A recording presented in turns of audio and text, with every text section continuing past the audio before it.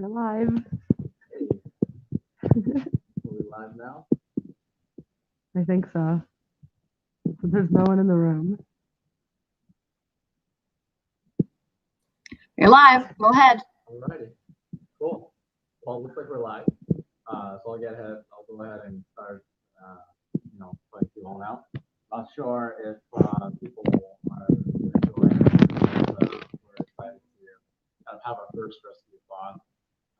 My name is Robert Lee. I'm one of the co-founders and CEO of Rescue-a-thon Livestream. We're a nonprofit organization that fights food waste and food security by taking excess food that normally is thrown out by food businesses and bringing it to those who need shelters. So sorry to interrupt, but having a little trouble hearing you. Is there any way we can get closer? It looks like maybe it's my headset having issues. So why don't I maybe unplug it?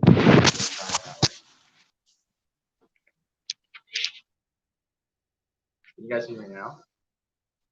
Yeah, better. Thank you. Right. Yeah. So it looks like the headphones are, even though we tested it so many times, it seems like it's going in and out.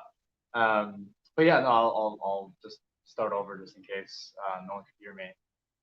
My name is Robert Lee. I'm one of the co-founders and CEO of Rescuing Leftover Cuisine. We're a nonprofit organization that fights food waste and food security. Essentially, we work with food businesses that have excess food that normally would be thrown away, and we instead take that food and bring it to those in need at homeless shelters and food pantries. And today we're doing our first ever Rescue-a-thon live stream, and it's going to be basically an experiment. We've never done this before. We're going to be doing this basically live streaming all of the operations, all of the pickups and things that we do on a normal day-to-day basis, and basically give you a inside look on how we operate and how we do what we do and how we actually fight food waste and how your dollars actually go to work and actually making a difference and making an impact. And so we are going to be basically going on as many rescues as we can. Today is forecasted to have a snowstorm, and so we'll see how that goes. We'll try to do as many food rescues as possible.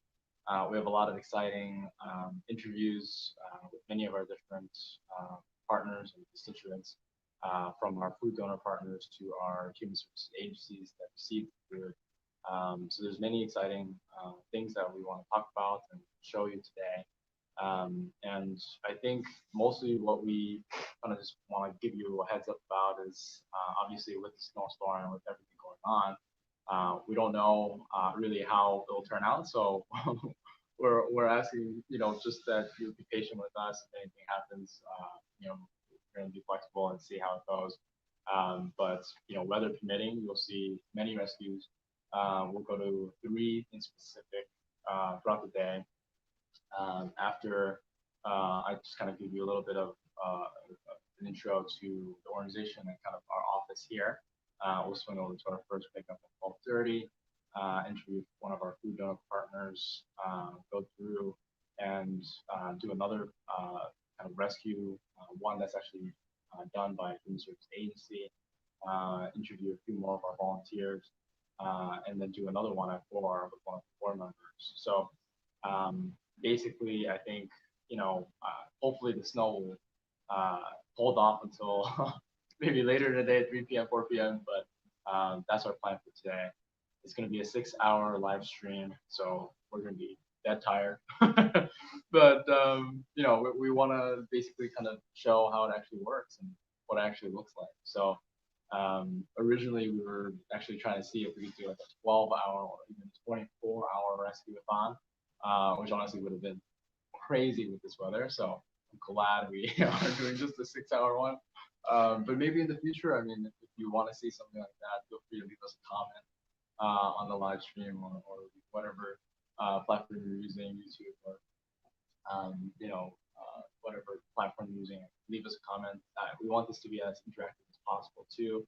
So feel free to ask us questions along the way as we do things, and of course, if you can, feel free to contribute as well. One of the things that we really hope that this Rescue-a-thon will do is inspire you to help us and join us in this fight against food-wasted hunger. And one of the main kind of asks I would have for anyone who has joined so far is to help share the word. And if you know someone who would really love to learn about rescuing food cuisine and really hasn't yet heard about us and we really, want to see how it works, this is the perfect opportunity. So, share this link on your social media, send it, via email to your friends, and help us spread the word. And I think all of us really can actually contribute to fighting food waste and making, a world where all excess food is donated instead of thrown away. So thank you so much. Thanks for tuning in. I think what I want to do now is swing over to kind of where we were, show you guys a little bit of a sneak peek of our office. Generously in the first year donated by Teach for America, and now we're again, generously being provided an amazing rate, half of the market rate for this beautiful office space. So we want to show you around, and then swing over to our first pickup at 12:30. So first thing I'll do before we swing over actually is introduce Camilla, who will be with me. She's actually holding the camera right now, holding the phone. Quickly, why don't we kind of do a little switch up here. Hi everyone, I'm Camilla. I'm the branch strategy intern here at RLC, and I'll be the camera woman for the first couple hours of the live stream. So yeah, excited to do this. Awesome. Alrighty then. And I also wanted to introduce Rebecca, who will be kind of hosting while I'm commuting in between the food rescue runs, and also interviewing some of our constituents and partners as well. Rebecca. Hi, can you hear me? Yeah. Okay. Hi. My name's Rebecca. I'm kind of going to be the backend controller today. So it's kind of streaming from my apartment in New York. I'm the fundraising director. So I mainly work with partners and our donors. And I'll talk more about that later. But yeah, I'll be doing some interviews and I'll be kind of controlling things from the back end here. So you'll see probably a lot of me throughout the next 6 hours. Wonderful, wonderful. Alrighty, and a quick thank you to literally everyone who helped, make this day possible. Mitchell worked really hard on this, putting it all together. Such a huge effort logistically, and getting all the permissions with all of our food donor partners and our food service agencies, getting all the work done to actually make this day possible. And everyone who's going to be a part of today, you'll see how much work really goes into this. So I'm excited to kind of kick this off and get this going. But let's swing over to where we are. So just a quick kind of background here. We essentially are at 25 Broadway. This is actually the office space, and they have to the left 12, 15, and 14 floor. Although I'm not sure yet. And essentially, there are a lot of other nonprofits, mostly education, who also sublease part of the space from Food America. And as you can see, it's very open. No one's here. So yeah, also our Camilla?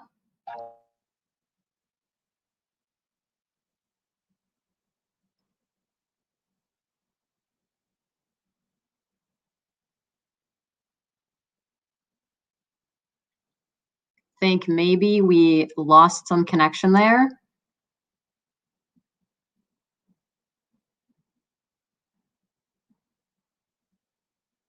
Let's see. Yep, we definitely did. Can you hear me, Camilla? yeah, Yes, hi. we just We lost some Wi-Fi. Okay.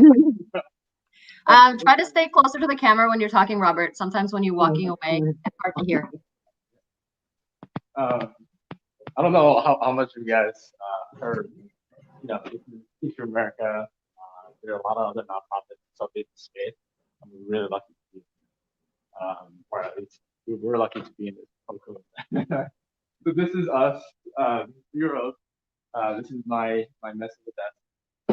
But essentially, we have I think 9 seats, of which we share with our interns and our full-time staff, part-time staff, and we have all of our carts there, as you can see.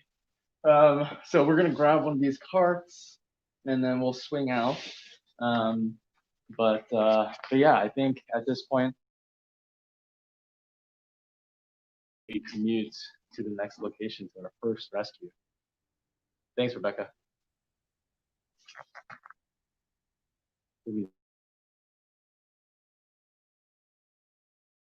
Or not. You guys are still there. I'll take you out. Are you heading out? Yes. All right. Okay. All right. Cool. See you guys outside. All righty. Thanks. Bye. Okay, so I guess that it's just me here for now. I know that Lauren, our branch director, will be joining us in about 10 minutes. So I was actually going to talk just a little bit. So one thing that we wanted to talk about is the really, really big success that we had recently. I don't know if everyone has heard about Giving Tuesday, but it's pretty much the event of the year for nonprofits or all organizations, as it's kind of the biggest fundraising day of the year. We put in a lot of effort, and we had a lot of planning, and all the branches were involved, and we actually ended up having the biggest fundraising day in the history of RLC. Both in terms of how many donors there were. There were 421 donors, how much money we raised. We raised over $121,000 in one day, in 24 hours. So we had the first donation about 2 minutes after midnight, and then the last one at 11:59. So we had a full day of engagement, and we will talk a little bit more later on about the branches and kind of how they had a huge success as well. I know that we will have Avani from New Orleans join us. We will also have Dana, who runs the Massachusetts branch. They will join us later today, and we'll hear directly from them, as they are the branch managers. So we'll hear directly from them about the huge success. I should probably turn off my sound for messages. Thanks, Chris. Shout out. He sent me a text. So yeah, I think also want to remind everyone that if you guys want, I'll be monitoring our live stream on YouTube, and we're also monitoring on Facebook. So you guys, if you have any questions along the way, feel free to just add them in the chat on YouTube or on Facebook or wherever you're watching this live stream, and we will try to answer your questions as we go along. Got another couple of minutes, so I think that I will actually show one of our videos that we actually had for Giving Tuesday, and our own photography video intern, Luke, is the one who's gathered all the content. He put it together.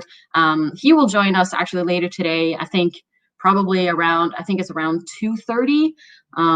He will be taking over for Camilla as the cameraman, and he'll also tell you a little bit about how it is to be an intern and how it has been the one going on all these rescues and creating all this content for RLC. So that should be fun. Now, let's see if I can kick off this video.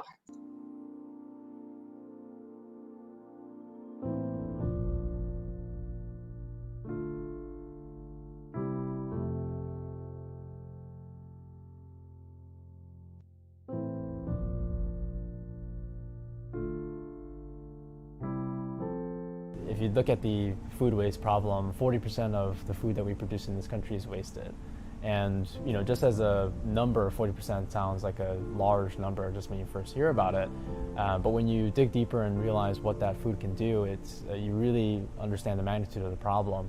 Taking just 1/3 of that food that's being wasted is enough nutrition to eliminate hunger in the US. And there are about 41 million Americans who are food insecure every year.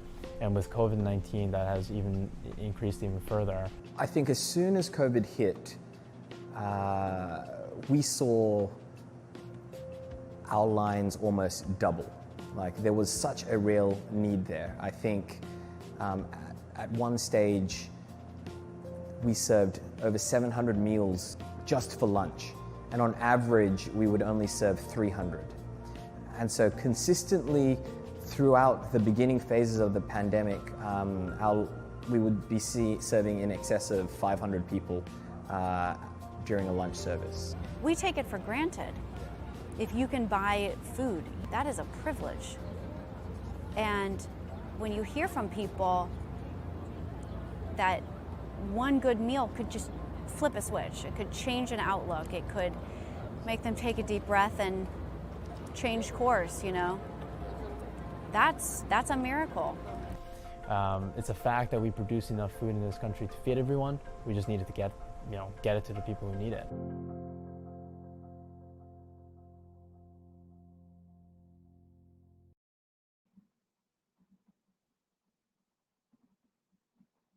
All right. That was our video from Luke. As you can see at the bottom, we've actually rescued over 5 million pounds of food since 2013. We hit that milestone this summer, and that has actually provided over 4 million meals nationwide. So that was a pretty big milestone and pretty incredible. And a lot of that has also been through the branches. So we have 10 branches that are still operational.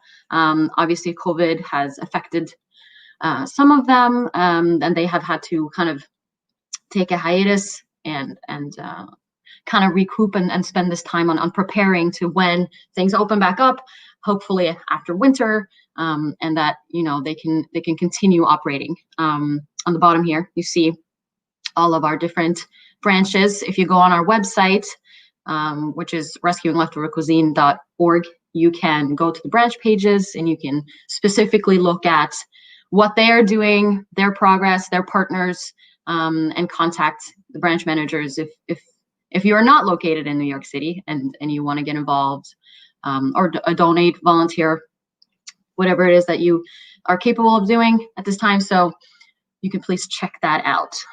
And I know that we're a couple minutes early, maybe, but I do see that Lauren is here. So I might add her in if I can get a nod from her. All right. Awesome. Hi, Lauren. Hi. Oh, I look a little dark. Let's see if I can put my light on. Looks a little dark in there. No, it's not. I don't know why I look so dark, but how's it going? It's good. It's good. How are you? Good, good. I'm good. Awesome. Yeah. Why don't you just introduce yourself real quick? Yeah, so I'm Lauren. I joined Rescuing Leftover Cuisine full-time in September, but I was working part-time as doing branch strategy and development starting in January of this year.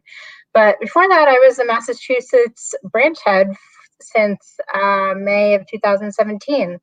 So I worked to grow the branch alongside with Dana, who is currently the Massachusetts branch head. And yeah, so I've been with RLC for a few years now. Yeah, been a few years, but you only joined on us as kind of branch manager pretty much almost the same time as me, right? Yeah, it was. So I started part-time in January, but then full-time I started up in September. Okay. So how is it, actually one thing, how is it kind of different? I haven't really thought of it. How is it different from like being in charge of one branch and now suddenly you're kind of in charge of, I was gonna say all of them, or kind of helping all of them? How is that different? Sorry, you cut out for a second there, so I didn't totally hear your question. Oh, how is it different from like running a branch as opposed to the role that you play in RLC now? Oh gosh.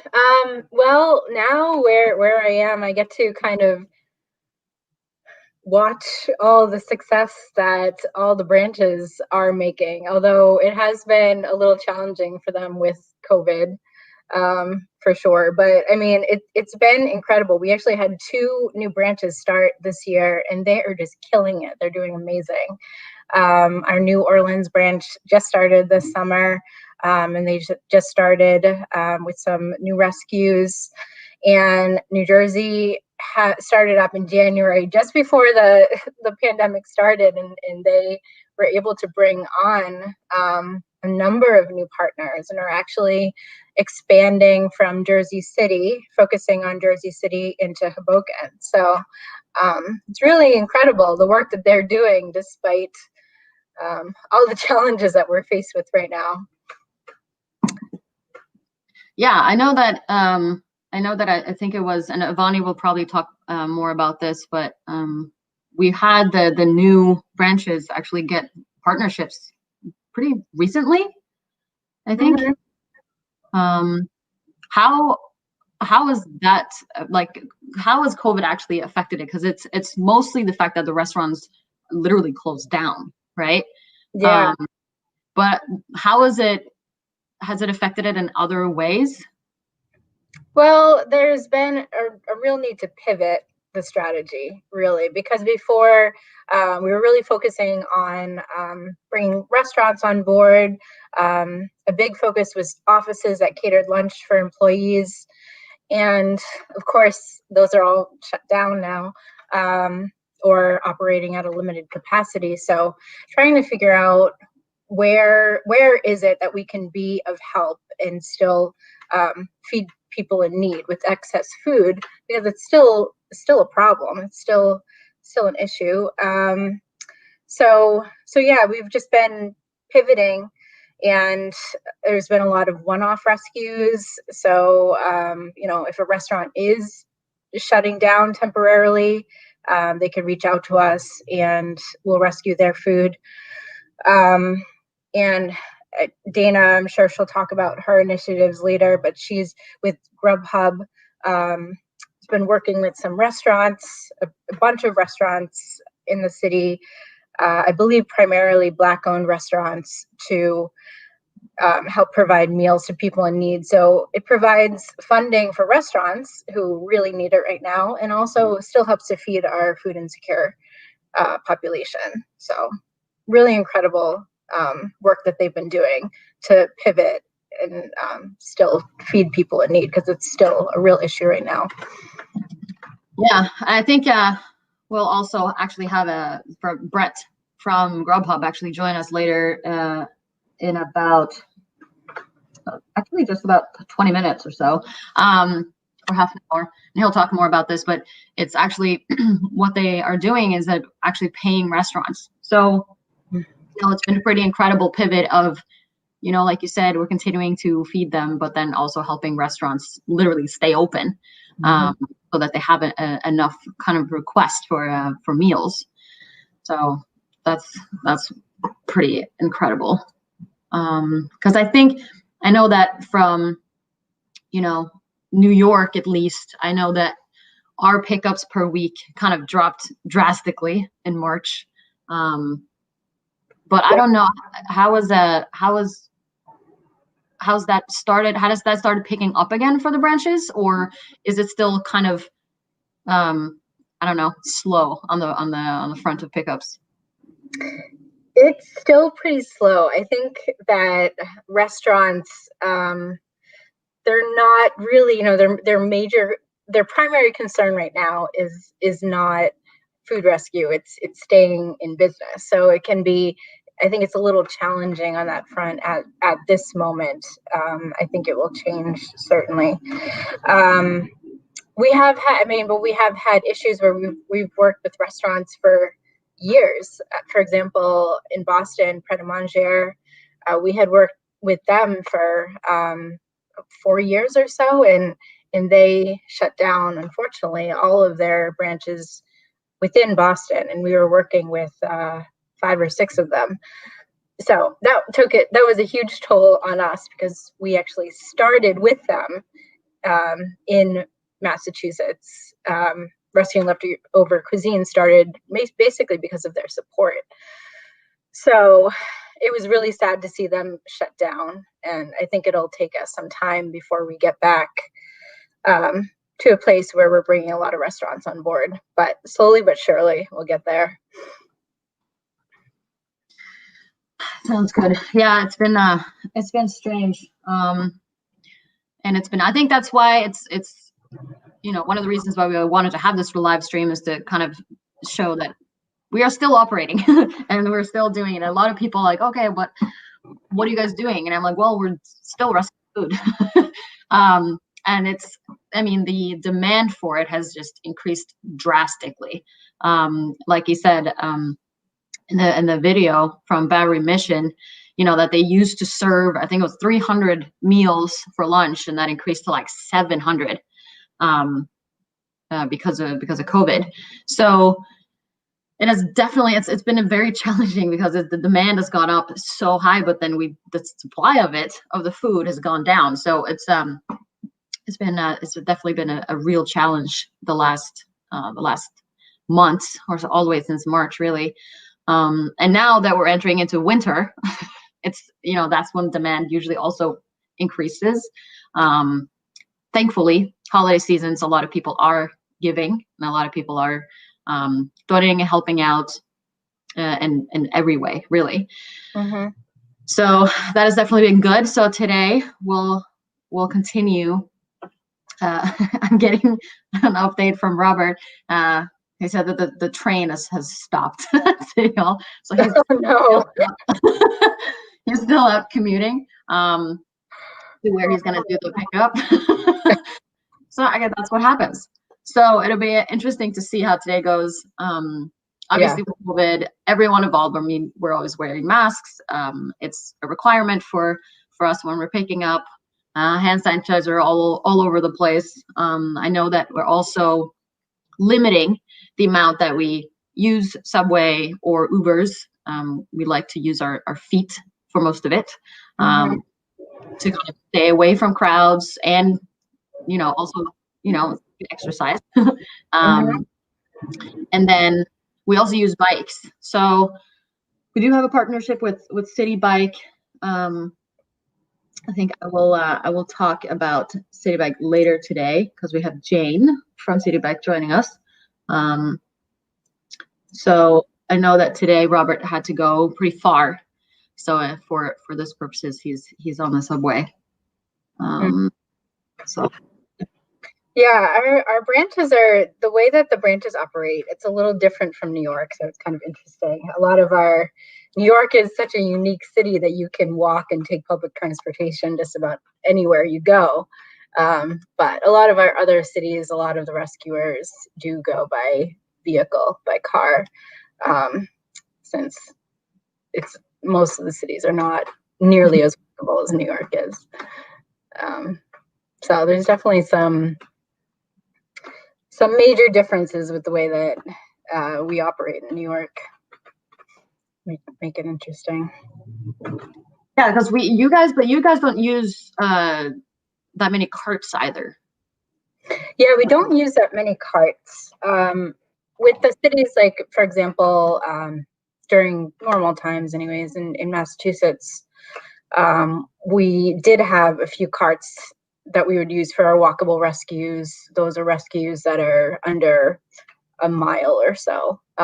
So those would be deemed walkable rescues. But other than that, and I think most other cities that we operate in currently, I don't believe we use carts. It's mostly cars.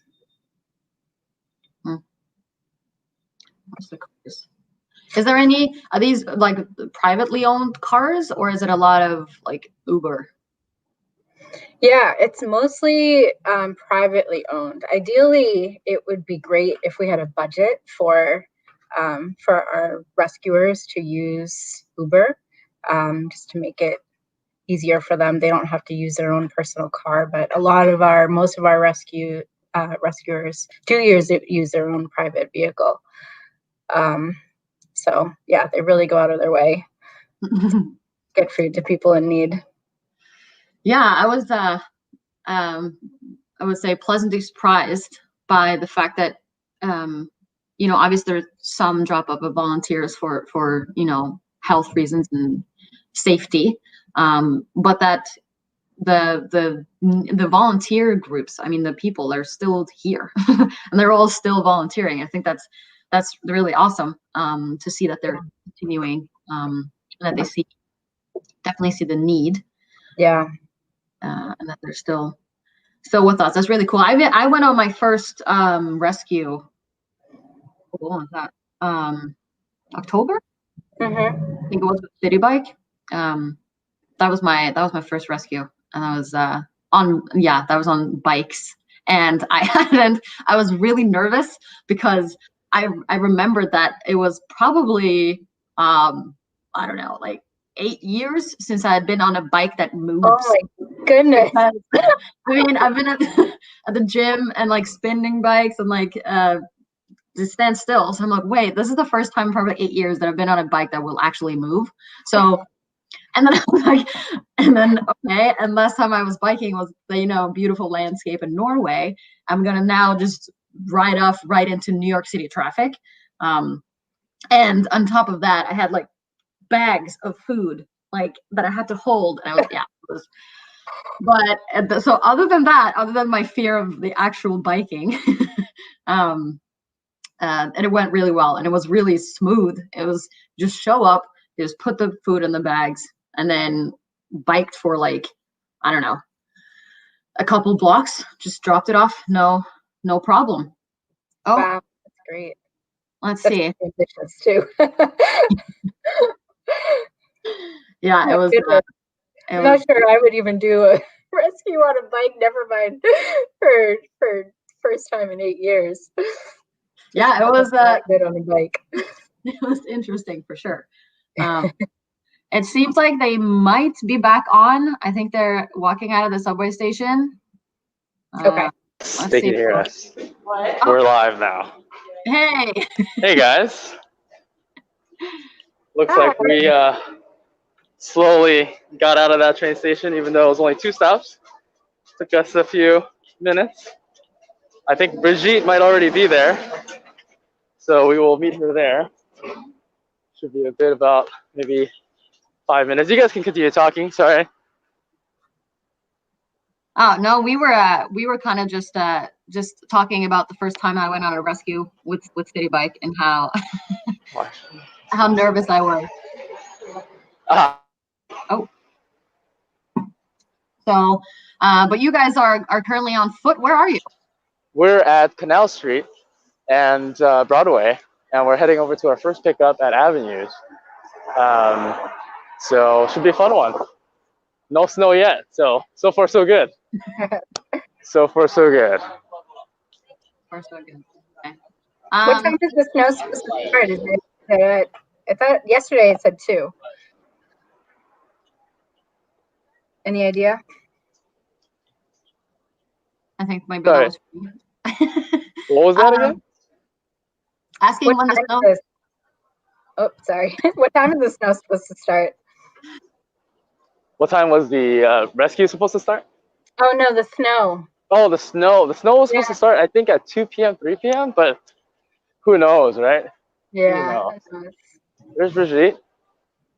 There's a bunch of City Bikes. Maybe we can jump on one of those, maybe. Here to pick up. We'll see. Hey, Brigitte. Hey. We're just, yeah, sorry. We were in the subway. We were like, alrighty. Whew. So everyone, this is Brigitte. Hi. So we're running a little behind, so we'll just go straight into the food pickup and get the food first because we don't want to get that food too late. So we'll do that first. Okay, thank you, Lauren. I'm gonna drop you off. All right, thanks for having me. So we'll just move forward. Cool. bringing a cart with me all day today just in case? Yeah. Cool.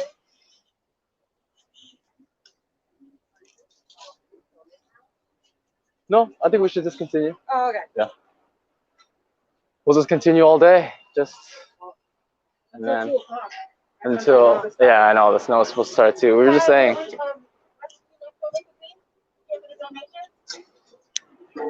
There we go.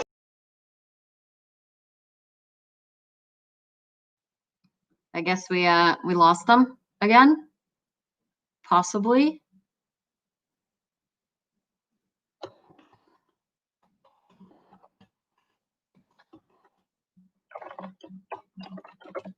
Let's see if they. Oh, there they are. Facebook. I think it's going through everything: YouTube, Facebook. I think even LinkedIn. Even I'm not sure. Yeah. I'm gonna have to put it later in my bag. Yeah, it's such a struggle. Yeah, the cold, right? Yeah. It really does. And I could have made so much money today because DoorDash is paying $5. Oh, extra. really? But my phone is 6%. Oh, man. Yeah. That's terrible. Yeah. Another time.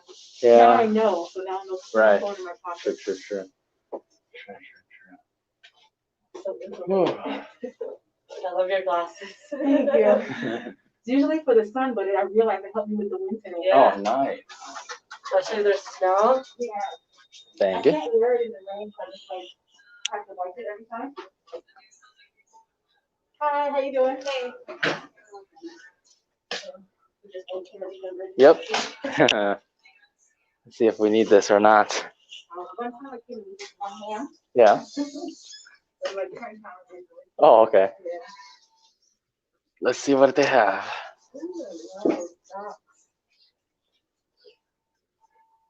So just a little bit about the food donor partner. Avenues is, I believe, like a real estate company that has some properties. Would you like us to And, wait in here? Or should we just follow? You can wait. Okay. cool. Really focuses on community, I believe, which is why they donate their excess food and things like that. So really lucky to have them as a partner. Whew. This is annoying. I just use it because when the car is No, it's so smart. So smart. Oh, yeah, I told you about that. Yeah. Sorry to ditch you guys on Monday. Oh, right. Yeah, I left a little early.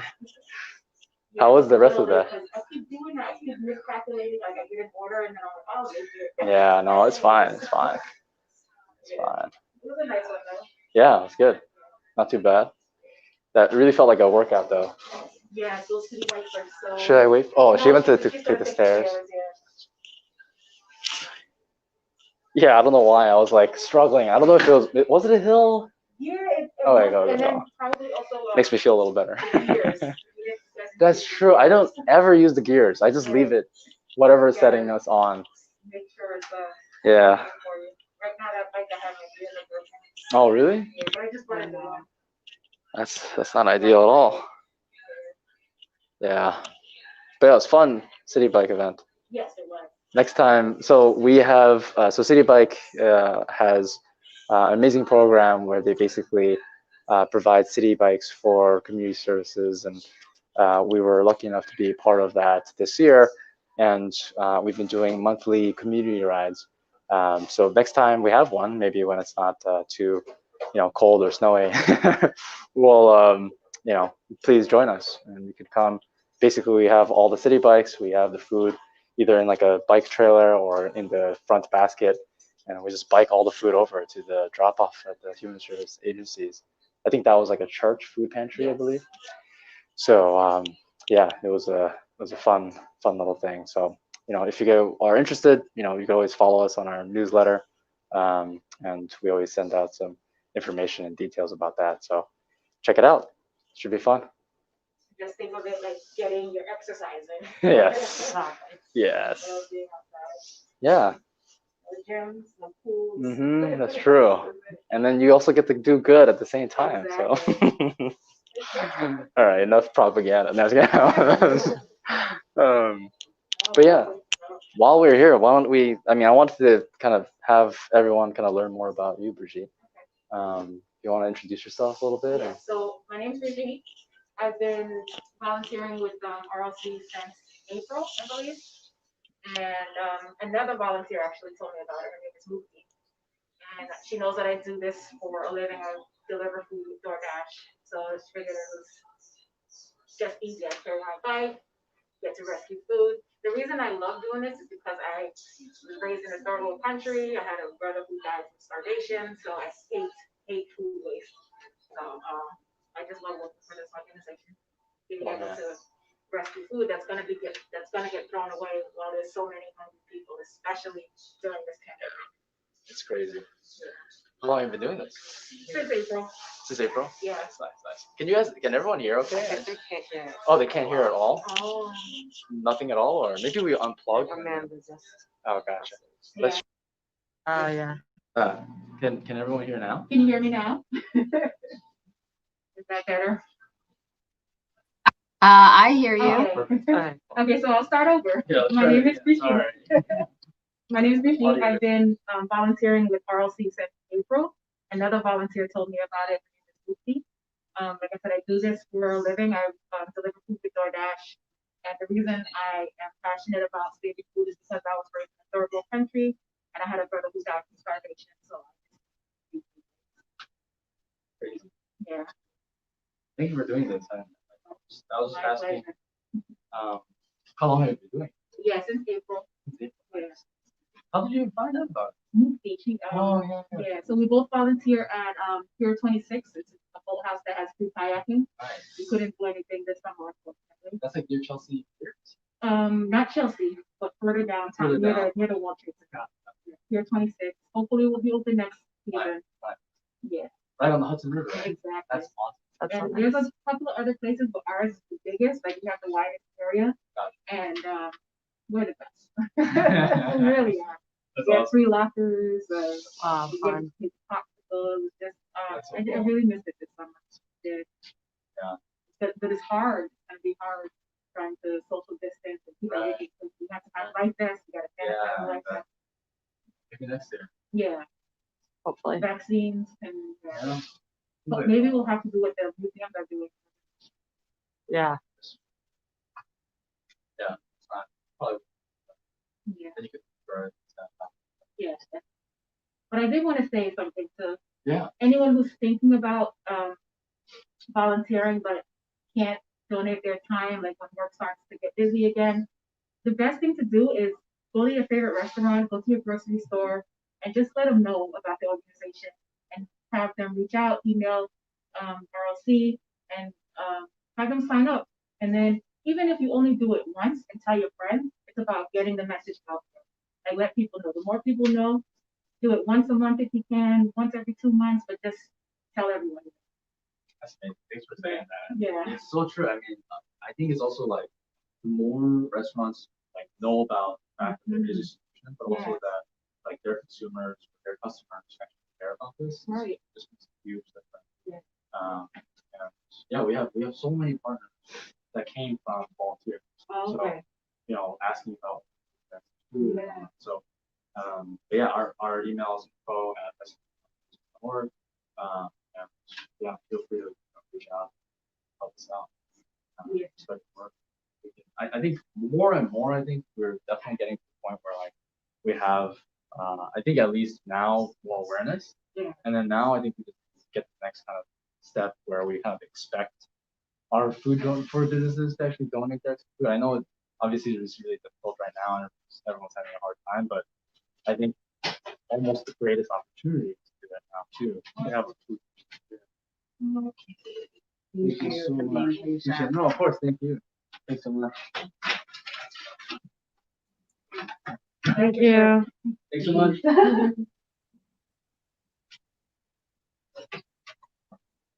Yeah, so the volunteer from I went to the website just now at 11. Yeah. There was a new volunteer. Yeah. She was talking about how Mexico and Williams, they still for food, so make sure you get to tell them. Yeah. Robert? Yes. Camilla? The wired mic worked way better. Is there a way to connect onto that again? Yes, but can you hear Brigitte or? I can hear it. I think it's a little faint for others. I'll just bring it closer maybe, or I'll pass it or something. Yeah, that's also true. Yeah. Is this any better? Yeah. Ah, perfect. Okay.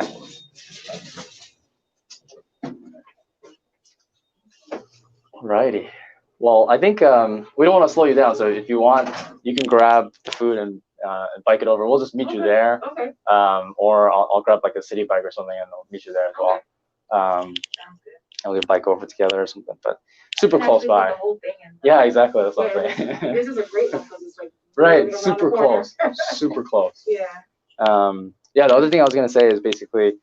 Unfortunately, we can't work with like home cooked food. It has to be a licensed food business that knows how to safely package, safely handle the food, date it and everything. So, you know, just a FYI about that. But otherwise, you know, every food business I feel should donate their food instead of throwing it away. So should be good.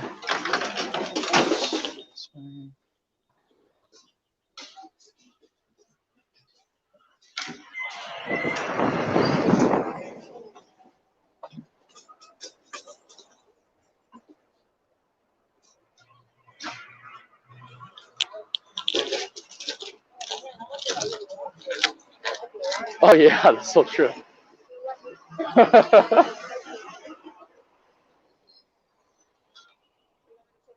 Oh yeah, we can either grab a city bike and bike with you actually,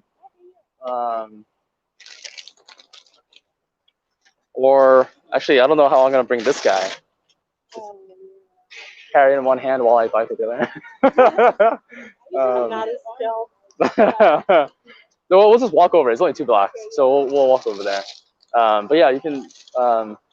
We'll see. Beautiful bag. Very prepared rescuers. Honestly, it's the work that we do. It honestly wouldn't be possible if it weren't for people like Brigitte. So I find it remarkable to see people as passionate or even more passionate than I am about it. So I just want to say thanks. Obviously, we don't say it enough. But yeah, we'll swing over. Maybe we'll swing over now so that we kind of meet you there by the time we get there. Brigitte will be there already, so we'll meet you there. But yeah, so that was our first rescue. Usually we'll put it in a cart and kind of walk it over, but we don't want to get in the way today. As much as possible, we'll just pop in, tag along. I think we just want to kind of show how it works.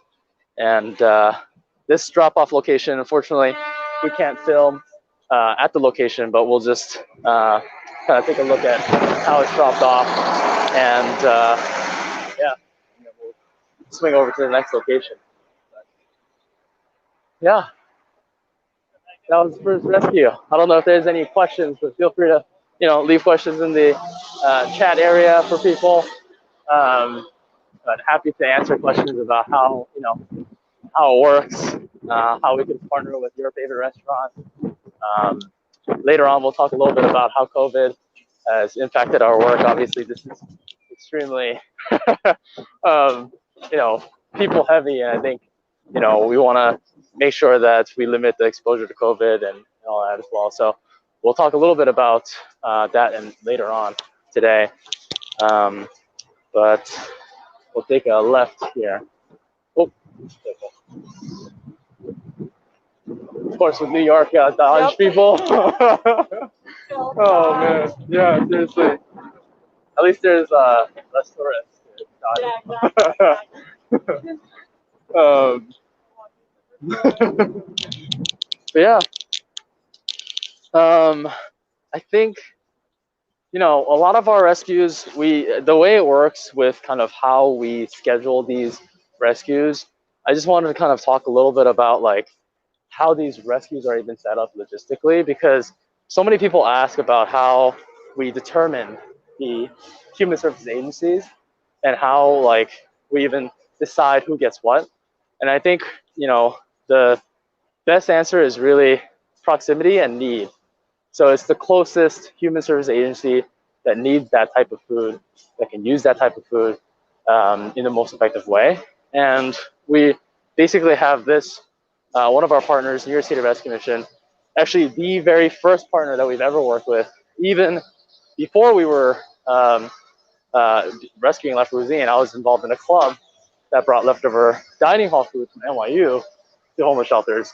And with that club that we worked on for 4 years, we brought all the food to the Byron Mission and the New York City Rescue Mission, which have since merged. And yeah, it's our very first partner. As soon as we, formed Rescuing Left Cuisine, we basically started, to work with them because we already had that relationship. And it's been amazing to see them expand and grow and, provide different offerings and services, and they do a tremendous job, especially in this downtown area. There's just not many. Oh, there's Brigitte. There's just not many services in this downtown area, and a lot of people rely on Byron Mission and New York City Rescue Mission for these services. So the other thing that I wanted to mention is, with the human service agencies, we partner with them in advance so they know what type of food is coming and what they're getting, so that they don't have to purchase the food. And I think that is one of the biggest advantages of making sure that excess food doesn't go to waste. Because what's the point of purchasing food when there's food literally 2 blocks away that is going to be thrown out? And it literally is just a logistics connection to bring that food to people in need. And we don't want to show any faces, but there's a few. You can see people online over there already. Maybe just do like a quick, yeah. We don't want to, show any faces or anything. So we'll probably stop or just limit it to just me here. But essentially, we partner with these places so that the food is, effectively used, and make sure that we're not, bringing waste to waste. But it also is just remarkable how, how close everything is. Like, there's food literally being wasted at every block, and at the same time, so many people who need it. So, it just always blows my mind a little bit. But yeah, that's maybe. At this point, maybe we'll take a quick pause because we'll just be dropping off the food here. We'll pass it off to you, Becca. We'll join you back in a bit, maybe 5 minutes, before we commute to the next location. Okay. I'll just mute him.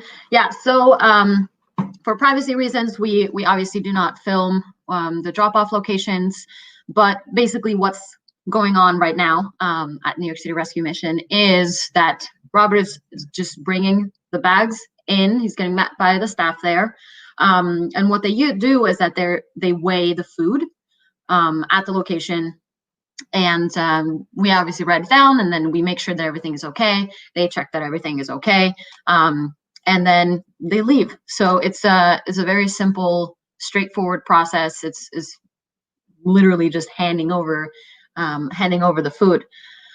I'll let them do what they have to at New York City Rescue Mission. And in the meantime, I think I will actually jump over to Brett. Let's see if I can add Brett in here. Hey, how are you? Hey, I'm good. How are you?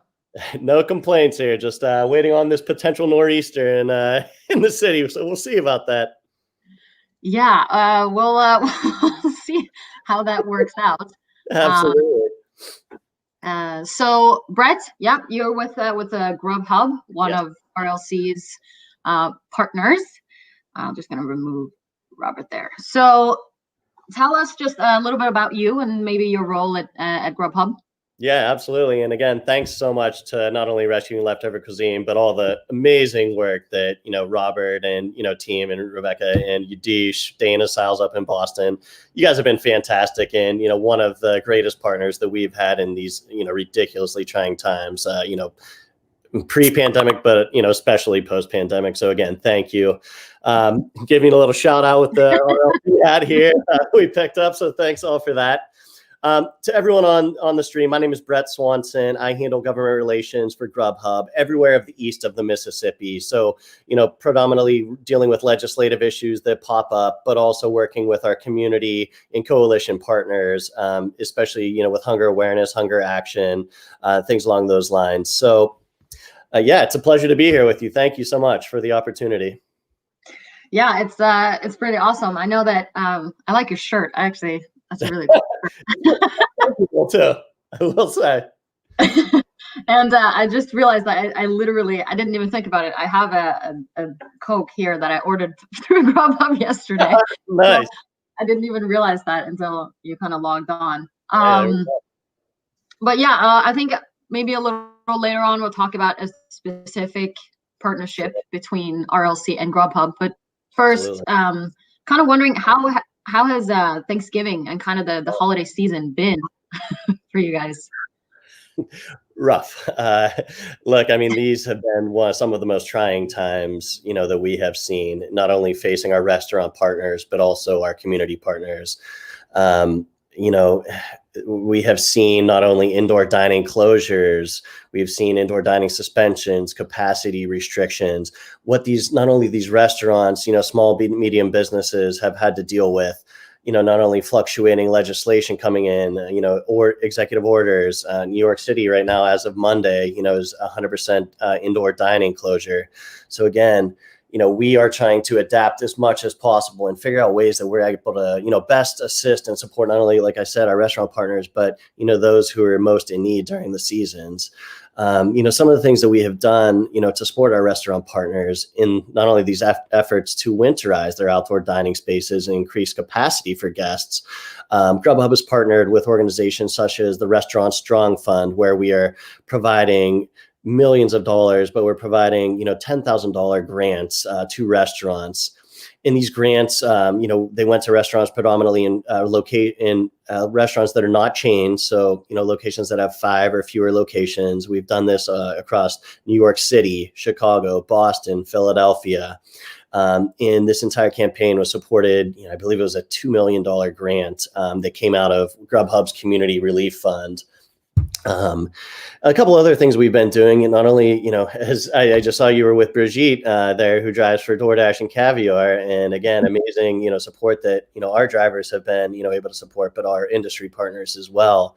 And to help, not only do we want to help our restaurant partners and our communities, but also help the drivers that are helping facilitate, these deliveries to, shelters, human service agencies, housing authorities, and these things along those lines. So in order to, help some of our drivers, we created what's called a driver grant program, where recipients will receive up to $10,000 grants, and these drivers then can use these grants to inspire change in their communities, whether it be through educational purposes, civic engagement, philanthropic work. So again, we are trying to promote as much philanthropy as we can, not only to our restaurants, but also to assist our drivers. So again, yeah, it's been tough in the in the winter and the holiday seasons, but we're trying to be the best partner that we can be. Yeah, it's been, I can imagine it's been crazy. I mean, it's been crazy for all of us, but I also know that, there were months at a time where I would not have survived without GrubHub and had everything kind of delivered to the house. You and me both. Yeah, it's been pretty cool. So this sounds like you do a lot of like fun projects. What's your favorite part about working with GrubHub? Yeah, it's definitely a multitude of things here. One really cool, little anecdote about GrubHub that I didn't realize differentiated us versus our competitors. GrubHub, historically we were founded by a couple of, it was back about 20 years ago, founded by a couple of web developers, and really the whole concept took off from GrubHub to develop itself as a marketing engine.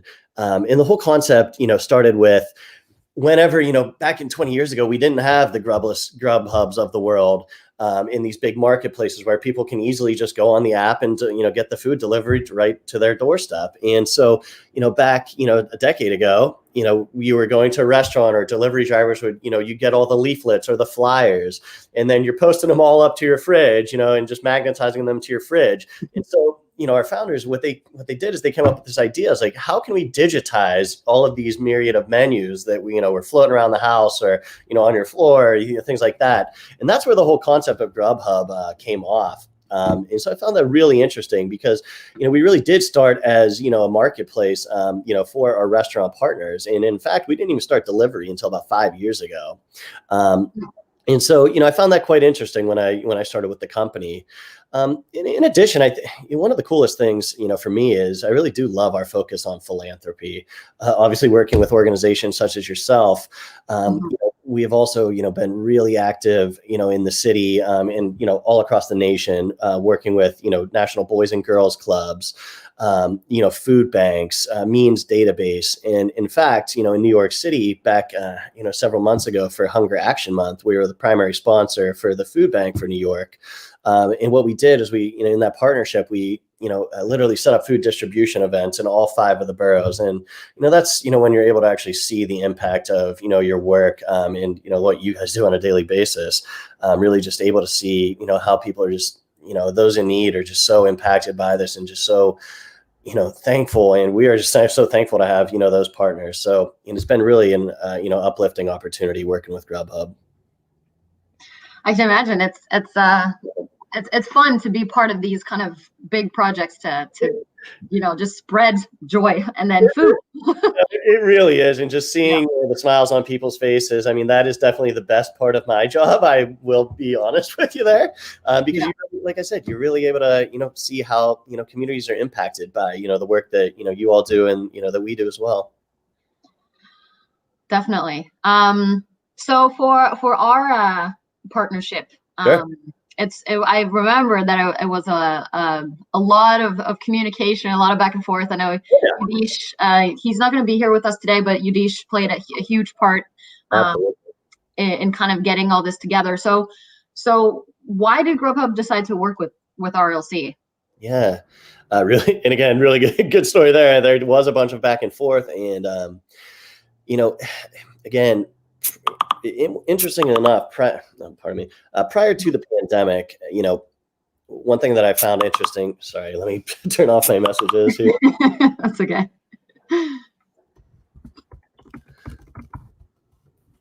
Okay, pardon me. So yeah, prior to the pandemic, what I found interesting with rescuing leftover cuisine was that, as Robert mentioned, most recently, proximity and, urgency, how are you getting, how are you selecting the HSAs? How are you selecting, how to, the best and most effective ways to distribute the food?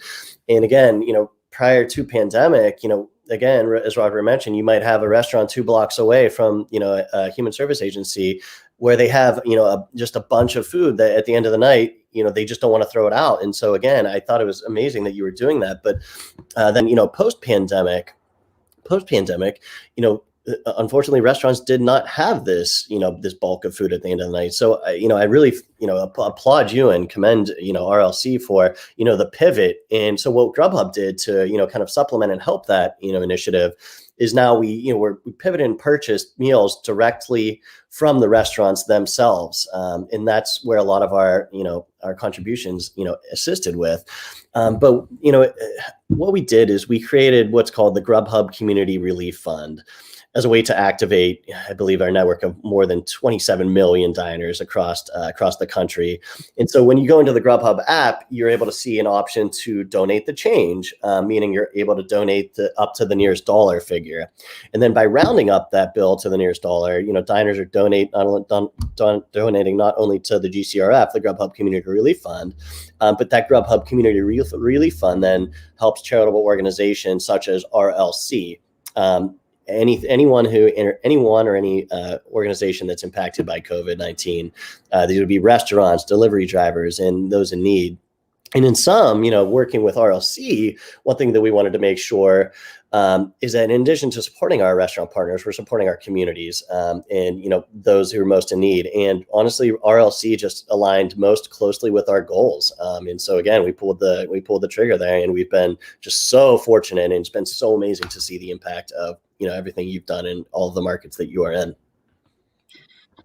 Oh, yeah, it's pretty cool. I was thinking, actually, just realized that, with GrubHub, there's no one kind of similarity between the two is that you know, Grubhub, if you want just a donut, Yeah. you can order that and it gets delivered to your door. And it's kind of the same philosophy-ish with RLC, is that the reason that we're different from other organizations that do the same thing is that we have no minimum.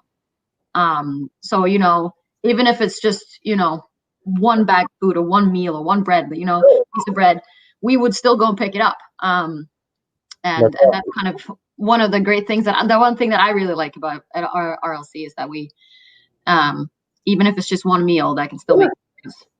Hey, every meal counts, right? Yeah. And then kind of what benefits have you guys seen from working with us? So many. I mean, I believe to date, and correct me if I'm wrong, I believe between our markets, and I think we're mostly contributing in New York City and Boston. And I believe to date, we've now distributed over 10,000 meals between both cities. And that for us is just such a huge impact, you know, not only speaking with community leaders, but also, you know, just the community orgs and our restaurant partners in itself. And what we did, I just thought this is, you know, fantastic and so, you know, inspirational from GrubHub, is that, you know, after everything that happened with, you know, that's going on currently with the Black Lives Matter movement, what we did is we made the conscious decision to partner up with Black-owned restaurants specifically, and we're purchasing individual meals from Black-owned restaurants that we're then distributing to, you know, human service agencies and our community orgs alike. And so, you know, this has just been so beneficial to, you know, both of our parties. And, you know, a couple of the cooler events, you know, that I have been able to personally partake in, I believe is back in September, we did a food distribution event with, you know, Robert and RLC up in the Bronx with New York State Senator Sepulveda's office at I believe it's the Melrose Housing Authority. And again, it's just, you see just lines down the block of, you know, people coming and taking the food, and, you know, these are culturally appropriate meals too. So again, you know, we want to make sure that as people are getting the food, that they're actually enjoying it too, and it's just not something generic. So we really, you know, take pride in that, and you know, really like the foresight of RLC to, you know, think of these ideas and help us with them. And then, you know, several months ago, I was able to. This was one of the, you know, greatest events. You know, I was able to travel up to Boston for another food distribution event. And I got to give a huge shout out to your Northeast counterpart, Dana Siles. She's a freaking rock star. All the work that she's done in the Northeast, but specifically in the communities in Boston, such as Jamaica Plains, Dorchester, Roxbury. You know, what I did, we traveled up there and we had a pretty big event at one of our restaurant partners who, you know, we purchased the food from, which then goes to the human service agencies. And so we all came together. I think it was several of our restaurant partners, Oasis Restaurant, shout out to them, Irie Restaurant, just amazing cuisine. But then also partnering up with organizations such as Boston Public Schools, distributing food directly to those families in need from the public school system, St. Ambrose shelters, and things along those lines. So, you know, again, it's just been so fantastic being able to see in person in the middle of a pandemic how these, you know, orgs and how these opportunities are actually helping, you know, folks that need it the most. Yeah, definitely. I know it's been incredible from our side too. Obviously, it was over 1,000 or 1,200 meals every single week, both in New York and Boston, for 35 straight weeks, which is incredible. It's awesome. In the middle of a pandemic, that's pretty crazy. It's you know, there was no other way that we could have survived. You know, we had to find a way that we could keep the restaurants open and still provide the meals, because, you know, the demand went up like crazy. Actually, yeah, of course. So we had a video that we showed earlier today, and I'll probably show it several times throughout the day, but talking to the kind of chair of Bowery Mission and here in New York, and he said that on a usual day they would serve about 300 meals for lunch, and after pandemic hit, that went up to 700 meals during lunch, and that's just one location. Yeah, think about that. Wow. Yeah, so my gosh, that's been insane.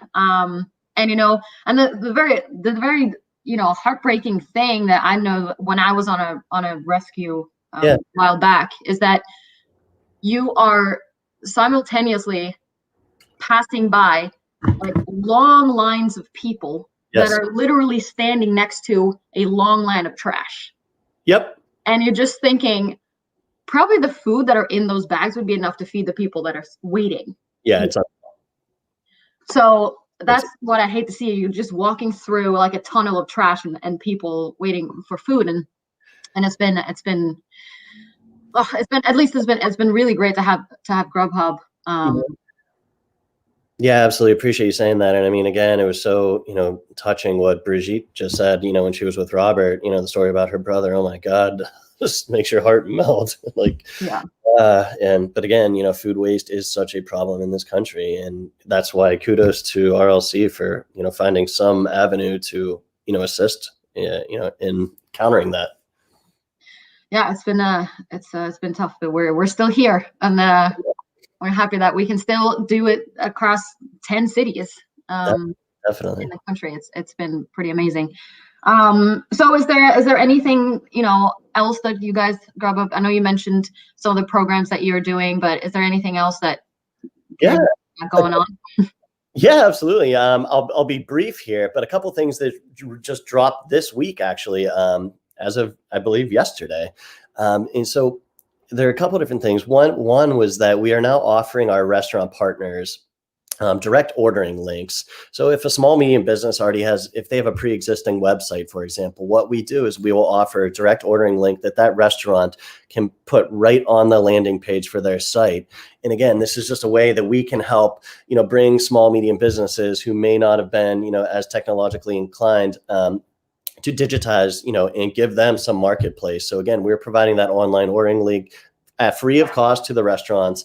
And again, if anyone clicks on that link, again, we're trying to help drive orders to the restaurants themselves. And of course, we want to help facilitate if they need help in delivery or help in marketing services. Yes, we will help that as well. But these direct online ordering links, if I'm a diner, I can click right on that link. If I order food through GrubHub, again, no commission will be charged to that restaurant because, again, the sale is being derived through the restaurant. So again, another way to, kind of stimulate and increase volume of order to our restaurant partners, specifically the small, medium businesses that need the help the most as far as visibility.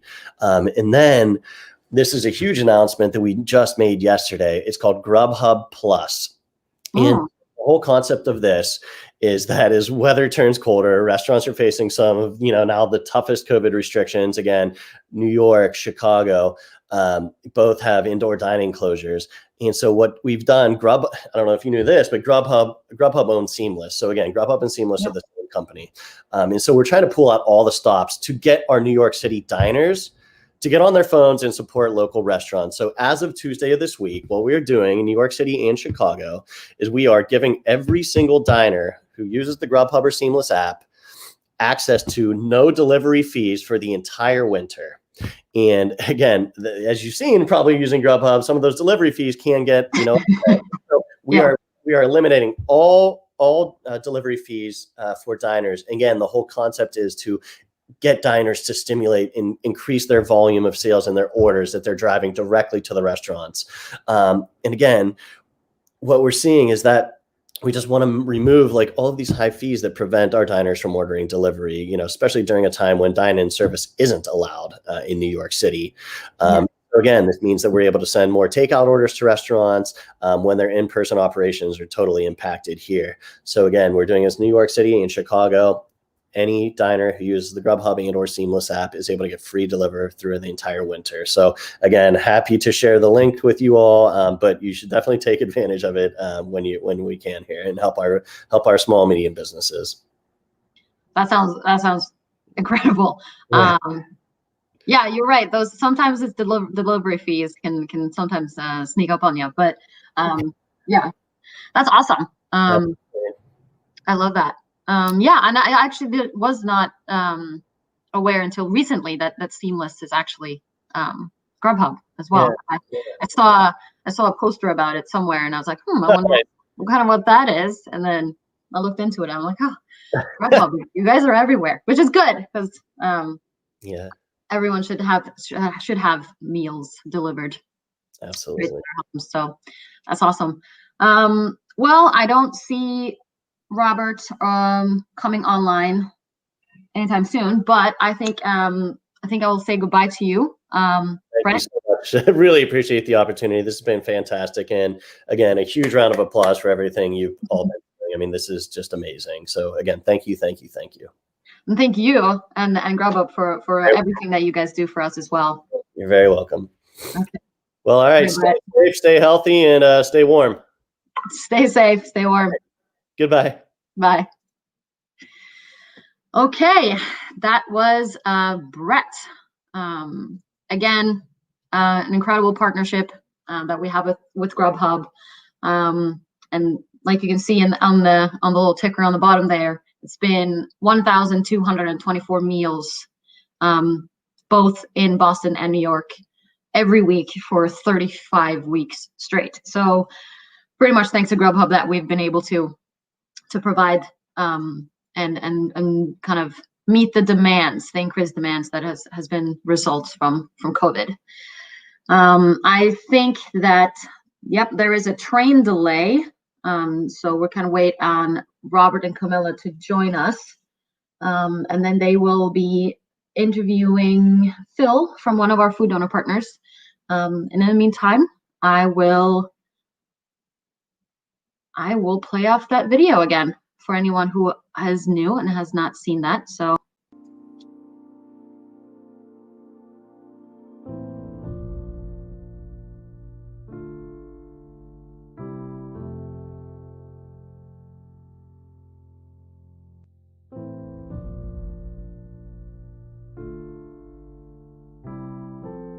If you look at the food waste problem, 40% of the food that we produce in this country is wasted. And just as a number, 40% sounds like a large number just when you first hear about it. But when you dig deeper and realize what that food can do, you really understand the magnitude of the problem. Taking just 1/3 of that food that's being wasted is enough nutrition to eliminate hunger in the US. And there are about 41 million Americans who are food insecure every year. And with COVID-19, that has even increased even further. I think as soon as COVID hit, we saw our lines almost double. Like there was such a real need there. I think at one stage, we served over 700 meals just for lunch. And on average, we would only serve 300. And so consistently throughout the beginning phases of the pandemic, we would be serving in excess of 500 people during a lunch service. We take it for granted. If you can buy food, that is a privilege. And when you hear from people that one good meal could just flip a switch, it could change an outlook, it could make them take a deep breath and change course, that's a miracle. It's a fact that we produce enough food in this country to feed everyone. We just needed to get it to the people who need it.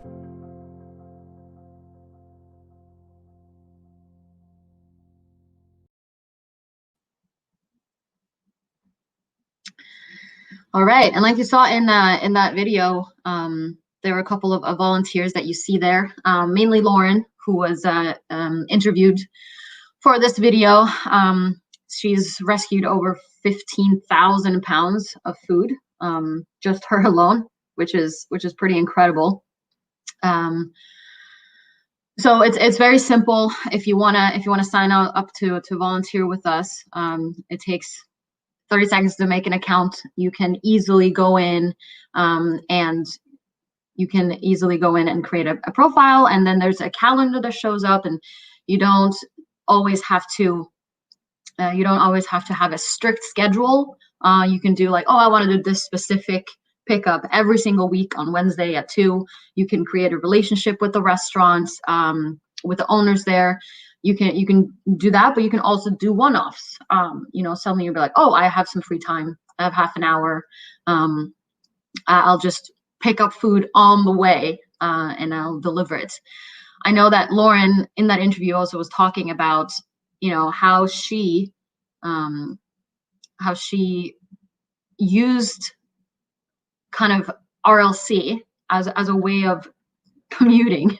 And she would, like, when she's going back and forth, or if she's meeting up with friends, she's like, it's so normal for us to meet up with a friend and, oh, let's go for coffee. She's like, I would be like, hey, let's go for a rescue. It could be a nice kind of a date. Even she said that the first date would be an interesting, it will tell you a lot about a person if you could take them on a rescue. So it's very simple. And we really need help and volunteers to kind of meet the demands of all of our rescues. Let's see if we can get Robert on here. He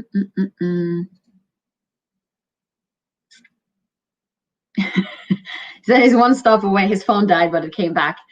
Oh, yep. Let's see if he's on here. Oh. And then we go live. Alrighty, cool. Hey guys, can you hear me okay? Yep, I hear you. We just got off the subway, and then we're walking over to a nice, hopefully quiet location where we can interview Phil from Three Guys from Brooklyn. Can you guys hear me? Yep. Oh, cool. Is Phil already on? He's here ready, so whenever you're ready, I'll let him in. Okay, cool. Give me 1 second. I just want to make sure that I have all the questions ready to go as well. Make sure that I'm not unprepared for this. Alrighty, I think I'm ready. All right, let's see. And hey guys. There you go. How are you, Robert? Good, good, good. It's been a while. It has been. How you doing? I see you guys you're on the run. Yes, we are. We're actually in between food rescues, and don't mind me if I'm loud or have some background noise. But thanks for coming on, and thanks for kind of telling us a little more about yourself and, you know, about our relationship and our partnership. On a lot of our audience and all of our people that kind of learn about us always want to ask about food donors and how that works and who they are. So really appreciate your time today. Thank you for having me. It's always great talking to you guys. Of course. Why don't you just maybe start off just telling us, you know, telling the group about who you are, how did you find yourself at Three Guys from Brooklyn, and a little background. Sure. My name's Phil Penta. I'm one of the owners of Three Guys from Brooklyn. Business started here back in 1998 by my father and two other guys. A few of them have since passed on, and I've kind of taken up the torch, if you will, with my partner, Scott. I'm running all the day-to-day here while he's mostly in charge of buying produce. Big part of the community, been here for years. Didn't intend to do this with my life, but I found myself here, and I'm glad that I did. We're really trying to make the best of this little corner. That's awesome, and yeah, I really do feel like it's been there for generations, and so many people already know about you guys, yeah. Especially in that neighborhood. It's amazing, and I think it really kind of illuminates and really helps, you know, people understand kind of what we do and how it works when we say that Three Guys donate to us. So can you describe that a little more? I mean, what do you typically donate, and how do you determine what's donated to Rescue and what we're doing? Well, there's several different things we donate. You know, there's a lot of times customers will pick around a piece of fruit or a vegetable that is perhaps imperfect, or maybe it has a little scar on it. Meanwhile, it's perfectly good, but for whatever reason, our customer doesn't want to pick it up. So we would put that aside, and instead of throwing it out, we obviously would love to either sell it at a reduced price to someone who really needs it, or donate it, obviously, because we don't want it to go to waste. So that's usually how we determine what gets donated. It's been amazing to see how far these things can actually go. So true. through RLC and seeing some of the feedback from the volunteers, how many people these things actually help, and what the consumer is kind of picking around is still such a good, valuable piece of delicious food. Yeah. So still tastes exactly the same. Yeah, Might exactly, just look a little different, but right. And if you're gonna cook it anyway, so it's gonna end up chopped up or right. So it is RLC has been great because it's allowed us to streamline that process and really get the stuff into the hands of the people that need it most, and that's really what we've seen. It's been great. No, yeah, and obviously we really appreciate it. It's been huge to get all that nutritious, delicious food to people in need, and especially during COVID, which we'll talk a little bit more about in a bit.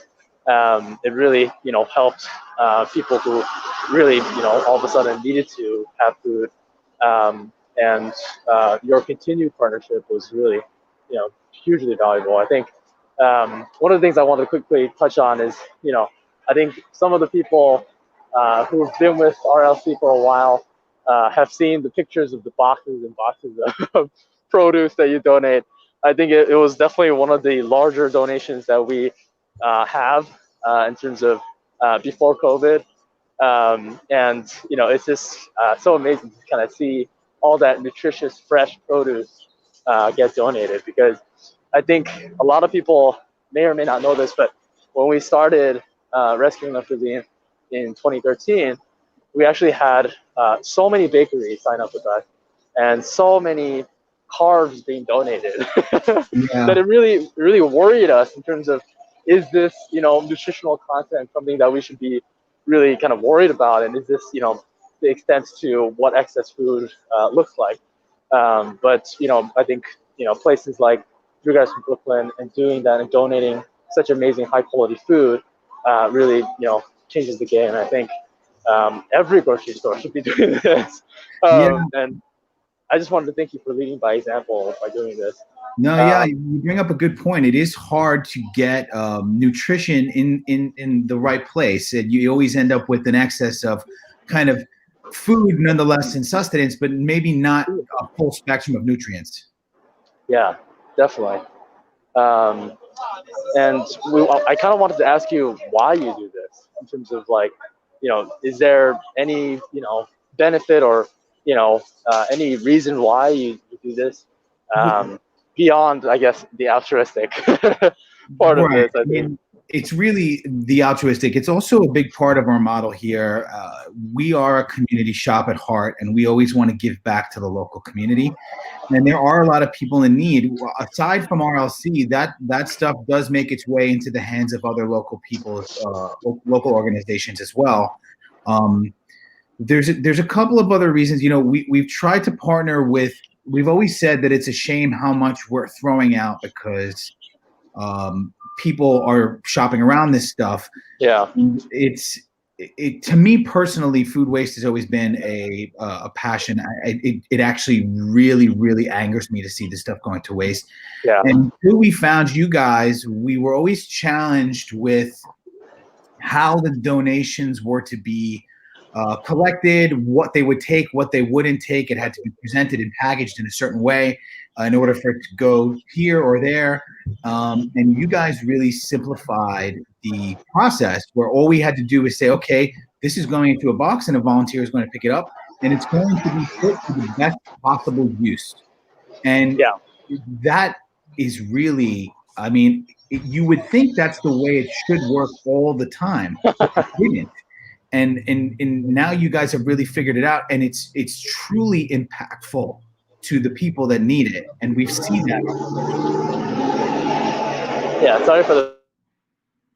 No, it's so true. I mean, I think one of the things that I think we found was a lot of nonprofits don't really have that kind of, I think maybe like the customer service type of,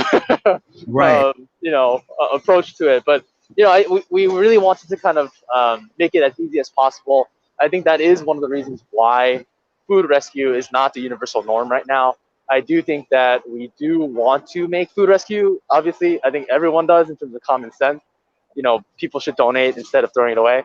but I think it's just a logistics challenge. I think it's literally just these small things that we can easily fix, make it super easy for everyone to donate, and we can really make this the norm and provide food to those in need. But thank you for saying that. You guys have simplified the logistical aspect, which is always the biggest challenge. And on top of that, as well as the bookkeeping challenge. So that has been a huge advantage for us and helping us to kind of get the food where it needs to go. Yeah, tell us more about that. I mean, I feel like I've explained this so many times in terms of like obviously there's the Bill Emerson Against American Act that makes food donation not a legal liability except in the case of gross negligence. But on top of that, the IRS has a enhanced tax deduction that basically allows for food donors to essentially get almost up to 50% more than they would normally get in just throwing it away and having it be a cost of doing business. So I'd say part of what we were looking to do is kind of explain maybe to the audience about how that deduction works, maybe just a little bit more on your perspective. So that was another big challenge we had. So we're keeping track of what we're giving away, pound wise, reconciling it. What would the percentage be if we sold it? All of this matters when you're filing your tax returns. So in order for you to claim an enhanced tax deduction, you really have to do a fair amount of bookkeeping, usually. And again, you guys have made this process so easy for us with this report that's generated. So basically all I do is, present this to my CPA, and at the end of the year, we apply for our deduction. And I wish that I could tell you that it's this complex process, but it's not, and that's what really makes it great. Oh, that's amazing. It's amazing. So we do a small reconciliation our end, and 99% of the time the tickets match up perfectly. That's amazing. Yeah, it's a no-brainer. That's awesome. And I think kind of switching gears a little bit to I think what many people are curious about in terms of like the impact of COVID on your operations and how that's impacted your grocery store. Can you tell us a little more about how COVID-19 has, either disrupted or changed how you operate? That's a big one. We were impacted very, very hard when New York was in the thick of it. We had lost about 60-70% of our staff. We were operating with the skeleton crew. A lot of us carried the store through, working 14-hour days for 7 days a week for 4 months straight. We made all the changes required by the CDC. We changed the store around. We made it flow easier. We put up social distancing. Stickers. We were one of the first. Actually, we had masks on everybody prior to it even being mandated. Oh wow, nice. Yeah, so there was so much back and forth about that too, and it's so confusing too. Sure. So we just kind of went over the top. As a member of the community, we wanted people to feel safe coming here. Right. And that was very, very challenging. Very challenging. But we've got it down to a science now, thank God. That makes sense. And I think that's the kind of preparedness I think you need to have. I think to be able to weather a storm. I feel like COVID. And I think one of the things that we, like I mentioned earlier, when we first got hit with that first wave of lockdown, many of our partners closed down, and we were actually worried that we wouldn't have enough food donations for our partners who are asking and getting more demand for food donations. And three guys, obviously, we kind of continued to get through it, and although there was a few places where we had to reduce some of the pickups, and I think we're back to normal now, and I think it really was instrumental to making sure that we had enough food. Thanks for sharing that. And it's just interesting. I think a lot of times I feel like I focus a lot on like human services agencies and how they're struggling, and you kind of realize that there's also so many other impacts of like labor too, of like how to keep your employees safe and things like that that you don't really think about. So thanks for sharing that. I Yeah, think many, quickly many just wanted things. to, yeah. I did want to ask a fun little question. I don't know how much time we have left. Let's just quickly do a time check here. But I did want to ask, what is your favorite item in your store? Oh, that is a tough one. So I guess it would depend on the season that you're asking me. You know, I'm looking forward to cherries coming in soon. We're seeing some cherries around. They're a little expensive right now. Those are always a favorite of mine. In the summertime, when the first peaches come in from Georgia, those are my favorite. But you know, I'm fortunate to have access to all this great stuff all the time, and there's so much you can do with fresh produce. It's never ending. So there's a constant reinvention, and we're so diverse here that we have so many different cultures doing so many different things that inspire you to try things in a way that you would normally not try. So great. That's awesome. Thanks for sharing that. But yeah, there's so many items you have in your store. It's probably hard to choose one. But, yeah, it is. And you get sick of things, so you want to try new things. That's so true. Is there any advice you would share for food donor partners or any other maybe prospective food donors that might be interested in joining but haven't pulled the trigger? Any advice you would share with them? I would say, you know, if I was speaking to another businessman, I would say, you know, kind of forget about the challenges you faced in the past, and work with these guys. They really make it easier. Someone's going to come and pick up, and all you need to do is put it together. And I think, you know, I did connect you with a friend of mine that had restaurants at the time, and that worked out well before restaurants got killed. But yeah, I mean, my advice would be that it's easier than you think it is, and it helps more people than you could possibly imagine. That's amazing. And yeah, I think, you know, there's so many people that, you know, want to kind of know if it's even worth it to try, and there's like that barrier, you know, attempting your partnership. I think those kind of words would really help with, you know, making sure that they at least give it a shot and try it out. One of the things that I wanted to also ask was, do you have any social media or anything that you would like to say to kind of our followers or our audience here today that, you know, you want to let them know? Sure, yeah, I would love to. I mean, we actually have a great Instagram. It's at 3guysfrombrooklyn.com.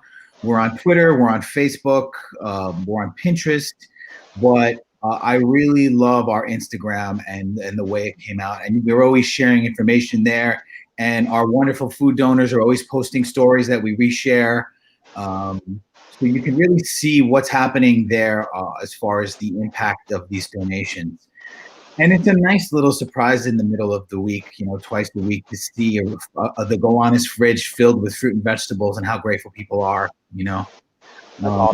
It's also an opportunity I did have someone come in and bring canned food to donate, and they were like, "Where's the refrigerator?" I was like, "No, this is through our." So it does work. It does. People do pay attention. So that's awesome. Yeah. That's amazing. And just to clarify, it's the number 3, right? It's the number 3, correct? Yeah, awesome. Yeah, we want to make sure everyone knows. But yeah, I think, you know, again, I just want to say thanks. Your partnership over the past, I mean, several years with us has been phenomenal. It really has been amazing to kind of see all the different, you know, food that you've been donating to us, and all the food, and everyone being so happy about all the food and all the quality of the food that you've been doing. It's just phenomenal. So thank you so much again. Thanks for coming on and sharing your thoughts, your advice. And it's my pleasure, Robert. Thank you so much. Yeah, and I'll see you probably on the next next one of these. I'm here all the time. Stop by and say hi. I'm always here. Awesome. Thanks so much, Phil. Make sure everyone, if you guys are in, you know, the Brooklyn area, swing by 3 Guys. Absolutely amazing. And yeah, thank you again, Phil. Really appreciate it. Thanks, guys. Enjoy the rest of the day. Thank you. All right, you too. Thank you. Bye. Bye-bye. So yeah, so I hope everyone enjoyed, you know, that conversation with Phil, one of our food donor partners. It really, you know, I think I always think about how RLC is in the middle of so many different parties, and even if one of these parties weren't involved, it wouldn't work. And so it really is truly remarkable to kind of see how many people are bought into this and really want to continue to perpetuate this, world where excess food is donated instead of thrown away. So hopefully you enjoyed that. If you had any questions, I can't really see any of the questions going on right now. But if you have any questions, feel free to pop them in there in the chat. People on our team will hopefully answer, or if not, we can reach back out to you, or you can email us at info@rescueinglesses.org. I think we have a interview later on with Avani, one of our branch managers, branch heads in New Orleans. But actually, before that, I don't know, Rebecca, if you're there. I wanted to see if I could sneak in a quick interview with Camilla. I don't know, Rebecca, are you there? I don't know how much time we have. Yeah, you got about I would say 10 minutes before Avani doing stuff. 10 minutes? Yeah. So why don't we do a quick interview, go behind the and take a look at, I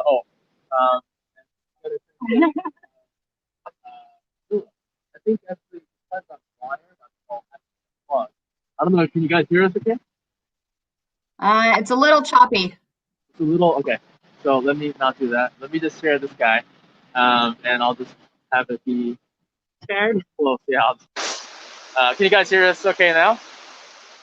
Yeah. All right, cool. All right. So yeah, I wanted to kind of flip the camera here and switch over to Camilla. we introduced Camilla a little earlier, but we didn't get a chance to kind of do much in depth. And I wanted to kind of interview Camilla a bit and ask Camilla some more questions. But why don't you start off by telling us a little more about yourself and kind of who you are and what you do. Make sure, let's see if people can hear us. Okay. Yeah, sure. Sorry, this is really close.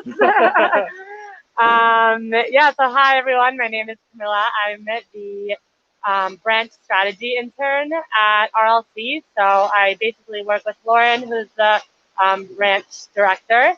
And I don't know how many of you are familiar, but other than the New York City headquarters, we actually have a total of 10 branches across the country. So I'm on the team that helps with the development and expansion of those branches, and basically just the expansion of the RLC brand outside of New York City and across the country, hopefully across the world eventually.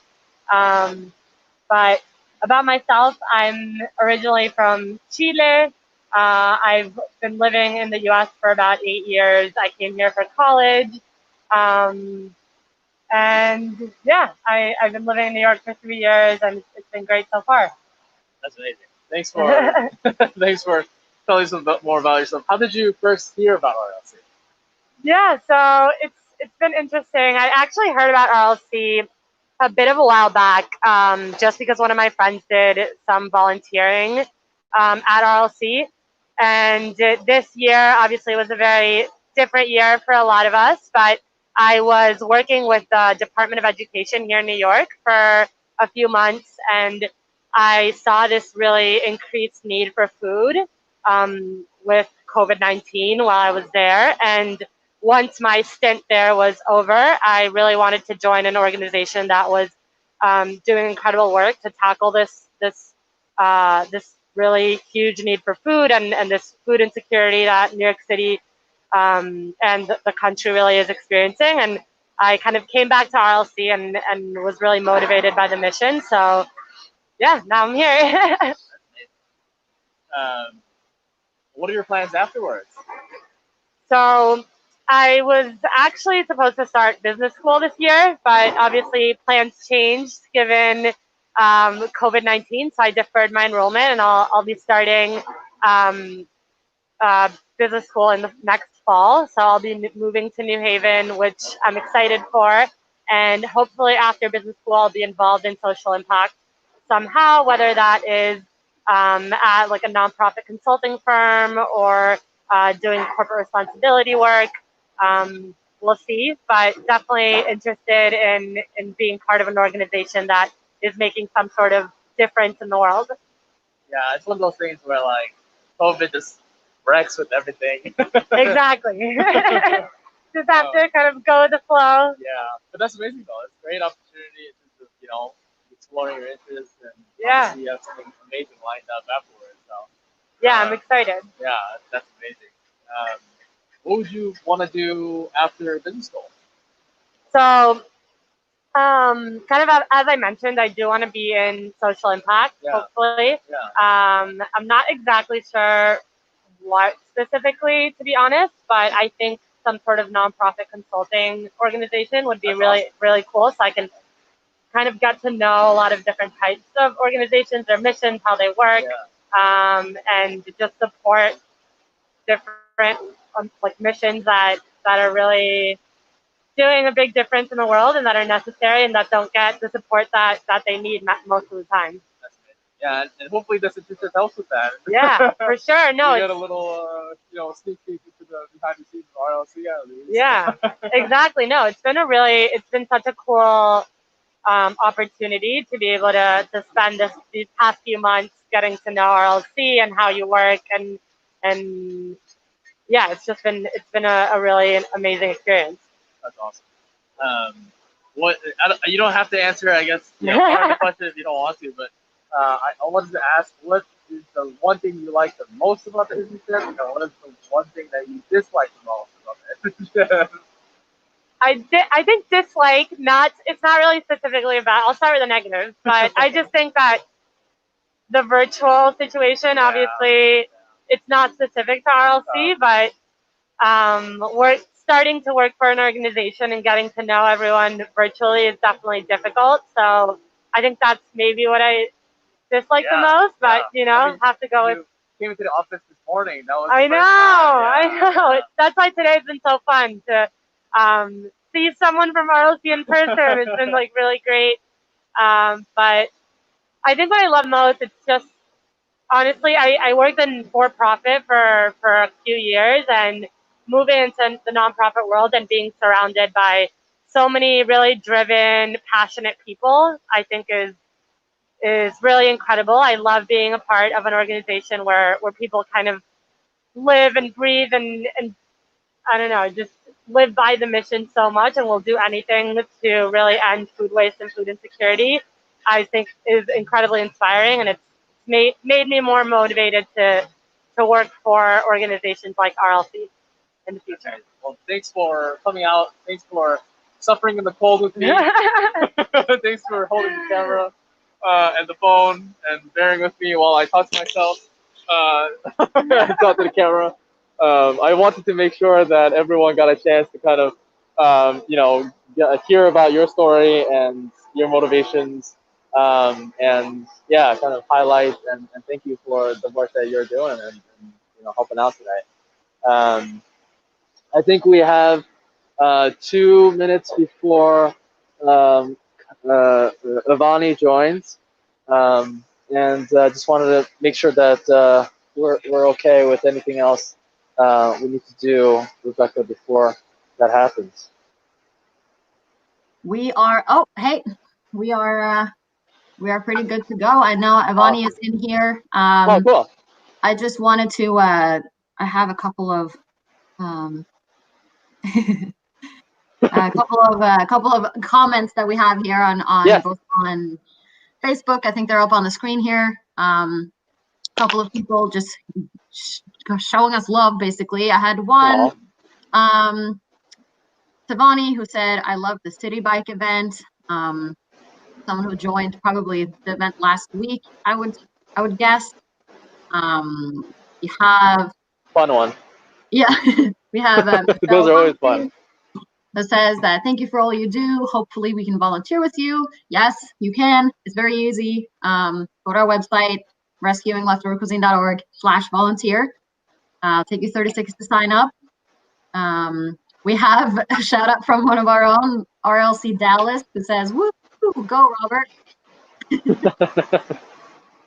We have Daniel, who say RLC is one of the best nonprofit organizations I've been involved with in a quite long time. So thank you, Daniel. We have our own Brian Wong, saying much love. And Brigitte, who was on with you, gave a shout out to Brett from GrubHub. Nathan Yee said, y'all are the real heroes. I've been advocating for you guys whenever anyone mentions a trustworthy nonprofit. Thanks for that, Nathan. Also, after, now that we talked to Camilla, can also just throw it out there that we are actually actively looking for interns for That's true. Our spring semester. So yes, we are. You can go on our website. You can contact us at info@rescuingleftovercuisine.org, or just straight up just Google RLC internship and we'll be there. So if there's anyone watching who would want to be an intern with us, please do. We need all the help we can get, and other rock stars like Camilla. Thanks, Rebecca. That's awesome. Yep. And then we have, I know Avani is in here, and I will add her now. Hey. Hi. Hey there. Hello. How are you? Good. Just a little cold. Just a little bit of construction going on, so let me know if it's a little loud. But how are you? I'm doing well. Staying out of the cold. Yes, that's very smart. Did the storm go past New Orleans? I don't even know. I don't think so. I mean, our definition of freezing is very different than what is there for sure. So I think around 35, people start to get a little uneasy. Close enough to freezing. Still pretty cold, I'd say. But yeah, I'm glad that it's not snowing and not too crazy yet. But thanks for joining us, Ivani.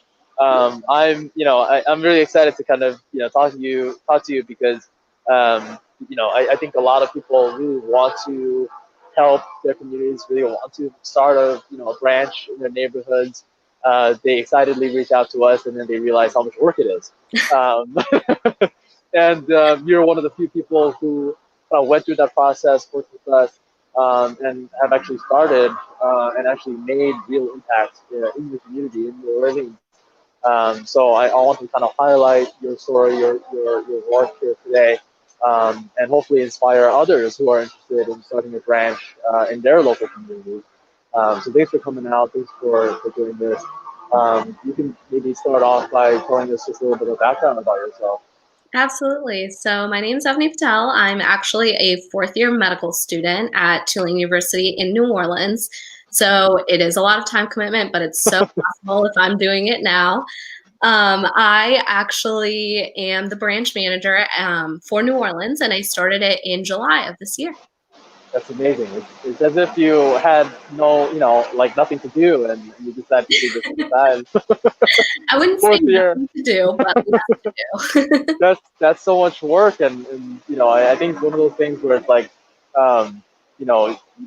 you obviously have so much going on in your life already, and you are doing this on top of that, and it's tremendous. It's amazing.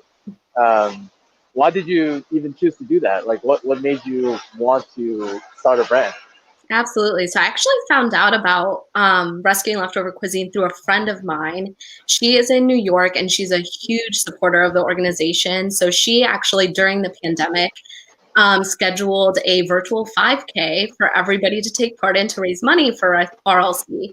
And that's really where I learned about it. I thought, oh, let me just support my friend. But then I actually looked into the organization. And to me, it was like this thought process that I feel like a lot of us have had. We've always thought, oh, so much food's being wasted. I wish it could go to someone who needs it. But then I found out that RLC is taking that thought and kind of making a real model of it, something that's functional and efficient. And I, living in New Orleans, was just thinking, well, New Orleans has a huge food industry. And I mean, when you think of New Orleans, one of the first things you think of is the food.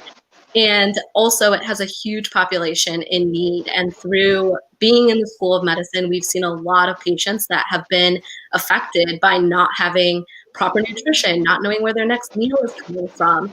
And so I just said to myself, this has to be in New Orleans, and we need it so badly here. That's amazing. I mean, I think actually the friend that you mentioned is on the social board. She is, I don't think she is, but her really good friend is on the associate board. That's right. That's right. That's I mean, that's incredible, and you know, it's one of those things where I think, you know, she probably would have ran a real 5K if it was you know, not COVID time. So I'm a little glad that it was a virtual 5K and looped you in.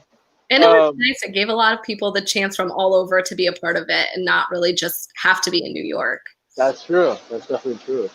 And you know, I think that's also one of the things I wanted to kind of mention. I feel like, you know, when crises happen, I think one of the things I'm really thankful for is people, or the fact that people really run towards the problem and try to, you know, solve it instead of running away from the fire. And you're clearly an example of that. And, you know, it's just, you know, I think I wanted to kind of delve deeper into how much work that is. But could you maybe highlight or tell us more about how you first started the branch or how that process looked? Absolutely. So it was definitely something that was a little daunting to me at first, especially trying to start it during a pandemic. And so really reaching out, I felt so much encouragement and so much free reign to just kind of make it work however I thought that it should function down here. And so that's really what gave me the strength to start it in the first place. But one of the first things that I did was that I knew I was not going to be able to do it alone. I knew I was going to need help. And so I put together a little associate board of my own. So there's 7 other individuals who work with me, and we've all focused on different things. And that's really how I was able to start 7. Yeah. And so that's always need a team. Yeah. It takes a village. It takes a village. Yeah, it does. And there's absolutely no way that I would have been able to do it on my own. So having all of us kind of working towards the same goals together was really how we were able to start it and get it off the ground and just bounce ideas off of each other on how we're going to make this work in such a weird and different time. That's amazing. And I mean, I think that's part of, I think I also want to quickly, you know, shout out Lauren. Obviously, I think people may have heard from her earlier today, if anyone was on earlier. But you know, we try to give as much leeway as possible because we know the model that we have here in New York is something that you can build off of, but won't be something that, you know, will work exactly in the same way in every city that we, you know, go to. And so we try to provide that kind of leeway, as you mentioned, in terms of some freedom to actually tweak the model to, you know, hone it to your local area. Hopefully it wasn't too much freedom in terms of being lost. But one of the things that I think people find to be the hardest is actually finding, maybe the first step was finding the food donor partner. Can you talk us through how you went around finding that first food donor partner? Yeah, it was definitely a little bit different. Like I said, I started this during the pandemic, so there was not really a lot of opportunity to meet people in person and to really go out to these restaurants in person. Right. So what we found was really calling and just getting our name out there was what helped us the most. Of the 7 individuals, we have a outreach committee who is really responsible for spearheading all of those efforts and kind of just telling us what they needed in support from the rest of the board. So what we did was we sent a ton of emails, made a ton of calls to everybody that we could reach out to. And that's how we started to build relationships and explain who we are. And being new in the city, it was really important to us to establish trusting relationships and really let people know what we're here to do. That's amazing. Yeah. And I think when we first started in New York, we went like door to door in person and like tried to get them, like try to like show them the papers, like the laws and everything.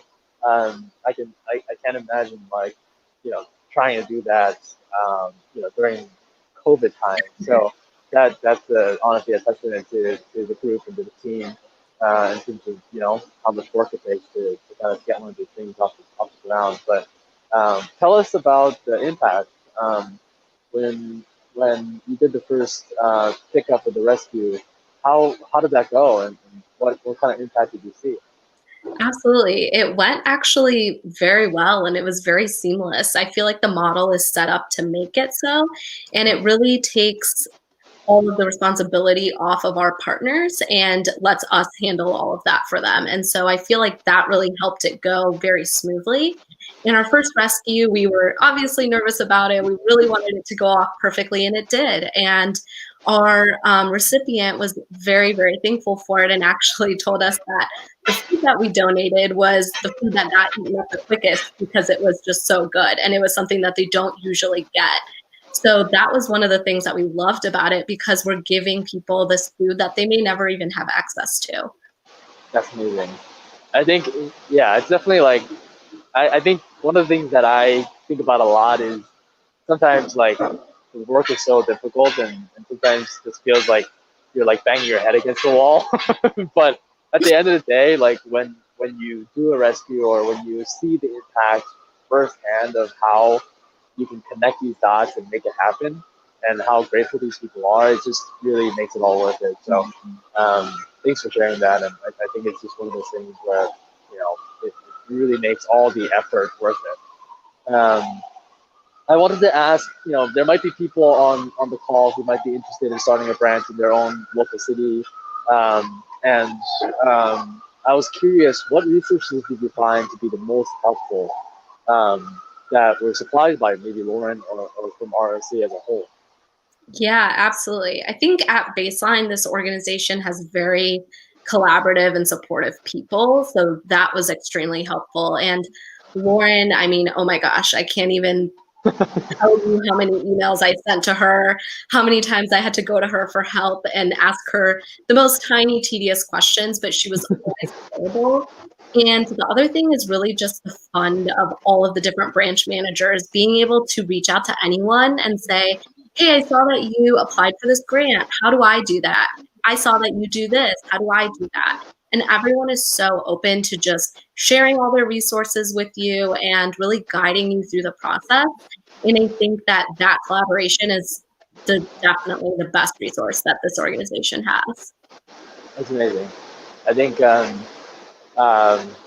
with what we are currently doing, I think is also one of those things where we're always constantly learning, we're always constantly trying to improve. And I think one of the things that we realized was for our branches and for the support of our branches, we definitely have a lot to do. And it's one of the reasons why we're so grateful to have Lauren on board on our team, and really excited about the potential of that to continue to kind of grow. You know, I'm really glad that, you know, those resources have been helpful and hopefully will continue to be helpful, and it'll only grow, right? It's just a foundation, and you know, as we continue to progress, it'll get even better. So as we end the year and as we kind of move on to 2021, I wanted to ask, you know, you've already achieved so much in 2020 despite the pandemic. What are your goals for 2021? Yeah, I think it's really just building off of what we've already built and hopefully being able to do it in person and building some relationships face to face.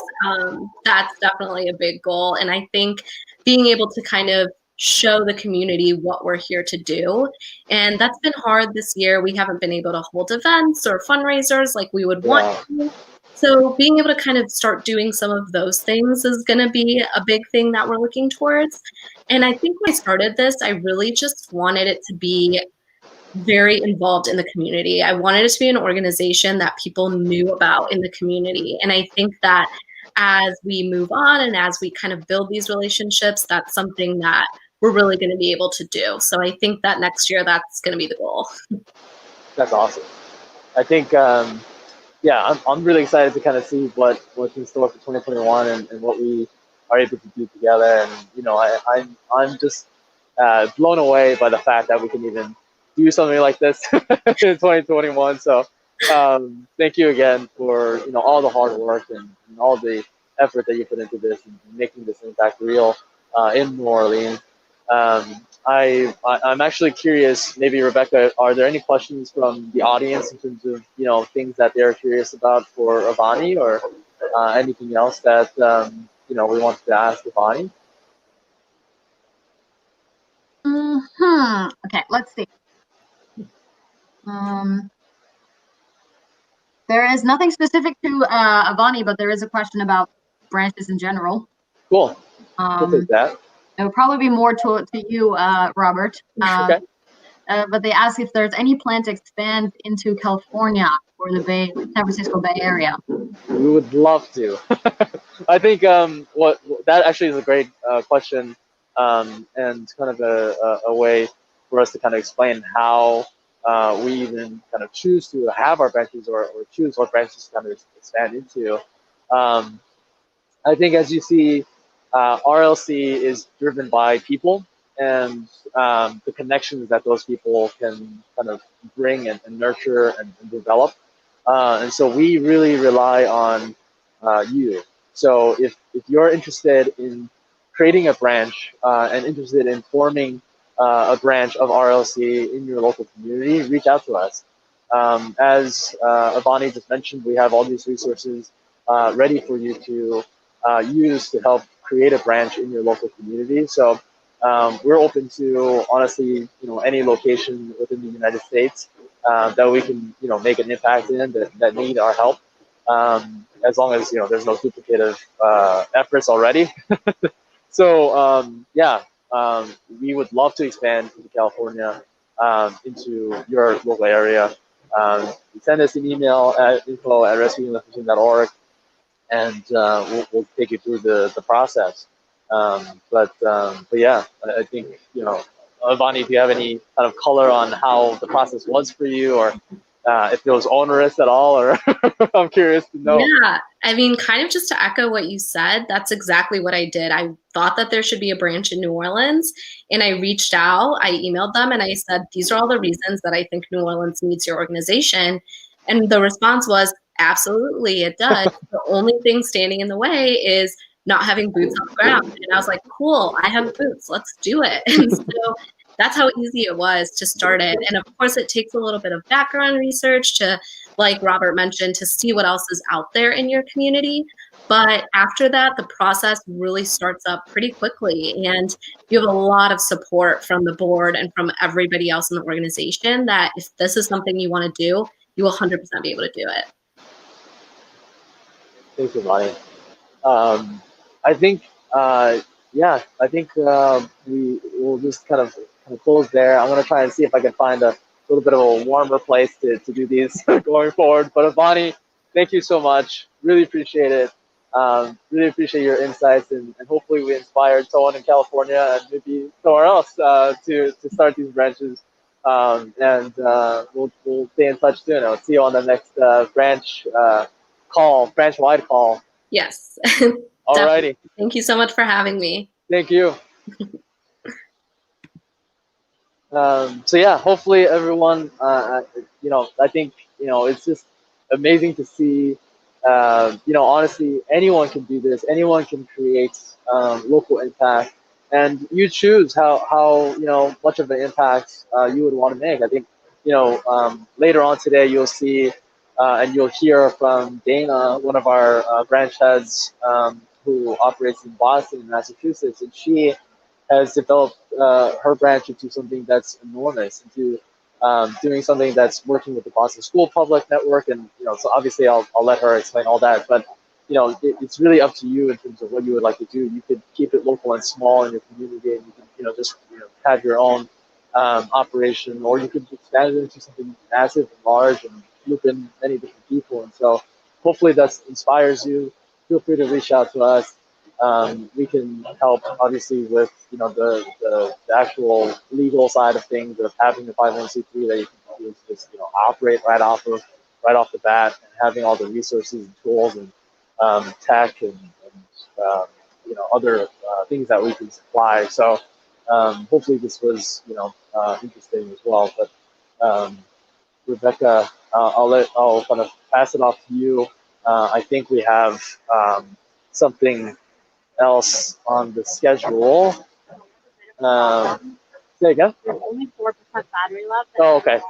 My phone is also dying at 4%, so just FYI. The cold is destroying it. But I think we're gonna go by a food pickup at 2:30 p.m. And at that point, we'll also say bye and thank you to Camilla as well. But at 2:30, right now, I don't know actually what time it is. It's Oh, okay, 2:09. So yeah, so I think Rebecca, maybe while we kind of try to find a warmer place to talk before we go to the food pickup, we'll pass it off to you, Rebecca. I think we are going to test out another video that we have. Cool. To see if that works. So yeah, we'll test that out. Alrighty. Okay. So this is a new video, so we haven't really tested it out yet. So I'm curious to see how this works out. Give me 1 second. This is from, as we're now talking about branches, this is a video from our Columbus branch. So let's see if it works out.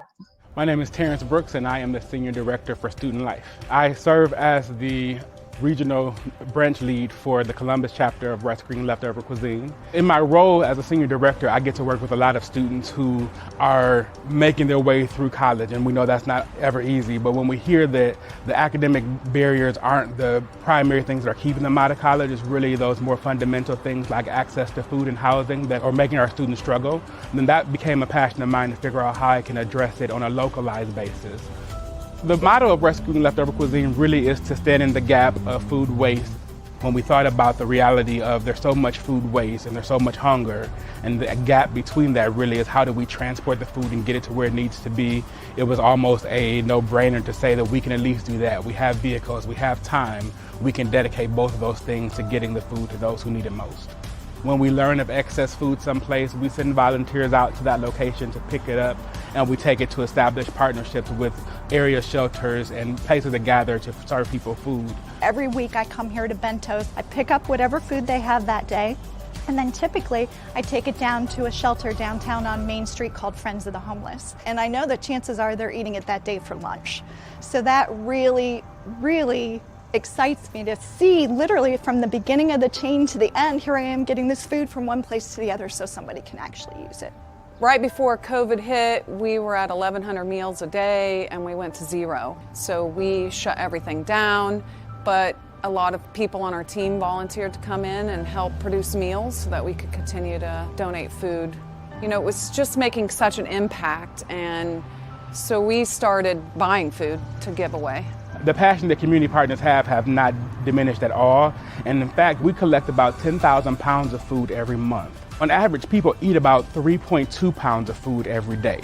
And so the amount of food that we're collecting are feeding families for weeks at a time. And it just feels so good to know that when those statistics are right there in front of us, that the work that we're doing is having an immediate impact on somebody being able to continue in school or feel like they can go to work and feel sustained.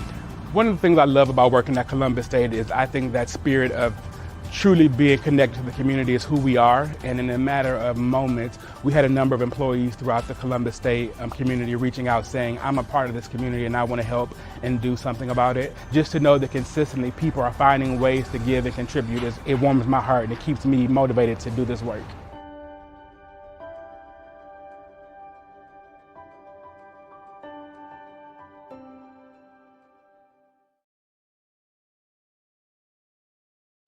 All right. That was a little look into one of our other branches in Columbus, Ohio. I know that they have been continuing through the pandemic, as well as the 9 branches that are still operating.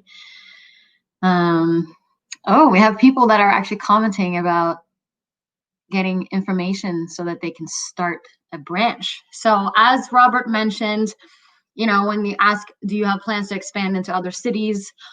We want to expand to every city, right? We want food rescue to become the norm. You know, we want no food to go to waste ever. And, you know, as you've seen with Robert, it's picking up food, it's walking a couple blocks, and it's knowing that there's food literally in your neighborhood that is going to waste while, you know, you're standing in line waiting for food at one of our HSAs. So we do want to expand to every single city. So what we need like Avani said, like all we need is a boots on the ground. So if there is any interest in starting a branch, you will only need to reach out. You can email us at info@rescuingleftovercuisine.org. And we'll set up a call and we'll talk you through it and then see if we can potentially start a branch. So please don't hesitate to do that. I think it would be good. I know that we might have Dana come join us to talk a little bit because she is the branch manager for Massachusetts. And she then took over after Lauren, who, as if you were here earlier, she transitioned into being the branch director and doing a lot of overall like kind of branch strategy. So Dana will be joining us in a couple minutes. I think in the meantime, if Mitchell, who is kind of the mastermind behind this whole thing, let me see, I'll just add you on. Yeah, hey. hi. How are you? It's been over 2 hours. Yeah, I'm good. I've been here I've been here behind the scenes the whole time. I don't know if I'd call myself the mastermind. The whole thing was definitely Robert's idea. I've just helped with the logistics and planning, getting permissions from all the different people and locations that we'll have on. Yeah, it's been a long journey, I would say, from this idea. I think. Oh yeah. I think Robert suggested this back in September, maybe. Had to have been either late September or early October. Yeah. Yeah. So it's been fun. When he first said it, he said, "Hey, I want to do a live stream for several hours in December." I was like, "Wow, okay." Mm-hmm. We'll see. Originally he wanted to do an entire day. He wanted to go for 24 hours, which is insane. He wanted to do rescues all day. He was even considering doing a food rescue and delivery at 2 a.m. Which we surprisingly actually do. Yeah. Because we, I think, is that the one from Newark, the airport? I'm not sure. Actually, yeah, that sounds familiar. It might be that one, but so I know this is, the 6-hour live stream is going to be awesome. This is, we're going to pretty much expand on this and we might do a longer one when you can see that, Robert driving out to the airport in the middle of the night to pick up food, which should be pretty interesting. So just quickly about you, Mitchell, kind of who you are other than, the man behind the curtain on this thing.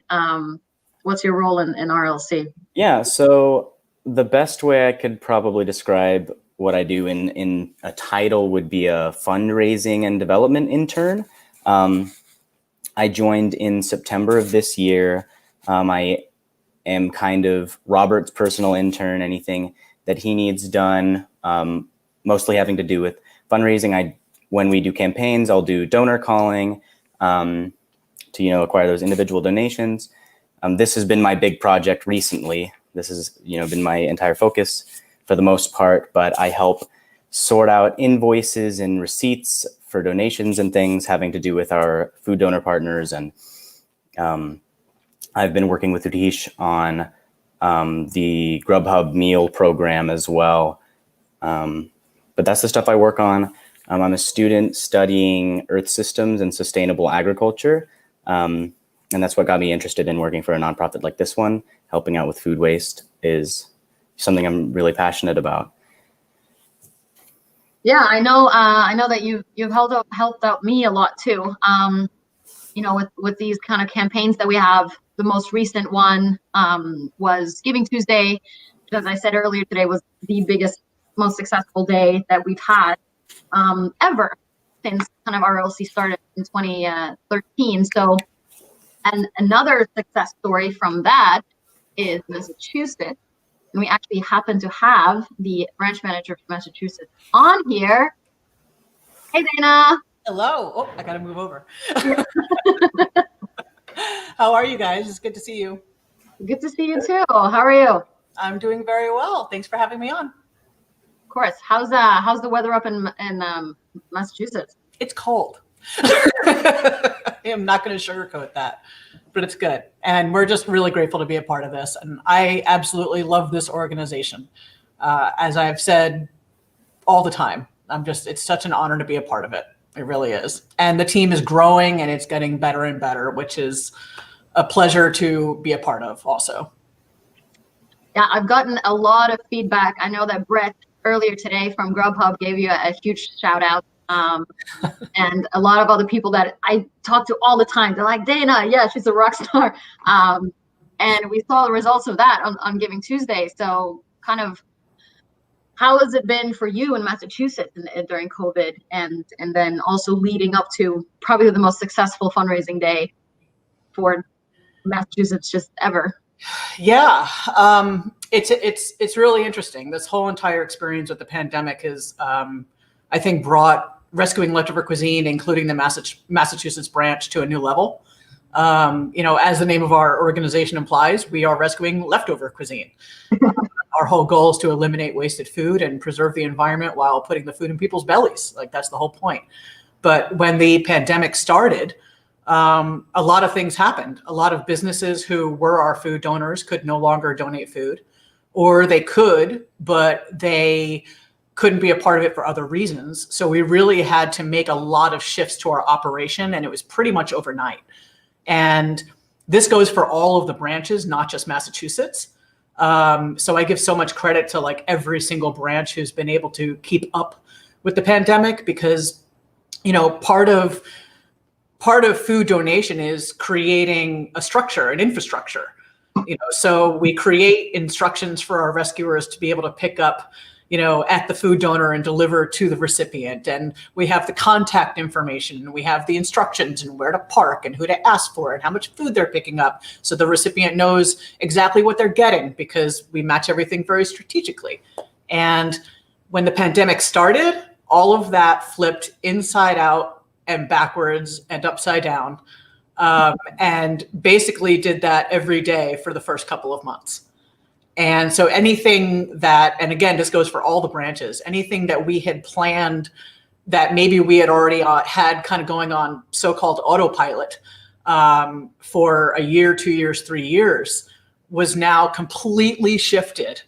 And we just had to go with the flow. And that said, one of the biggest requests that I personally got from our recipients was, they would say to me, Dana, we still need your food delivered, but we don't actually need it delivered to our organization like you would normally do every Wednesday or whatever. And I'd be like, well, then what do you mean? And they'd be like, can you deliver to our homes? And I'm like, what?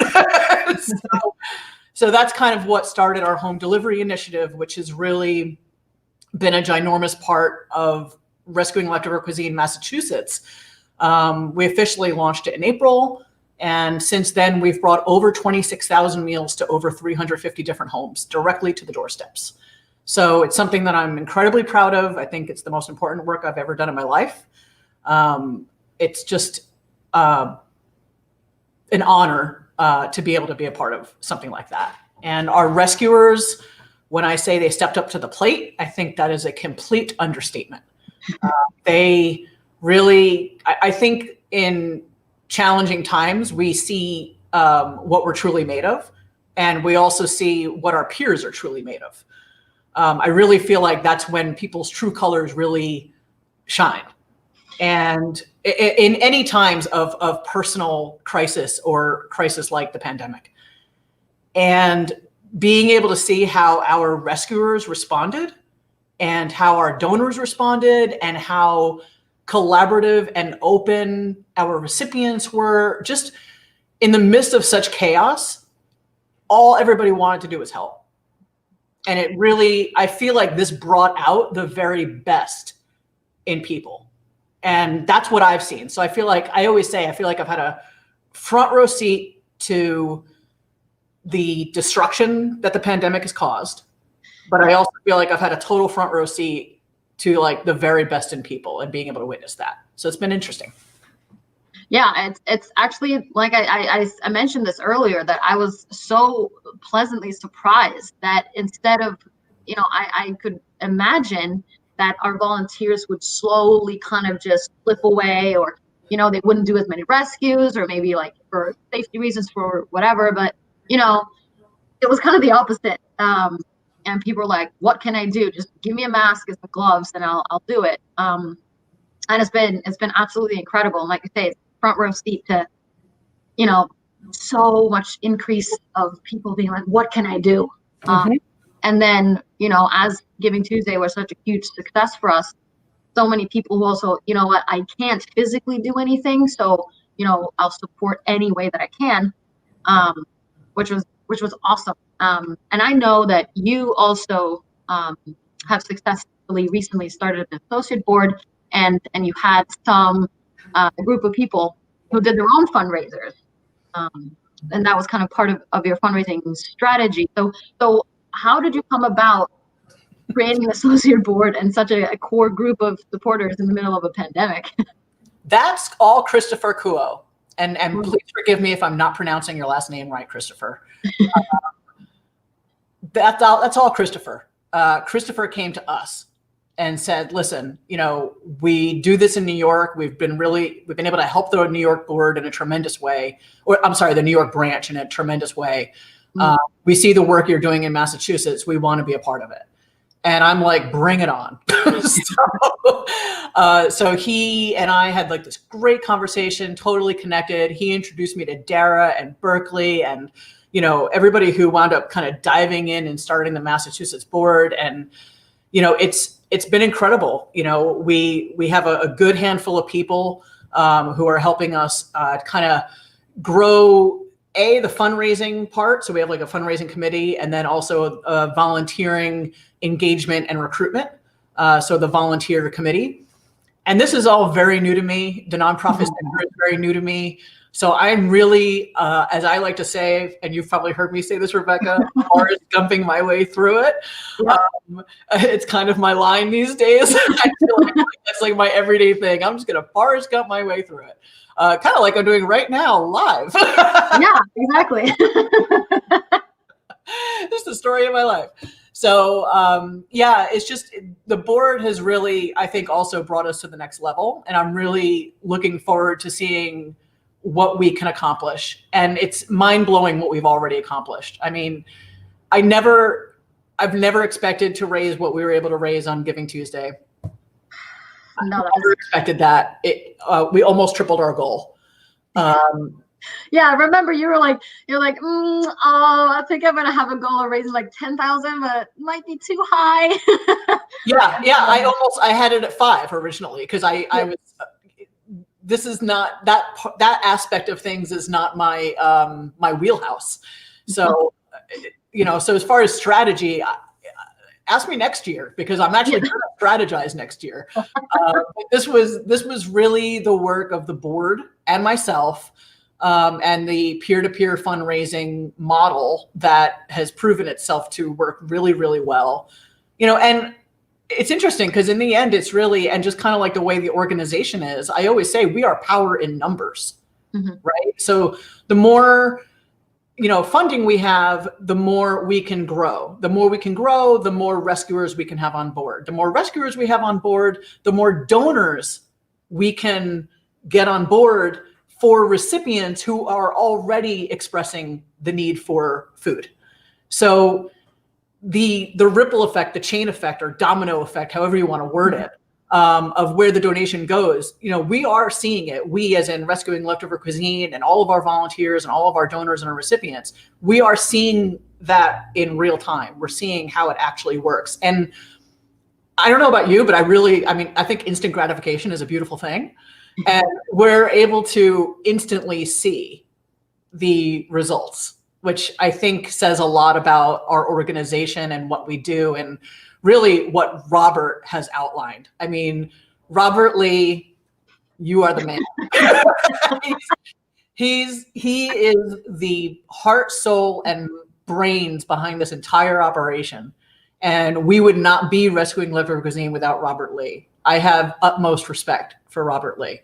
And I'm just to be able to be on the same team is so cool. And we literally met on a lunch line at a conference, and the rest is history. and it's amazing. So I can't say enough about him, about everything he's already accomplished, and also how much I look forward to seeing what he will accomplish and what we will all accomplish together. It's awesome. Yeah, it's pretty incredible. I know I've been blown away by all of this as well. And like I came from politics, which is a completely different world. So, you know, yeah, I worked in campaigns, and it's been kind of a transition. And I've always been around people that, you know, affect change, and obviously politicians, that's what they want to do.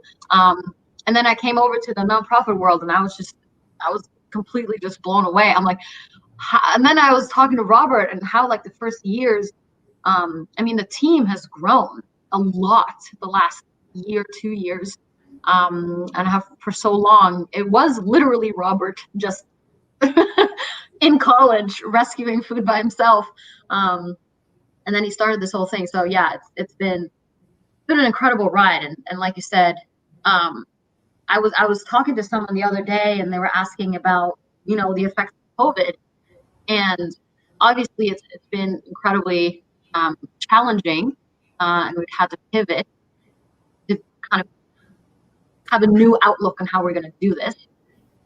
But then another thing was it forced us to go online more, and it forced us to kind of tap into like social media or this like live streaming, and like tap in, and that made it very clear that we have so much support, like nationwide, and how incredibly in need people are of programs like what we do. So it's actually been kind of a positive thing if you look at it that way. So, you know, we would all be, you know, better off without COVID and everything that's happening. But kind of the silver lining of it is that, you know, we've been able to grow, we've been able to find new ways to rescue food, keep restaurants open, and then kind of spread our whole mission. So I guess, yeah, there is a silver lining to it. Yeah, I would say that is a silver lining. I mean, the fact is that anybody in our world, the world of food recovery or the nonprofit sector, we've known that food insecurity and hunger have been issues for, you know, forever. This pandemic is horrible, but it has shined a light on this issue that was just very easily kind of knocked out of focus, if you will. So I feel like it's like sharpened the focus on that. And, you know, I think the message that I would want to get with that said is that one of the concerns I have is that once we do have the vaccine, which I can't wait for, it doesn't mean that food insecurity is gone. No. And it also doesn't mean that the restaurants have fully recovered. So the ripple effect of what we're all going to be going through for a year or whatever following is also something that we need to keep in mind. And people who were already struggling to make ends meet, they maybe had to choose between how much gas they put in their car and how much food they bought or how much diapers they bought. Those people were already struggling pre-pandemic. The pandemic made it basically impossible for them, especially if they didn't have access to their own transportation, because if they didn't have their own transportation, they couldn't safely rely on public transportation.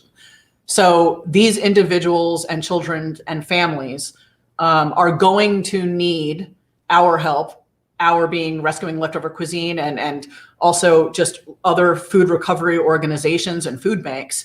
They're going to need our help for quite some time. And I really hope that anybody listening here can really hold on to that and understand that, because I'm so glad that we're going to have this vaccine so soon. I can't wait. But I'm in my mind, I'm predicting that food insecurity might kind of knock out of focus again. Yeah. And I'm hoping that doesn't happen. I'm hoping that stays front and center, because it is a real issue. It's a real issue, and it doesn't discriminate against age, race, culture, religion, ethnicity. It's everywhere. So I just hope that we can keep that in mind. Yeah, definitely. I think I will second that and say that food insecurity is not going to go away as we recover from this, because it was there before Yeah. So it's something that's always been there, and will take a lot of work to eliminate. And I think what this pandemic might have done is that there's always been so much stigma around, people living in food insecurity, and like, who are these people? And there's so many like stereotypes and like judgments of, oh, there are a certain group of people that are food insecure. But no, it's everyone. Exactly. Now it's households, it's children, it's families, it's old people, young people. Like, there's no stereotype. They can have a perfectly fine car in their driveway. Yeah. You can't, there's that stigma has to just be gone with. I mean, it's, there's no discrimination. I always say it's the person next to you online at the bank. Yep. And you don't know it, but they are, they're experiencing this. If they're having to make a choice between how much food they put on the table and other purchases, or the quality of the food, which is, they wind up buying, any people who are suffering from food insecurity, and I say suffering very deliberately, by the way, they're buying food that's going to last longer on their shelf. And that food is typically filled with more preservatives, which is not as healthy for us to consume as human beings, which is not good for our immune system, which during a pandemic, we want our immune system strong. Yeah. So it's again, it's that whole vicious circle. Yeah. Absolutely. No, because I know that when I'm out, like when I was in college and, didn't have a job and I, had a little less funds, I ate horribly because. Didn't we all in college? Is that part of the college experience? I guess maybe it is. But part of it was that I didn't have money to go and buy actual, vegetables. Sure. I was like, I can't pay $4 for an avocado. Like, I have to, I have to eat other things. And so I would often, okay, a cheeseburger is what, $1.50 or something insane. So I'll just eat that for lunch instead. I lived on the vegetarian ramen noodles, which I want to say were less than $1 a pack, if I remember correctly. Yeah. And potatoes au gratin and couscous in a box. Yeah. Starving artist days, there's no doubt. Yeah. But it's, now I can go to the grocery store, I can jump in my car, I can be back here in 30 minutes with fresh arugula and those $4 avocados. And that's okay. But if I didn't have public transportation, if I didn't have my own personal transportation, and if I was experiencing food insecurity, then my alternative would be to walk, which I'd be able to from here, to a fast food establishment or to a small bodega. But then I wouldn't be able to access as good quality and fresh foods. So it's the trade-off. And then that would be keeping me in the situation that I'm already in. So what we want to do is help people not be in that situation. Whether we're delivering to an organization who's distributing that food to those in need, or we're delivering directly to households as we started because of the pandemic. Either way, the bottom line is we want to be able to give people access to nutritious, healthy food. So that's the bottom line. And, like was touched on earlier, I think today, the fact that we don't have a minimum requirement for pickup is huge. It's huge. We don't see it as 5 pounds of food. We see it as 5 pounds of food times many, many, many opportunities. Yep. And that, again, power in numbers, it adds up. Like, I really feel like RLC is like the quintessential example of power in numbers. Like, as far as it's power in numbers of volunteering, it's power in numbers as far as funding, it's power in numbers as far as pounds of food that we're picking up. We're not working in huge trucks picking up pallets of food. There's amazing organizations doing that work and we love them. But we're picking up, we're going from door to door, restaurant to restaurant, office to office, picking up 5 pounds of food, 10 pounds of food, maybe sometimes 30 to 50 to 100 pounds of food. And in the end, it all adds up. No minimum requirement. And that is what makes this organization so incredibly unique. And it's 100% why I joined the team. Yeah. 100%. For sure. It really is. And, I did touch upon it that we don't have a minimum and the fact that we don't spend any of our funds on storage or trucks or anything like that. We just use people that are already out walking, which is why this is kind of it's such a brilliant concept. So again, shout out to Robert Lee. Robert. He is currently at the place where they're doing the next pickup, but he, due to the live stream, his phone died. So they're currently charging it. And they have Luke also there. However, I think we managed to upload another video from New Jersey. So I'm thinking we're going to test that out. Sounds good. I might check back in with you, Dana, but I'll be around. I'll keep myself backstage if you need me. Awesome. Thank you so much. All right, bye, everyone. Let's see if we can play off this video from New Jersey. People that are in need, dire need, waking up every day wondering if they're going to get a meal on their plate or if they have a roof over their head. My name is Christine Kane Perez, and I have dedicated really my career to working in helping people in extreme poverty.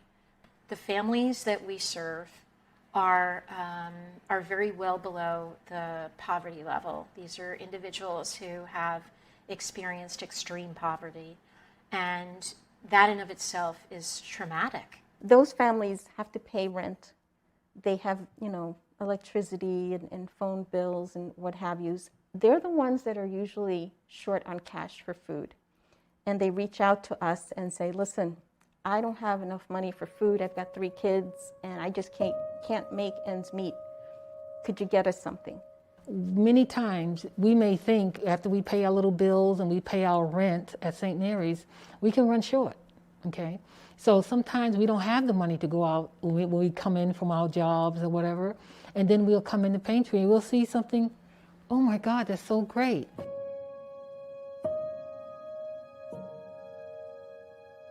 I went to a restaurant and I ordered just one single thing, one meal that night. I was hungry, I just wanted to get some quick bite to eat. And the next thing I know, they're giving me pretty much triple of what I asked for free. And I asked them, what's this for? And they said, all this food is gonna get thrown away anyway, so here you go, you can have it for free. And I looked at them and I was just like, well, why are you giving it all to me? Why don't you guys donate it? And to my surprise, they just didn't have an answer. So I did some research that night and I tried to figure out, is there anything that we can do about this? And to my surprise, I found Rescuing Leftover Cuisine, and there is something that they have been doing about it.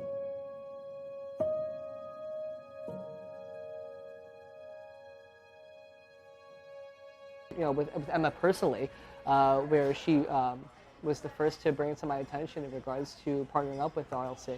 And it's a no-brainer decision. I mean, it can only do good for the community, especially for the people that are in need for it right now. I was trying to do what they were doing, like in a little mini informal way on my own. So then once they emailed us, I was like, oh my God, this is amazing. This is exactly what I wanted to do, but didn't have like the time or resources. So it ended up being a perfect fit. When you think of even the name, rescue, like who's, I mean, granted, we are rescuing the leftover cuisine, but really the idea that you're redistributing it really rescues the individuals that you're giving it to.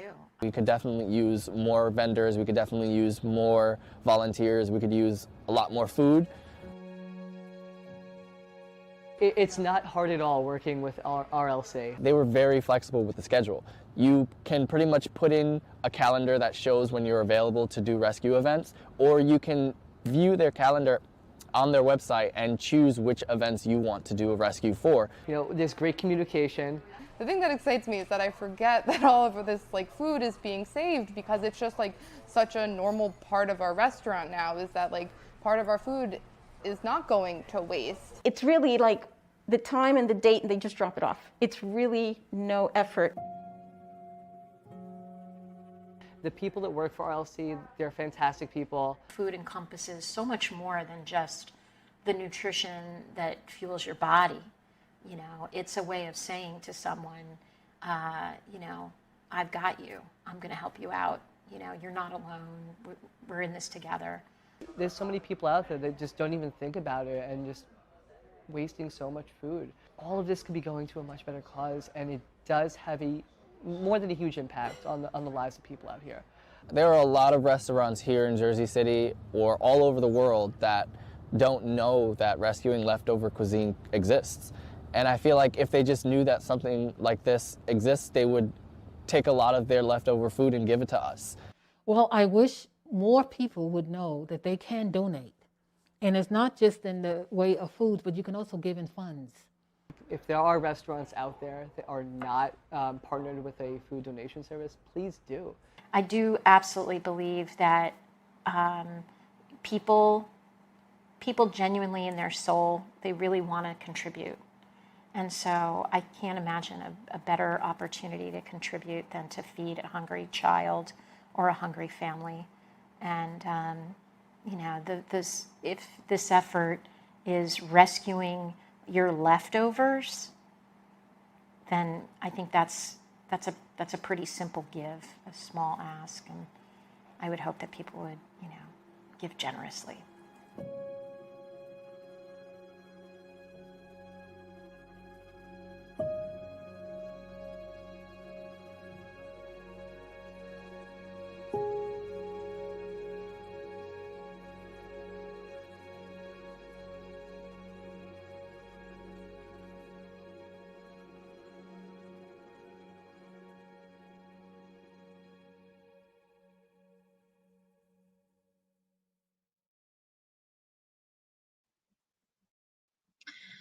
All right, that was from New Jersey. I have now gotten word that they are ready to join at our next pickup location.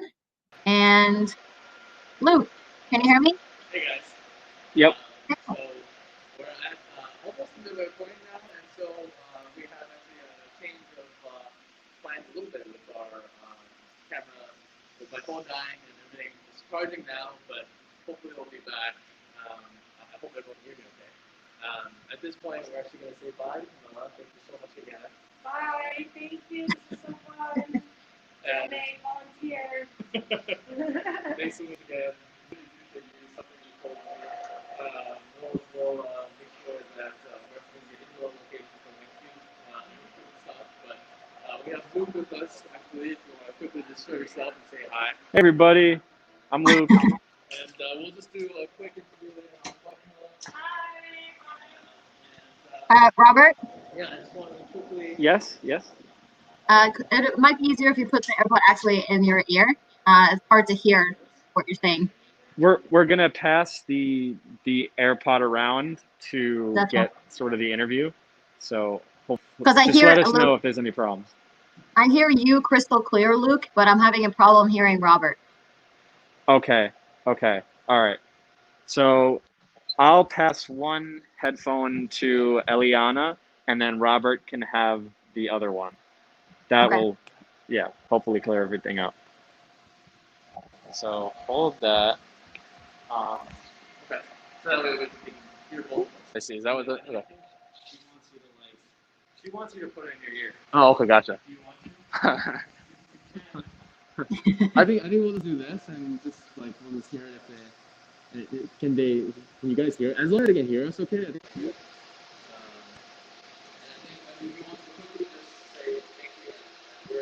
No, I don't hear you, Robert.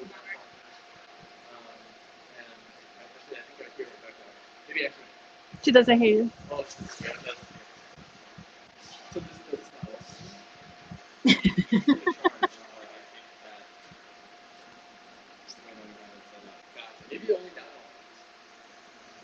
Can you guys hear us now? Yes, I hear you now. Oh. There's just I'm so. one that we're- Can you guys hear us now? Maybe this is the one that has the mic. No, I hear you way better now. Crystal clear. All good? Better? So better, this is good? Yep, this is good. Okay. All right, let's proceed. We're here at Proper Food. It's been one of our partners. We're going to talk with amazing brand and making sure that we're providing amazing food as well as donating they have all these pieces on the wall here and now on the bags. That's going to be located. So I have with me Alana, who is from Project Ruso, and I'll just quickly introduce her. She's actually one of our volunteer, one of our partner agencies. This is the agency's Project Ruso. She's one of the volunteers there. Staff members from Project Ruso.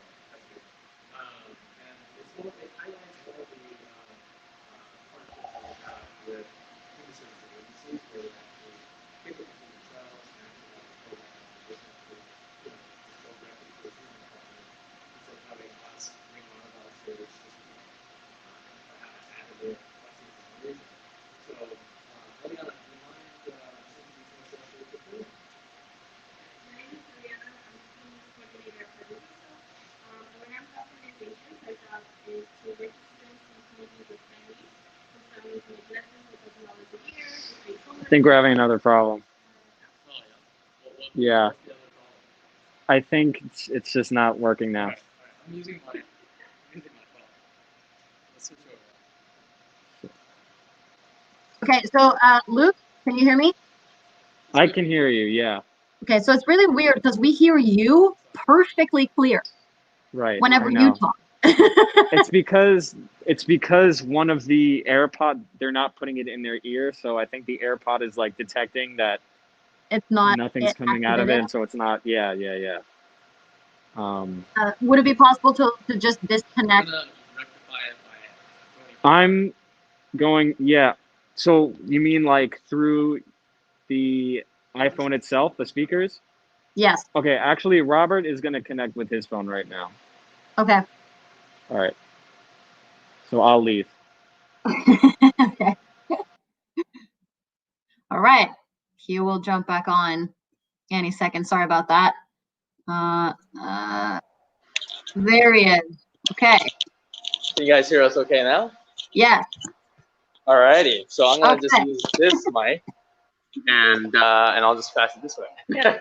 So I wanted to introduce Eliana and see if you can tell us a little more about yourself. Yeah, so my name is Eliana. I'm the Student Needs Coordinator at Project Ruso, and we're a nonprofit who work with students from communities of high need. So most of our students come from families who make less than $12,000 a year, who face homelessness and food insecurity. And our job is to connect them with social services, such as food donations and academic help, so they can graduate from high school, go to college, and then achieve their professional or academic goals. Wonderful. Thanks so much. How did you hear about RLC, and what made you participate in rescuing this food with us? Yeah, so actually, when I started working for Project Ruso, the partnership was already developed. So I was just able to take over from the previous staff member who came here. Awesome. And why did you choose to work at Project Ruso? So I was actually a student at Project Ruso back when I was in high school a long time ago. And I experienced firsthand how important it is to connect people in need with the services they need. And so I was able to have the opportunity to come back and be that kind of help for people who need it. That's amazing. And final question, and then we'll swing over. Any memorable anecdotes while working at Project Ruso? Yeah, there are a lot. I think the most one is just seeing the students' faces when they see all the food. I know that they're not used to seeing so much food at once, and so being able to see how happy they get just to have a sandwich to take home or have food for their families, I think it really highlights how important it is to donate and how it is to help the community. Thank you so much again, Eliana. We're just going to tag along a little bit on your pickup if you don't mind. and we'll swing outside now. Alrighty, and I just want to quickly, while we put the bags away, I just want to say thank you again to Proper Food. Thanks so much. Really appreciate it. This is amazing food, really obviously high quality, as you can see. And yeah, thank you again for doing this. Yeah. Alrighty, so we will swing over. I think we'll probably actually split up midway. But thank you all for bearing with our audio issues and my phone issues. Do you need a hand? You need your hand or another cart? Happy to help. No, yeah, I'm happy to do whatever you. This is probably better, right? Let's do this one. Thank you. Alrighty. Cruiser cart.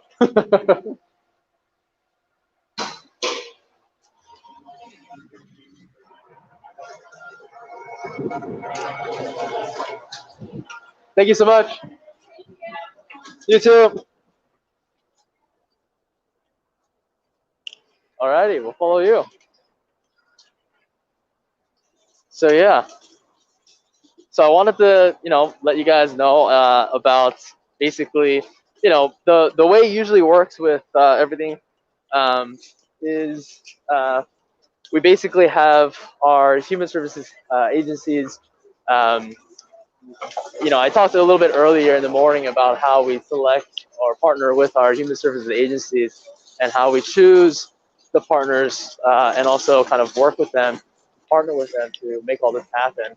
And we also wanted to kind of highlight this rescue in particular because human service agencies have the ability to actually pick up on their own as well and do the exact same kind of model without extra work, and an extra layer of complication. And we essentially have the portals on our website. We basically have a web application coded in Ruby on Rails, very basic language. And essentially, we have our human service agencies have the ability to select their own pickups, as well as looking at the calendar, just like a volunteer would, and essentially picking up their own slots and types of food that they want. And this is all, as you can see, ready-made, ready-wrapped, things that would have been thrown away, and they can now just grab it and bring it over. So that's what we want to kind of highlight here today. I'm going to put my, thank you. So how long have you been doing this? About a year now. About a year now. Yeah. That's awesome. And do you always do the same route, or? We have different routes in each Different routes? Now we only have 2 routes. Only because 2 of routes. COVID, but when things are back to normal, we should have all these things. Gotcha. How do you see this food being used? So we actually, when students come to our office to Yeah. receive tutoring and then help, they actually take it home or eat it at the office. But right now we're delivering straight to their homes right now because of COVID. So this goes to our office, we pack it up in the Divided, and then we have a volunteer who drives around and That's sends it. amazing. That's amazing. And it's perfect because I'm saying it's perfect, but but it's just ready made. It must be so much easier than buying the chicken, cooking it up, and then. And a lot of families, live in shelters and have access to a fridge or stove. So this is just Right. That's so true. Yes. Right. Yeah, a lot of places don't really have the facilities to cook all that raw ingredients. So that makes a lot of sense. So I think at this point I was supposed to do a Instagram live. I'm running a little behind, so I wanted to. Yes.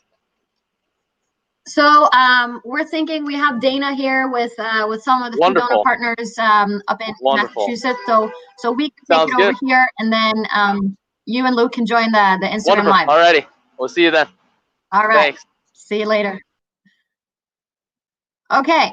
Now that he is out there, kind of delivering the food, I'm pretty sure that the event where we're delivering the food is actually someplace where we don't film, like I mentioned earlier. Part of the discretion, privacy, we don't actually film the insides of where these HSAs. So what I'm gonna do is that I'm gonna bring Dana back in. Hey, how are you?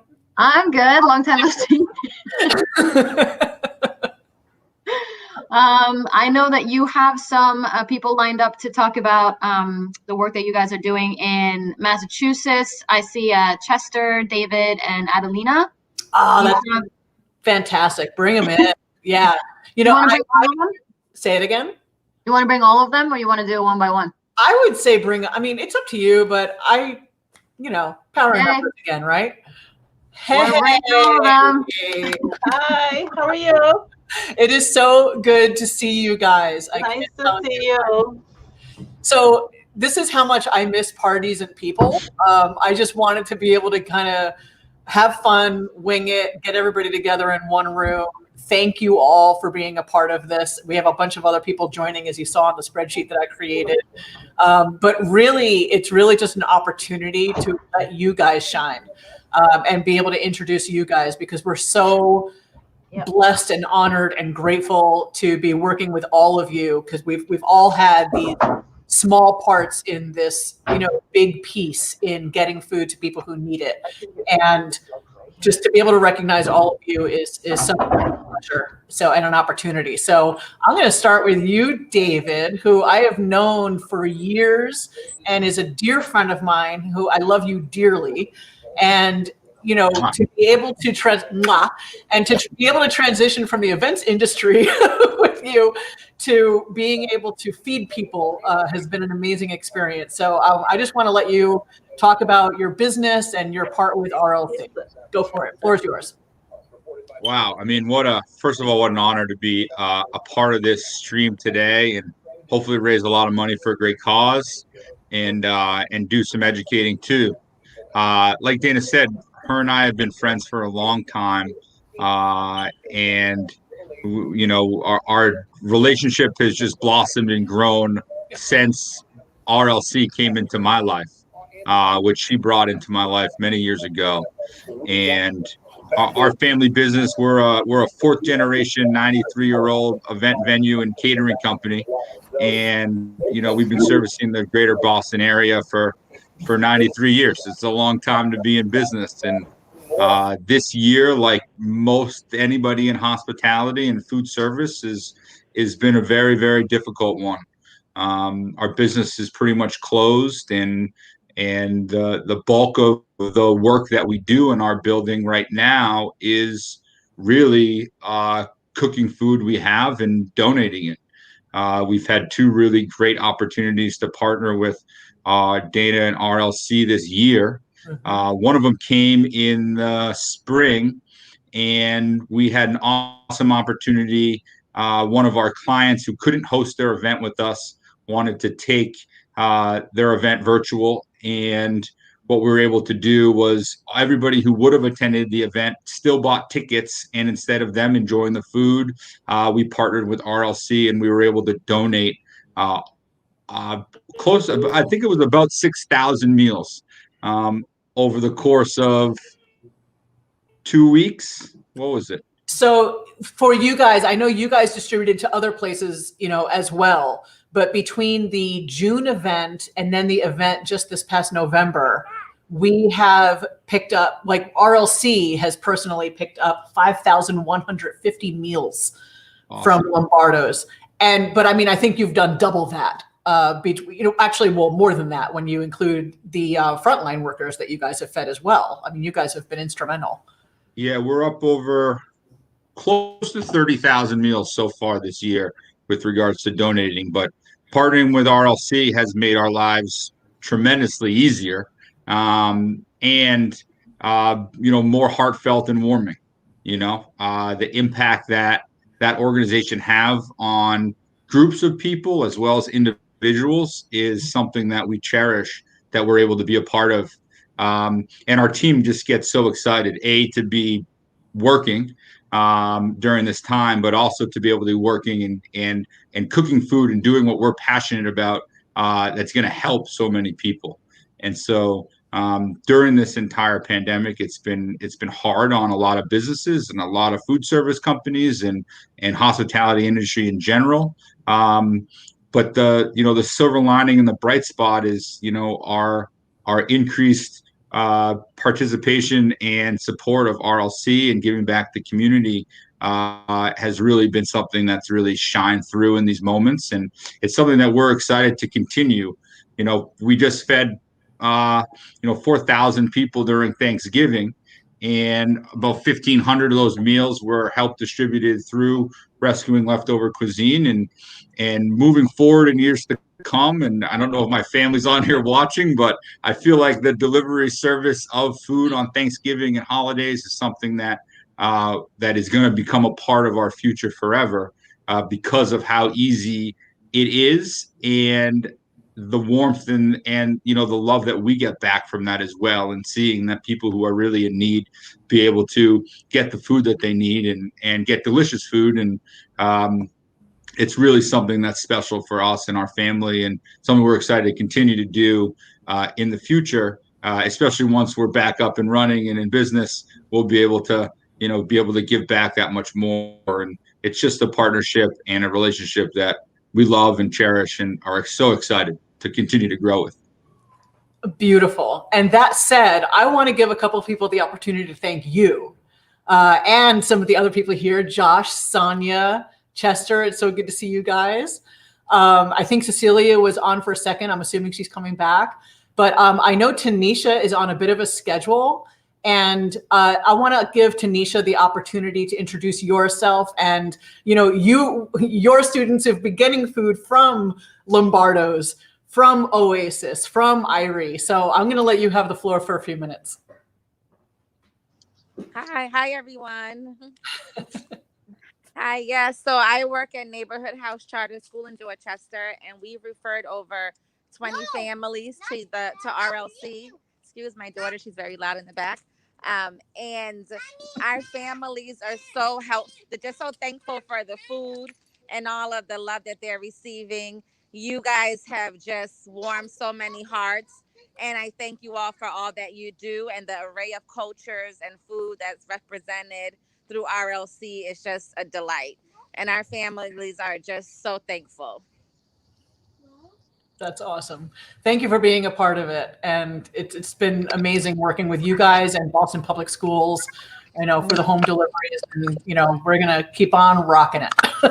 Yes, So, thank you so much. You're welcome. Have a wonderful day. I know that you have a meeting coming up, but I'm glad that you got to join us. So thank you. Thank you. Bye-bye, everyone. Bye. Adelina, I thought I would give you a chance to be able to meet everybody.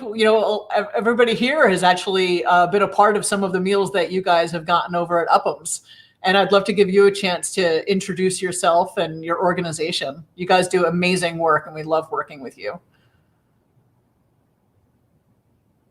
Oh, I think you need to unmute yourself. There's a little button. Okay, I see. Thank you so much to everyone. Dana, we're so grateful. And I see Josh down there. I remember the day he was born. Me and his mom are good friends. And Chester, where you are, and thank you at Lombardo. And nice to meet Sonia. Dana, we're so grateful to you. As you know, we work with people who are living with HIV, and a lot of them serve families that aren't able to apply for food stamps, or sometimes able to access a lot of the local food pantries. So this donation has made it possible for us to serve the most vulnerable in our community, and really making a difference by the time they get support from other resources. And this is Momo's, my buddy here. And without her, we couldn't do this work. But the Upham's Corner Health Center, we're located right here on Columbia Road, and we serve a lot of families that are in transition, a lot of immigrant, poor community. And many of the clients that have been impacted by the job loss or COVID, loss of home, and we've had families that are impacted by fire, domestic violence. This support has made it possible for us to just bring some kind of stability while they're in transition to their next phase. So we're very, very grateful. And I meet David Lombardo. We've had so many weddings, like personal family weddings at your place. So it's great to put a face with a name. Yeah, thank you. Yeah, thank you again. Thank you, Adelina. It's great to be able to see you again in person. And that's one thing. I can't wait to be able to see everybody in person again. Yeah. So I got to give a shout out to GrubHub. Brett, your whole team, you guys are amazing. We started delivering meals in addition from excess to human service agencies. We also started doing prepared meals, as everybody here is a part of, and also delivering directly to households. And a big part of that success is because of GrubHub. And the restaurants that we're working with, thanks to GrubHub, are Nos Casa Cafe, amazing Cape Verdean food, Irie Jamaican style restaurant, Oasis Restaurant, which is Caribbean food, and Suya Joint, all African cuisine.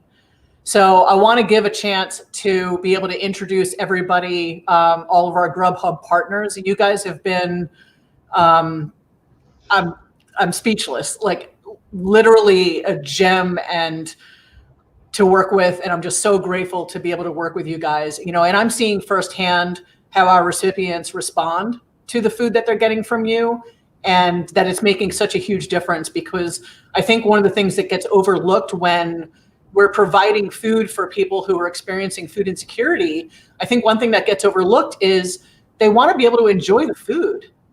We don't just want any food. We want food that they can relate to and that they can enjoy and that the kids are going to eat and enjoy. And your partnerships and your diverse range of food has really made a huge difference in us being able to accommodate that in a sensitive and authentic way. So I really, I'm just so grateful that you guys are partnered with us. Sonia, I'm going to start with you. So why don't you introduce yourself and Irie, and I'm going to give everybody a chance to do that. Good afternoon, everybody. How are you guys doing? It has been a pleasure to work with you, Dana. It seems like we've known each other for years, and it's only been a couple of months. And we hit it off on our first call. And for you to invite us into this venture, we were definitely openly obliged to it, as we have been doing things like this for over 20 years.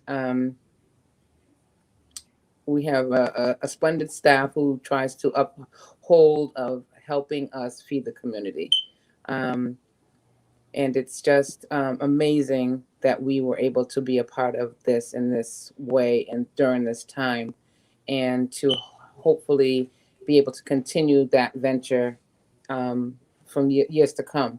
It's bittersweet, because the restaurant has been able to hold its own and keep the doors open and still able to feed the communities coming in, and able to help and still have leftovers to give those people at the ending of the night that don't have any money, or they come in the day and they don't have any money, or something along those lines. So it's a real heart gesture for us to do that. Donna, who does all the cooking for this venture, is over there spitting bread right now for today's delivery. So so we try to just be humble, and we try to live up to the name Irie. Irie means to be humble, be pleasant, be positive, and just stand ground. Donna came up with that name watching the movie. So, and that's what we live to. We try to live to that standard. Bob Marley says, "Get up, stand up for your rights." Dana, I'm always sending you pictures of everybody in all the, the stars that come to the restaurant, the locals that have, in the restaurant, just to let you know how we live with the community. So thank you for inviting us. Thank you for having me on this call. And Chester, shout outs to you too, because we go back a very long ways, over 20 years. Chester used to be a customer of mine until now he's doing his own. So we go back a long ways, and I'm glad to be working alongside him and you and everybody else. And yes, David Lombardo, I have to give you a shout out to your place, because you have a phenomenal place over there. My son did his fashion show over there a couple of years ago. I've been to a couple of weddings over there. So yeah, you have a really great place, and the drinks are good too. All right, thank you. Excited to have you back soon. I want to try some of your food. Oh, definitely. Definitely. Awesome. Thank you, Sonia. It's so amazing to see you. Thank you for being a part of this. Chester, you're up. Hello, how are you? Hello. It's good to see you. Hi, Adelina. How are you? It's indeed a pleasure to be a part of the program. Dana, as Sonia mentioned, we connected from day one when I first spoke to you. It's like I was talking to my big sister, you know, it's like, what the hell? Little sister, not big sister. I'm just kidding. My sister. I just need to correct you on that. Yeah. My sister. We connected from the start. We think alike. It does my heart well with what you're doing for the community and communities that you serve. This has been a passion of mine from God knows when I was able to provide for anyone. I started out at my house on Saturdays just cooking food for different events for free. And eventually I decided to go into this with some other partners that didn't work out, but then I moved on to my own. It's really, really, really good to be able to be a part of this program simply because there are lots of folks that really needs this food. Prior to joining your program, we were giving out meals on Sundays when the pandemic first started. And if you saw the folks that came here or we went and took food for, they really need it. And I'm glad that Rescue and Leftover Cuisine chose us and the surrounding restaurants to be a part of this program.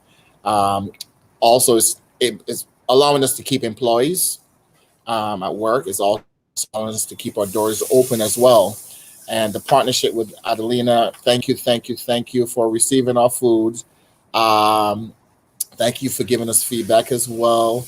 The gentleman, I'm not sure his name, Nemo. He's amazing. Hey, how you doing? Nemo, they're both amazing. Every time they come to pick the food up, we have good dialogue. They're amazing. The community is very proud of what we're doing, what Rescue and Leftover Cuisine is doing. And I mean, my heart goes out to you, Dana. This is a big deed, and it's definitely going to go rewarded. Mr. Lombardo, the Beijing community has had many events at your location, whether it be the Independence Dance and so forth. Thank you for hosting the Beijing community, other cultures over there. Your place is amazing. Thank you. I've also been to Josh's place. The food is amazing. It's great. I know Cecile is probably on the phone. I love Cecile. She's awesome. I mean, you could have chose better restaurants to serve you and to prepare the meals. I think the program is going well. We look forward to continue our relationship, our partnership. One of the things that I would ask for is feedback on a frequent basis, whether it's good, bad, or indifferent, because it helps us as a restaurant to strengthen the restaurants and to strengthen our givings as well. I mean, Dana is very open to suggestions and she's very flexible with us. And I know the restaurants who are on here are probably the same. So that constant feedback is critical for us to do better, get better, and become better. Beautifully said. Beautifully said. Thank you. No, and this has really been kind of an experiment. I mean, we've never been in this type of situation where, first of all, we were never requesting meals to be prepared for donation. Second of all, we never brought food directly to people's homes, especially during a time where it was so incredibly needed and literally critical. So I think we've all been kind of taking it a day at a time, maybe an hour at a time. And, we're all kind of learning and growing together. And that's been one of the beautiful things about this whole experience. Like, as horrible as, you know, this pandemic has been, it has also given the opportunity for people who are like-minded to be able to work together. And we all know that we're after the same goal. We want to help people. Absolutely. Absolutely.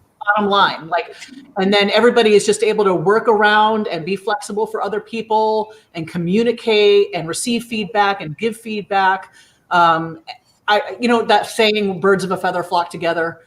I really feel like this is a very good example of that. Everybody in this virtual room has gone above and beyond, and in a very humble, flexible, kind way.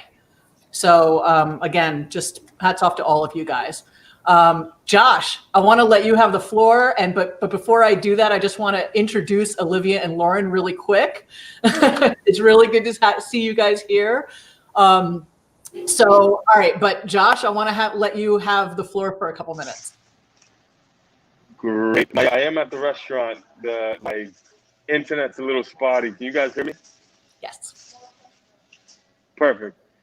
So I guess I want to speak off on two fronts. First, I am an educator in Boston Public Schools, and my students, several of our students do receive meals. So I am super appreciative of everyone who has partnered with RLC and has donated delicious meals, because many of my kids aren't going hungry. So thank you. As a business, I mean, we are honored to do this work alongside so many restaurants. It is inspiring, and seeing the work and the donations that you guys have given has kept us continuing this work. It's something that we're passionate about over here. We are a community. It's important that we stick together to serve our communities, especially now during this time where folks are really struggling. And it's even important that we find ways to come together and serve them. So like, shout out to everybody here. Seriously, like, the work is dope, and it's great to be part of this team. And Dana, thank you for like organizing it all, and kind of like how we definitely clicked. I know at the beginning because of what we were all dealing with, and we weren't sure if we'd be able to maintain. But this restaurant was founded on giving back to the community. You know, without this, what's the point, right? So thank you. I have to say, I delivered meals from Nos Casa just a few weeks ago for Thanksgiving, and my car smelled so good for like a day after. I was like, oh my God, what are in these bags? These are incredible. Yeah. Oh, but it's been amazing to work with you guys. And Cecilia, are you there?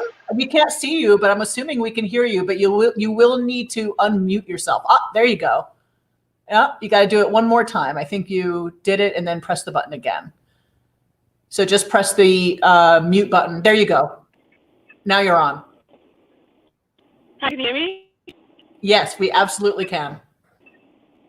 Hello, I'm Cecilia, food in an African restaurant in Roxbury, and it's just like my internet is just.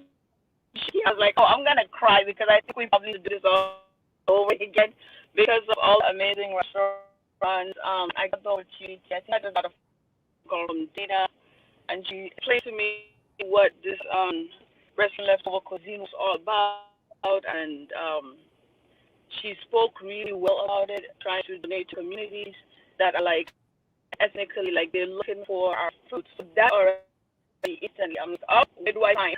Because we have been in business for 9 years, and one of the goals of me in business always showcase African cuisine, like the flavors and stuff like that. Apart from everything that's going on, there's just like so much going on, stress, depression, and things. When she explained to me, and I'm like, yes, as long as you're gonna reach in communities that I'm familiar with, people that are not too familiar with food, I am on board, and we do every single thing we can to just give the best out there, do everything that is going on. So thank you so much for giving me the opportunity, and we continue to to just keep doing it week in and week out. So thank you so much for helping us out, as well as thinking about us, as well as our team. Like sometimes I just wake up, I'm like, okay, I've had enough. What am I gonna do?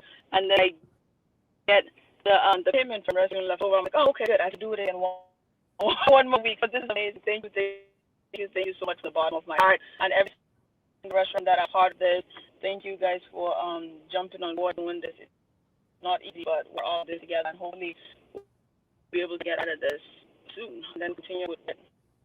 We have to do. Thank you, Cecilia. I can't wait to be able to actually meet you in person. I haven't met you in person yet. Thank you for. Oh, okay. So I also wanted to be able. Oh, there you are. It's nice to see you. I so click on this. See, it's not what? working. Oh, hey.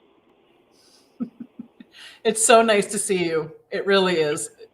And one of the organizations that's actually has clients who's received your food, and actually I think everybody in this room's food, is Boston Healthcare for the Homeless program. So I want to introduce Olivia and Lauren. So aside from delivering to schools, because we started our Serving Our Students initiative, which we like to call SOS, we also started bringing meals to permanent resident households of organizations who needed food but didn't have access to food. And among those organizations is this one. And I want to let them talk about the amazing work that they do and introduce yourselves. And just, I love that you guys are all able to connect here because literally these are your food donors. Go for it. You just need to take yourself off mute. There you go. Can you guys hear us? Yes. Hi all, I'm Olivia. I'm Lauren. We're both case managers at Boston Healthcare for the Homeless. And we're so excited to be here, one, because this program has been such a support for our clients, and it was an area that we didn't know how it would be filled during these unprecedented times. So to know that some of the most vulnerable people in our city are getting not only regular meals, but delicious food, that I'm getting feedback that they're so pleased with what they're eating. It makes our day, our month. Yes, and I know I can say that some of my clients, they love to call me and walk me through all of the meals that have been delivered to them and give me like a play-by-play of what they're planning to eat, which always makes me really happy. But one thing that I really appreciate is the flexibility of this program. I know many of our patients, even though housing can bring so much stability, are still facing a lot of instability in other areas of their lives. So I think for me, one of my clients stands out who is constantly in and out of hospitals, in and out of inpatient stays. And I can just send a quick email to Dana, hey, like, he's back at the hospital, don't bring him meals this week. And then the moment he gets out, we can start them back up. So I think that's something that's really unique and has been able to kind of live out the spirit of meeting people where they're at and offering support in a way that just makes sense for people's lives, especially in such a crazy time. Yeah, and I would say it's refreshing because during non-pandemic times, a lot of the organizations that we refer out to, there is a process, and sometimes that process can take weeks to months between us applying and the client actually getting services, and these services are food. Like, these are day-to-day needs that are just as important as having a safe place to stay, having clothes on your back, having accessibility to heat and electricity. So meeting people where they're at, knowing, like Lauren said, that sending an email to Dana and just having that comfort of knowing that someone that some of us have worked with for years will be receiving meals regularly during a time in their life that might be the most chaotic, and that's saying something for a lot of the patients that we do work with. Some background: we work with individuals who are chronically homeless within the Boston area, with this program, a lot of our patients who are staying in homes have been able to get those deliveries, which has been important. But a lot of them are incredibly medically complex and vulnerable to this pandemic. So also knowing that they don't have to leave their house to be able to get this food is just, we can't thank you guys enough. Thank you. It's been beautiful working with you guys, and we're gonna just keep on doing that. And and it's like we're trying to be flexible as far as, like you said, your clients who might be kind of in and out of the hospitals, and we're trying to accommodate, and we're trying to make the window smaller and smaller between when we get the requests and when we're able to fulfill them. Sometimes it's 24 hours, sometimes it's 2 weeks. It just depends on the logistics. And that's why we need to, we want to get more restaurants on board to do this type of work, and also more volunteers on board to be able to transport. And one of the things that I'm going to touch on super quick is, the safety. The fact is all of you guys have participated in the safety aspect of the food donation. So from the donor to the volunteer, from the volunteer to the recipient, we've all been practicing distancing, wearing our masks, sanitizing, all of these things, because, food donation is important. Food distribution is important, but it's also equally important how we go about it. We need to go about it in the safest possible way. And on a large scale, we want to be a part of the solution, not a part of the problem. And the fact that all of you have been able to take part in this way has been incredible. So I think our time is officially going to be coming to an end. And, I really appreciate all of you guys being, willing to hang out with us for a little while, being able to meet each other and thank each other. And thank you for giving me the opportunity to work with all of you individually and collectively. Thank you. Thank you so much. All right. Bye. And I think Rebecca's going to hop on. Hey. Thank you, guys. All right. Bye, David.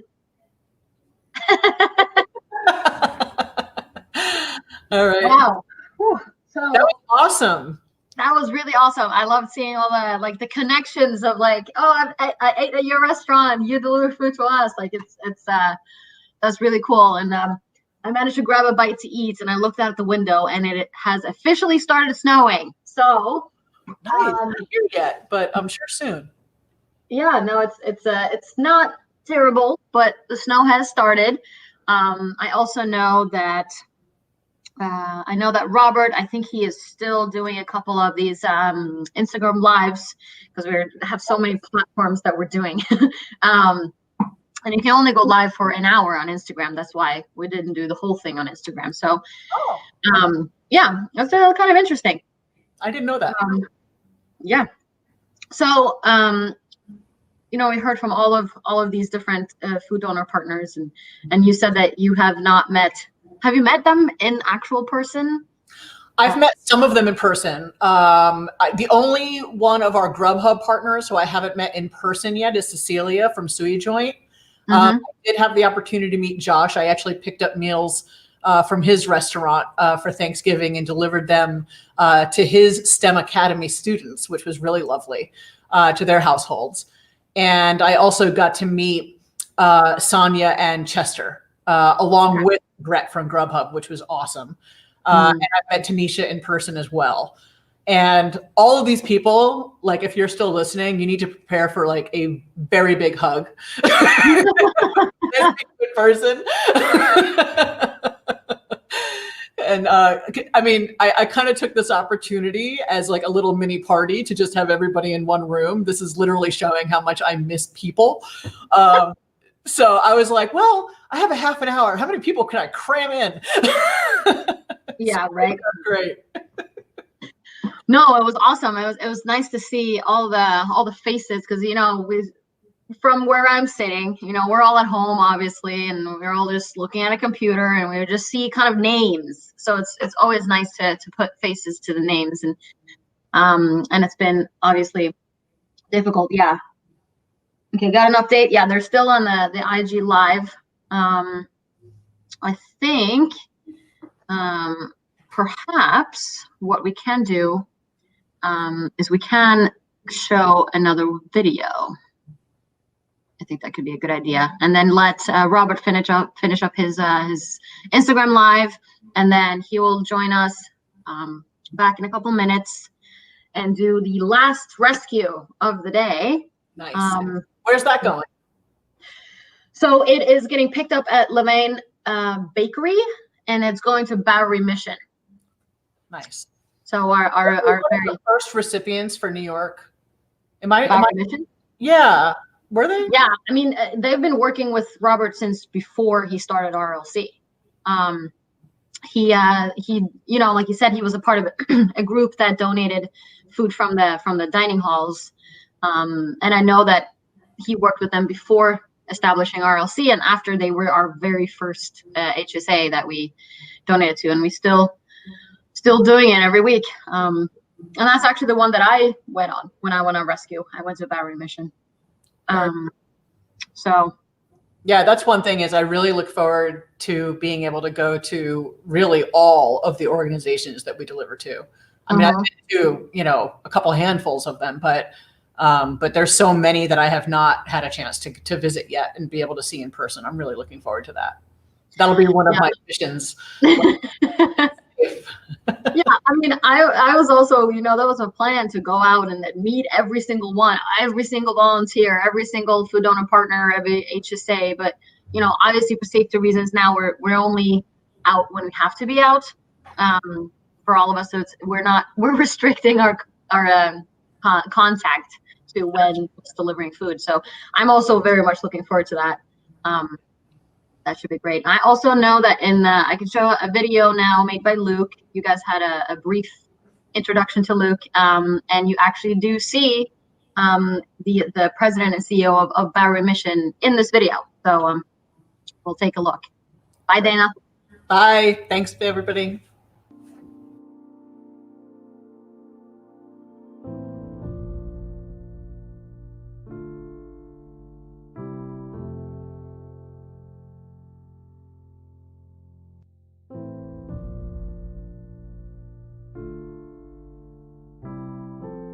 If you look at the food waste problem, 40% of the food that we produce in this country is wasted.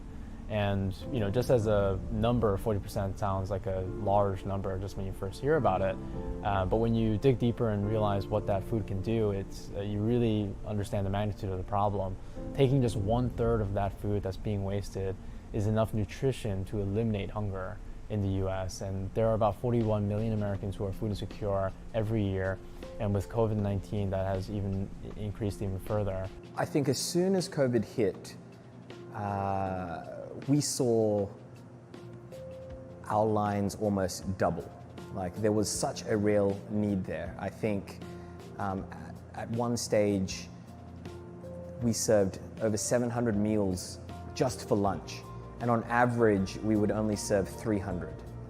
And so consistently throughout the beginning phases of the pandemic, we would be serving in excess of 500 people during a lunch service. We take it for granted. If you can buy food, that is a privilege. And when you hear from people that one good meal could just flip a switch, it could change an outlook, it could make them take a deep breath and change course, you know, that's a miracle. It's a fact that we produce enough food in this country to feed everyone. We just needed to get it to the people who need it.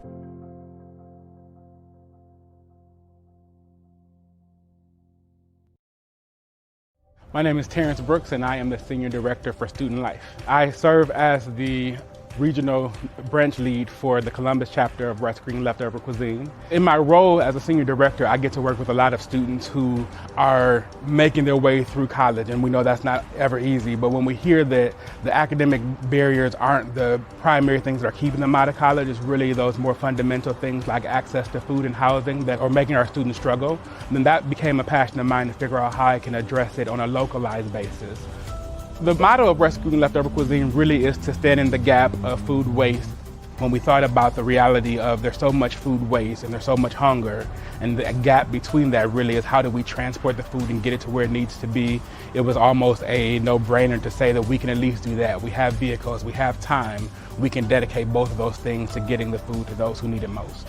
When we learn of excess food someplace, we send volunteers out to that location to pick it up, and we take it to establish partnerships with area shelters and places to gather to serve people food. Every week I come here to Bento's. I pick up whatever food they have that day, and then typically I take it down to a shelter downtown on Main Street called Friends of the Homeless. And I know that chances are they're eating it that day for lunch. So that really, really excites me to see literally from the beginning of the chain to the end, here I am getting this food from one place to the other so somebody can actually use it. Right before COVID hit, we were at 1,100 meals a day and we went to 0. So we shut everything down, but a lot of people on our team volunteered to come in and help produce meals so that we could continue to donate food. You know, it was just making such an impact, and so we started buying food to give away. The passion that community partners have not diminished at all. And in fact, we collect about 10,000 pounds of food every month. On average, people eat about 3.2 pounds of food every day. And so the amount of food that we're collecting are feeding families for weeks at a time. And it just feels so good to know that when those statistics are right there in front of us, that the work that we're doing is having an immediate impact on somebody being able to continue in school or feel like they can go to work and feel sustained. One of the things I love about working at Columbus State is I think that spirit of truly being connected to the community is who we are. And in a matter of moments, we had a number of employees throughout the Columbus State community reaching out saying, I'm a part of this community and I want to help and do something about it. Just to know that consistently people are finding ways to give and contribute, it warms my heart and it keeps me motivated to do this work.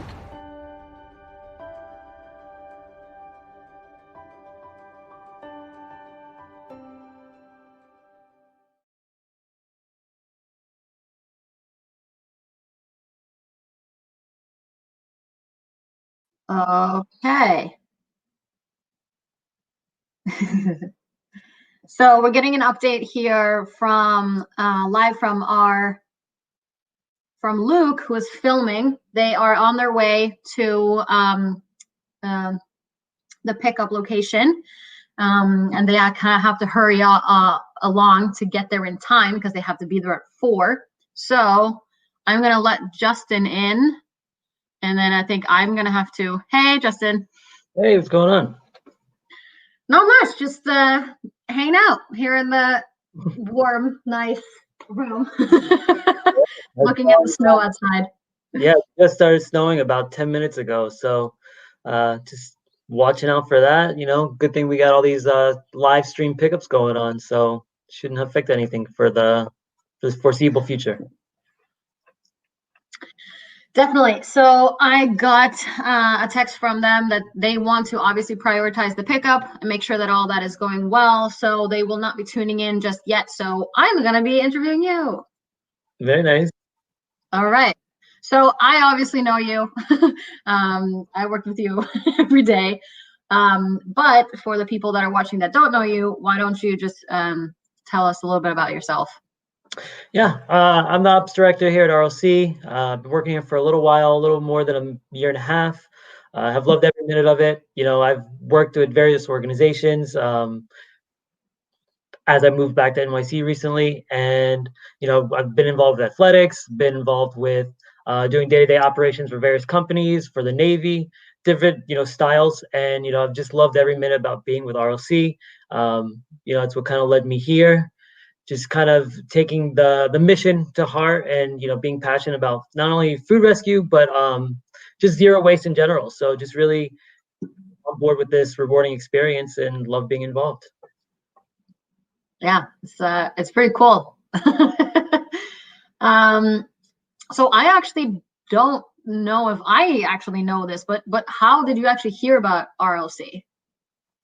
Well, one of my good friends has been working with RLC for a few years now, and she always mentioned how amazing the organization was and how great the CEO is. You know, he's out there trekking in the snow, just making sure that food doesn't go to waste.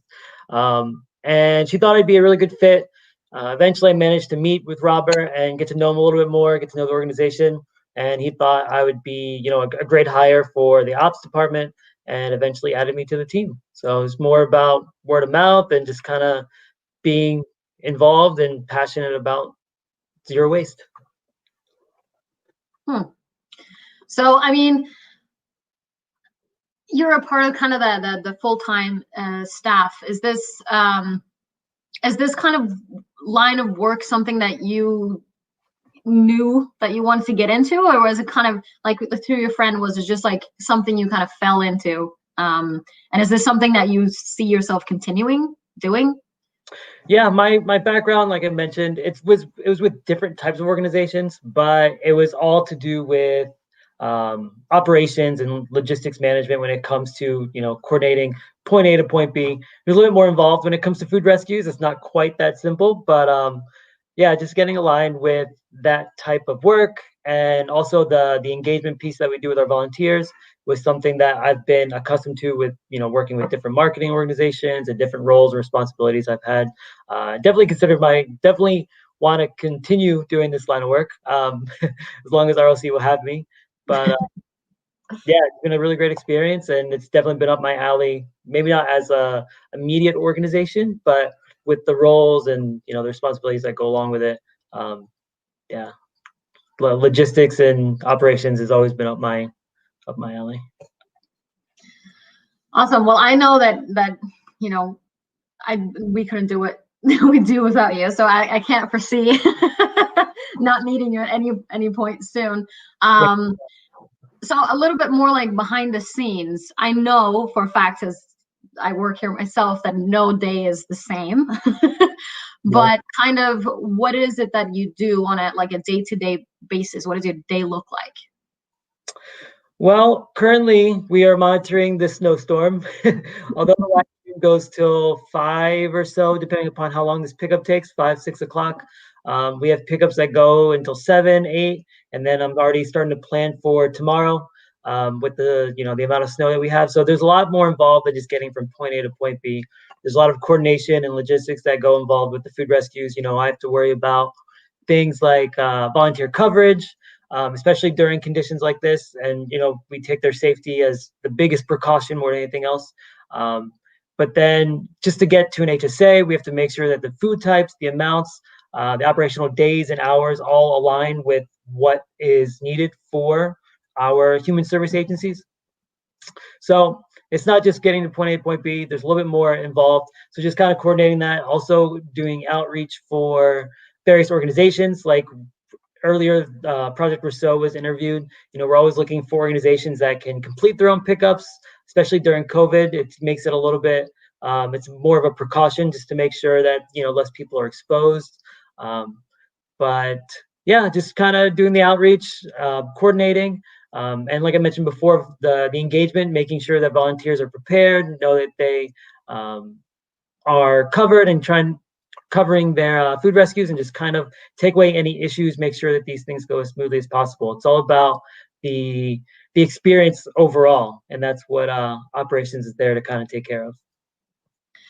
Yeah, there's a lot and that you do, and I can imagine, with COVID, that we had to pivot, to doing a lot more one-off pickups. Right.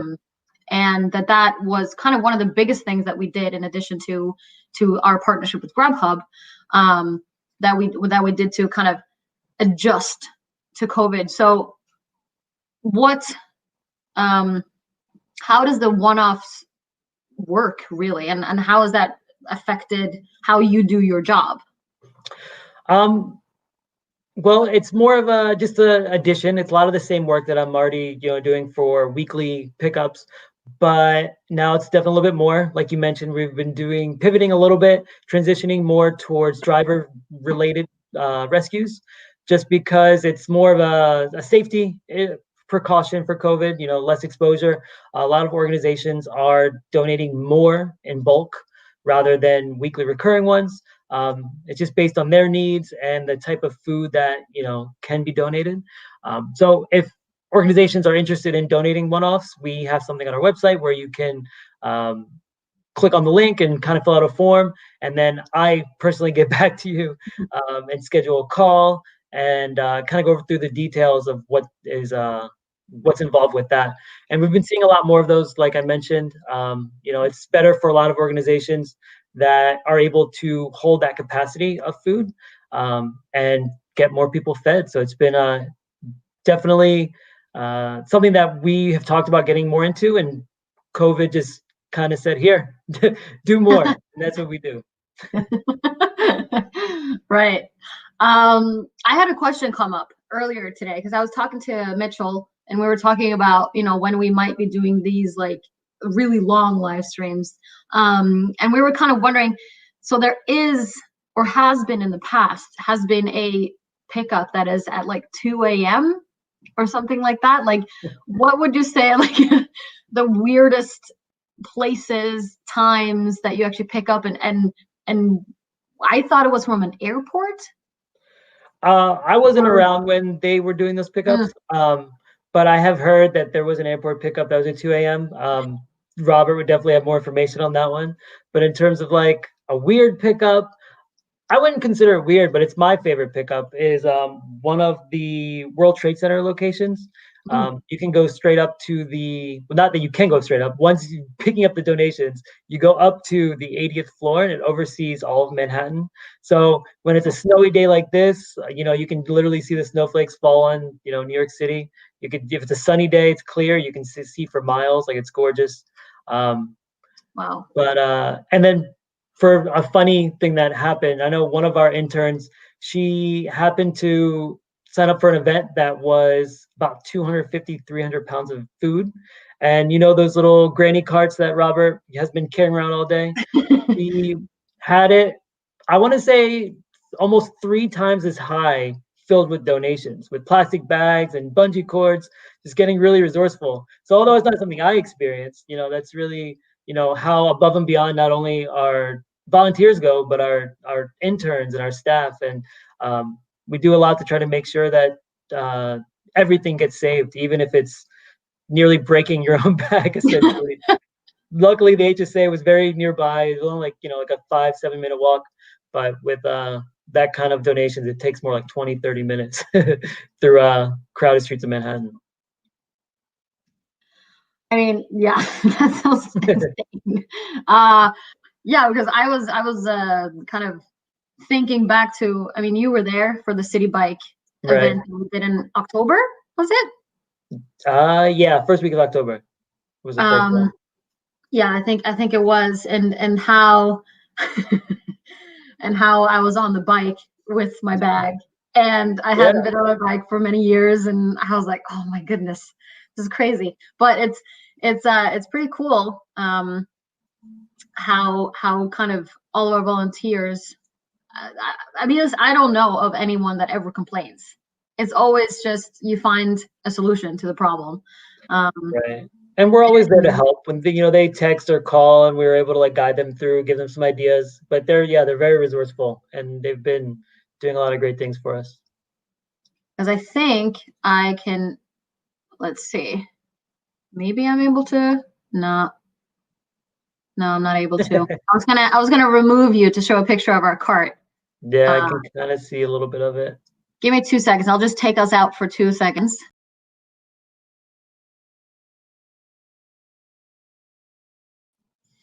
Oh.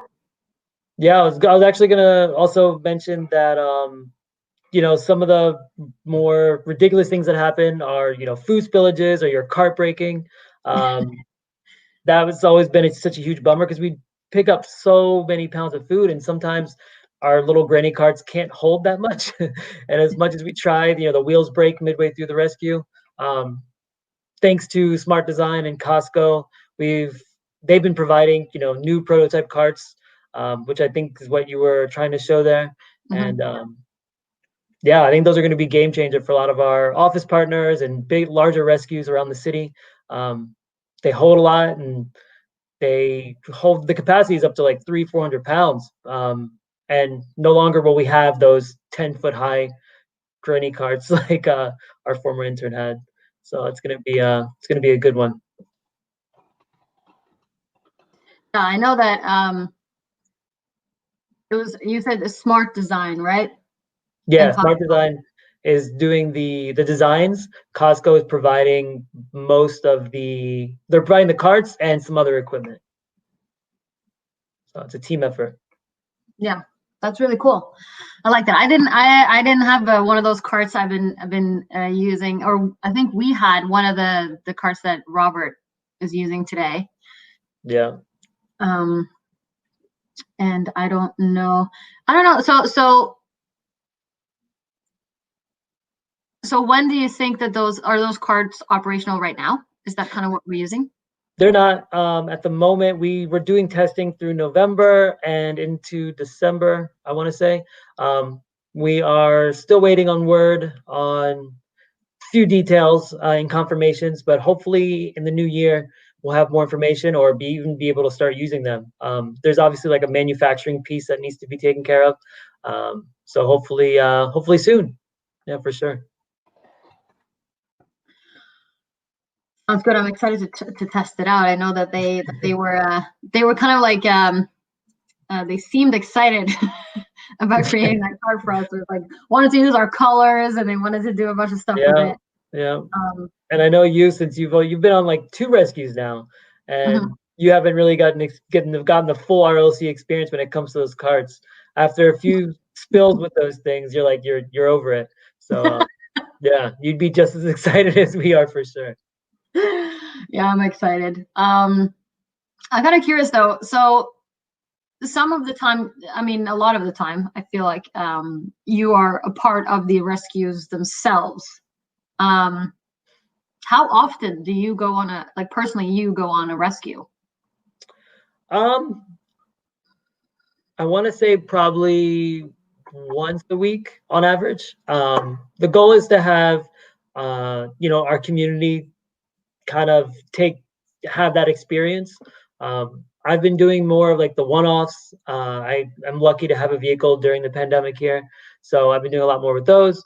But I'm always pitching in. I actually did a rescue on Monday night, my wife and I. So we had 2 carts going to Hell's Kitchen, so that was pretty cool.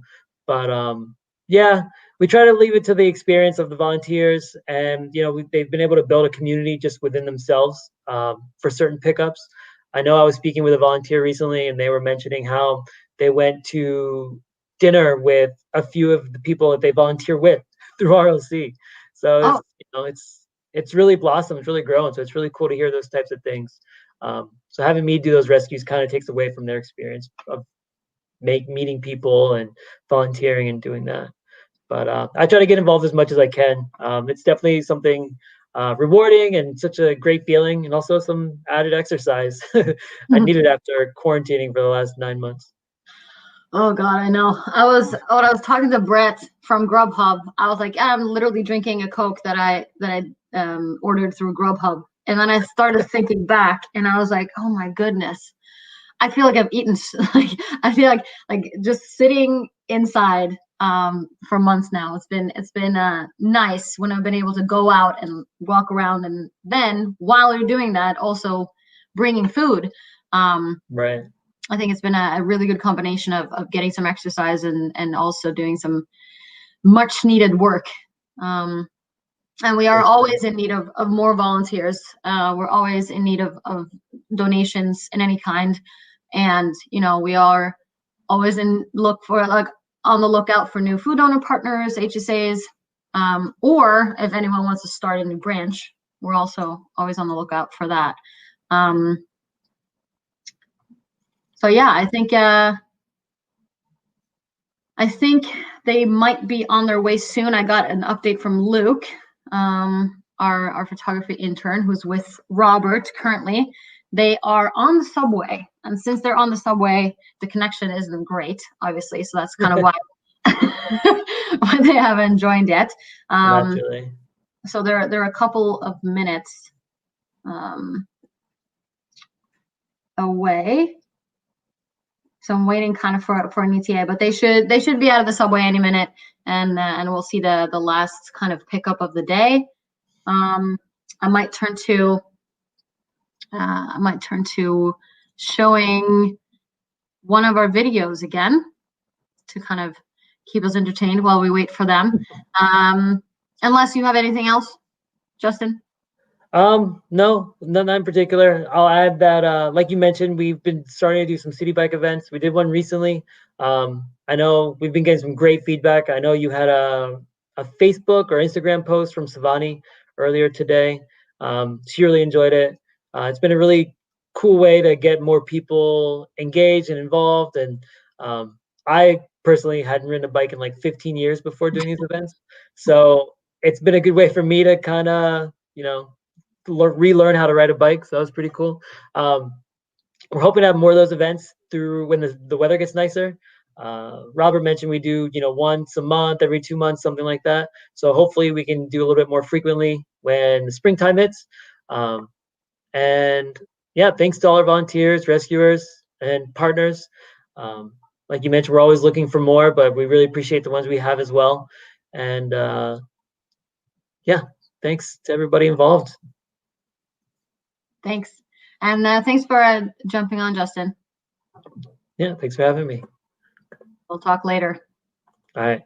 Bye. Bye. All right.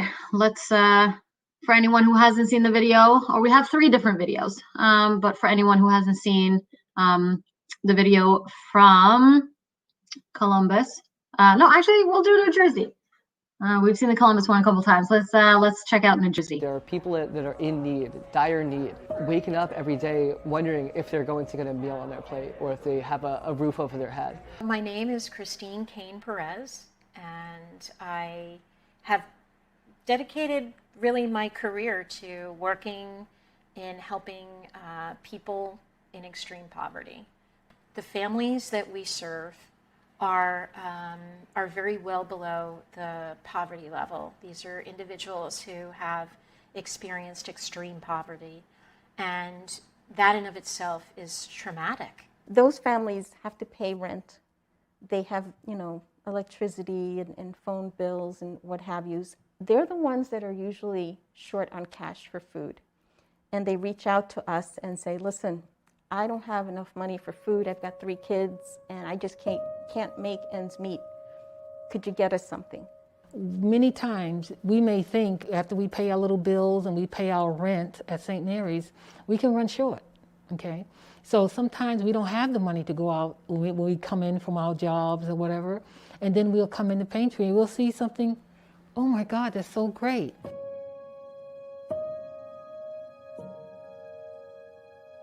I went to a restaurant and I ordered just one single thing, one meal that night. I was hungry, I just wanted to get some quick bite to eat. And the next thing I know, they're giving me pretty much triple of what I asked for free. And I asked them, what's this for? And they said, all this food is gonna get thrown away anyway, so here you go, you can have it for free. And I looked at them and I was just like, well, why are you giving it all to me? Why don't you guys donate it? And to my surprise, they just didn't have an answer. So I did some research that night and I tried to figure out, is there anything that we can do about this? And to my surprise, I found Rescuing Leftover Cuisine, and there is something that they have been doing about it.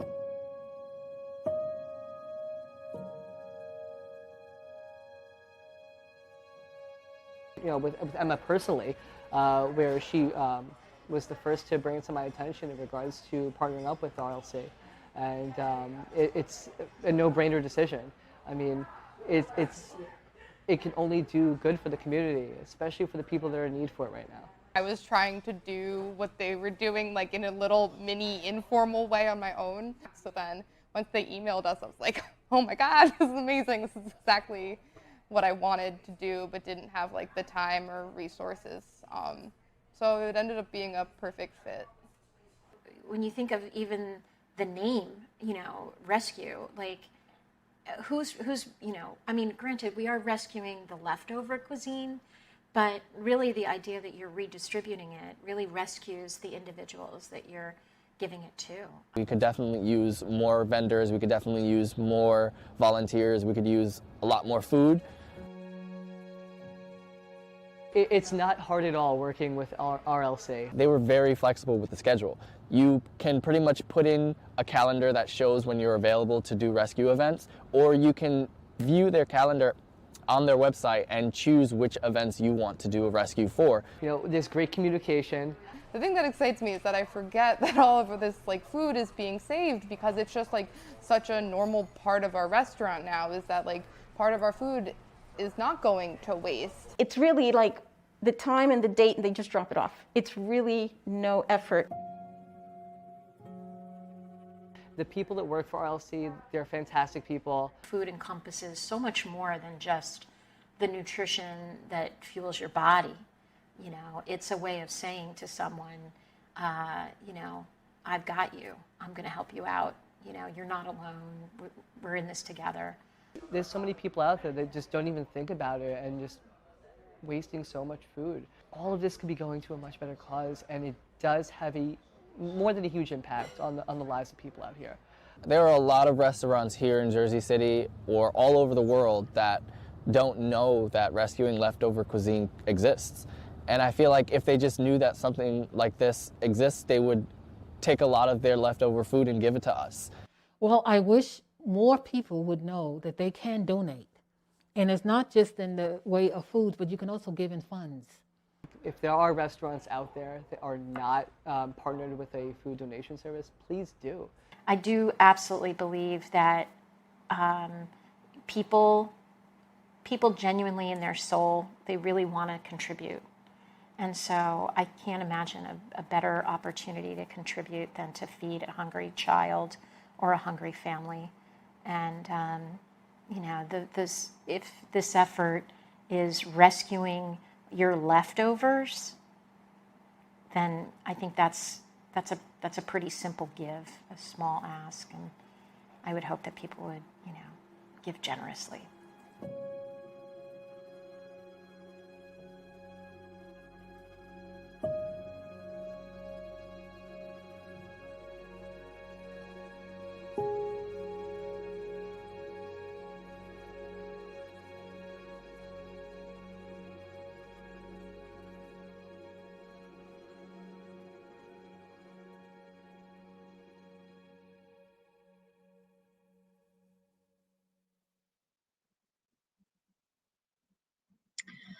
All right.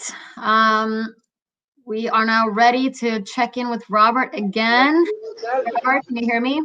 Yes, can you guys hear me? Yeah, we hear you. Alrighty, perfect. We're just approaching Levon Bakery in the Upper East Side. We're meeting with a few of our rescuers, and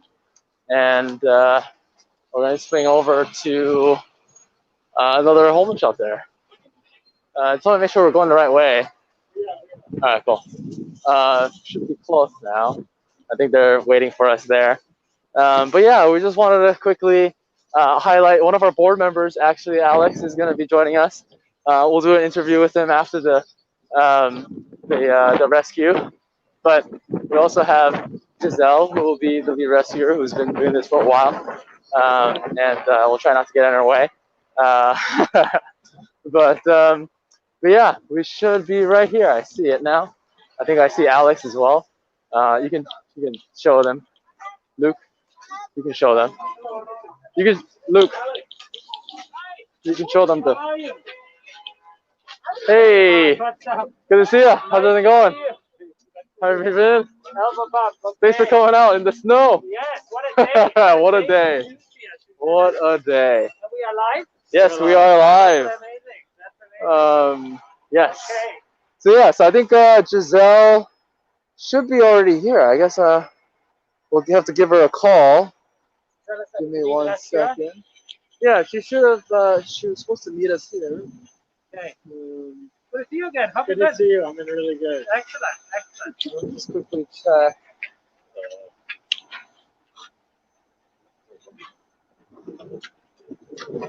We might freeze for 1 second. We're just going to check the info to give her a call and see where she's at so that we can go as a team. We want to go and time and do this. Oh, yeah. Yeah. You know what? Let's put time. Good call. Good call. Good call. All right. Let's give her a call. Hey. Let's give her a call. I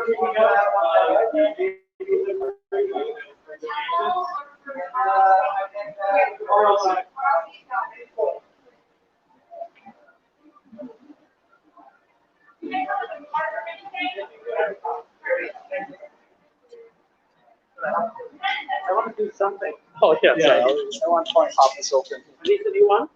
Yeah, no, these are the old ones. Maybe we should cancel that.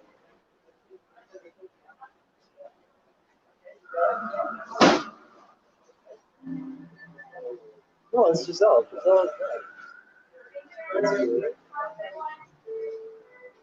Ah, we missed the entire show.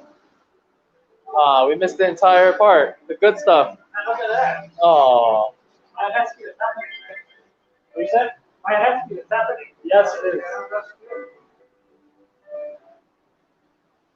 Alex was at the first. Yes, and we did the bird as well. This is also the bird. My wife was like, she always did the bird, you know?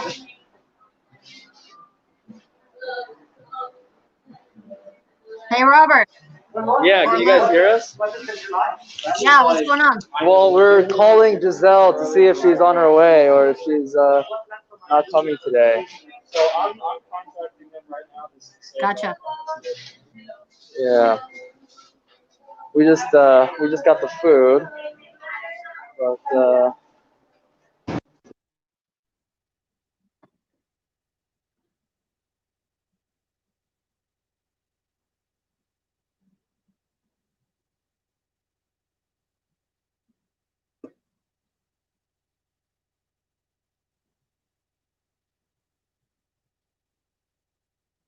Are you there, Luke?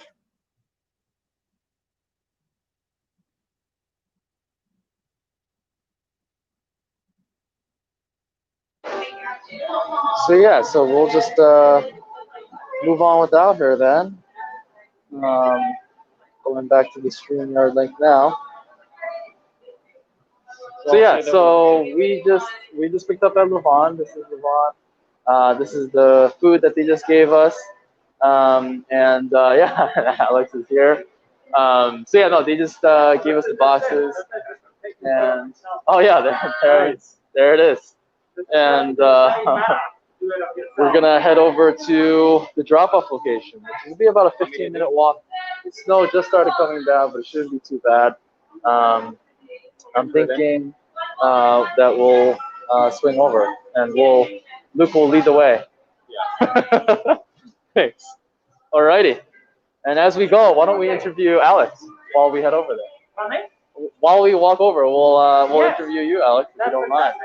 Sounds great. Where's the location? So the drop-off location is here. 216 East 7th. Yeah. Are we dropping it off at a regular place or a different place? Say again? Are we dropping it off at a regular place? Yeah, I think it's the usual spot. But I think they didn't want to get the address. Yeah. Cool, let us know when you're ready. Okay, it should be a straight shot, straight down, right? Yeah. Alrighty. So the audio is a little, we've been having a little issue, so I'm going to just pass this like this. Okay, good. So, but yeah, here you go. Thanks so much. Let's do this. In the snow. In the snow. In the snow. Good to see you, Robert. It's good to see you too. It's so unfortunate what happened with the Wonderbon. Wonderbon. I feel.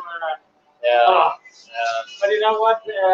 It's like, you need to put health first. Yeah, it really, it makes so much sense. Yeah. But yeah, all right, we'll head outside. Are we still gonna, yeah, you want to? Yeah, got it. Thank you so much.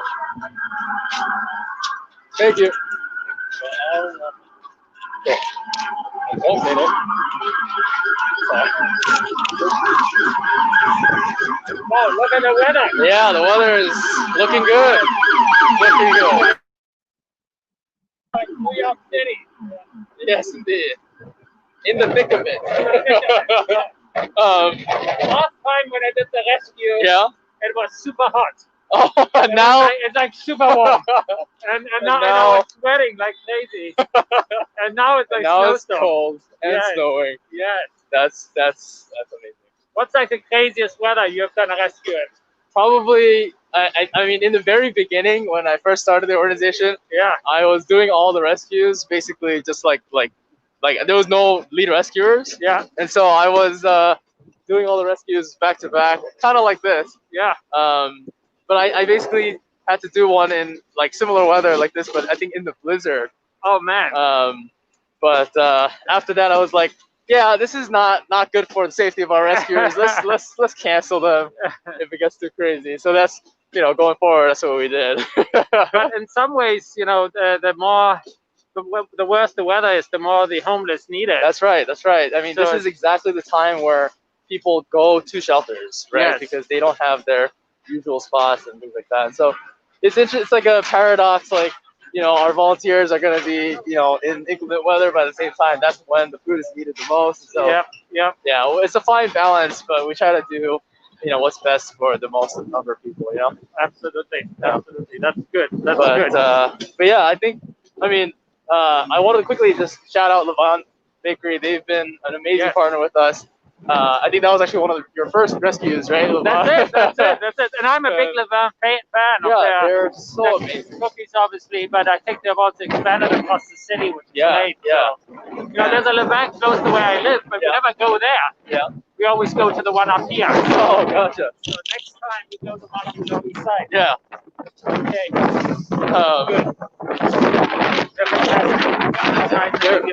Yeah, seriously. I feel like, you know, that's the right model for a lot of these new restaurants and new places that start up, right? Like, they should think about where their excess goes, you know, especially when they first start out, so that they have all the processes and systems in place so that they can donate their excess instead of throwing it away. So yeah, I think it's also a great message actually that the food is so fresh. Yes, that they actually donate it. Exactly. And yeah, I think it's a great partnership. Yeah. Our carts are definitely this is the old design of the cart. We have a new design that will hopefully be a lot better than this. We've been testing it out extensively, so we're really excited about Smart Design. Is the company that's been helping us out. They've been phenomenal. And it's just these tiny wheels, man. These tiny wheels. They just get stuck on everything. They're not made for this weather. No, you know? not at all. It's funny. It's like the streets look white, but it's all the salt. It's not even the snow. It's just the That's so salt. true. That's so true. I thought the snow was sticking. Yes, exactly. Not I was yet. like, oh, look at this. It's already white. Not yet. Not I yet. think people are prepared though. That's good. That's good. Yeah, better than the opposite, right? Not being prepared. But yeah, I wanted to spend a few minutes as we walk down. Yeah. Just interviewing you and talking about the board directors, you know? Yes. I feel like not many people know that there is even a board director. And they're, you know, and I think, you know, people would love to kind of learn more about like how it works, what it is, and all that. So why don't you just, you know, start off by telling us more about kind of you and how you came across RLC? Yeah, absolutely. So first of all, my name is Alex Absberger. Joined the RLC board earlier this year.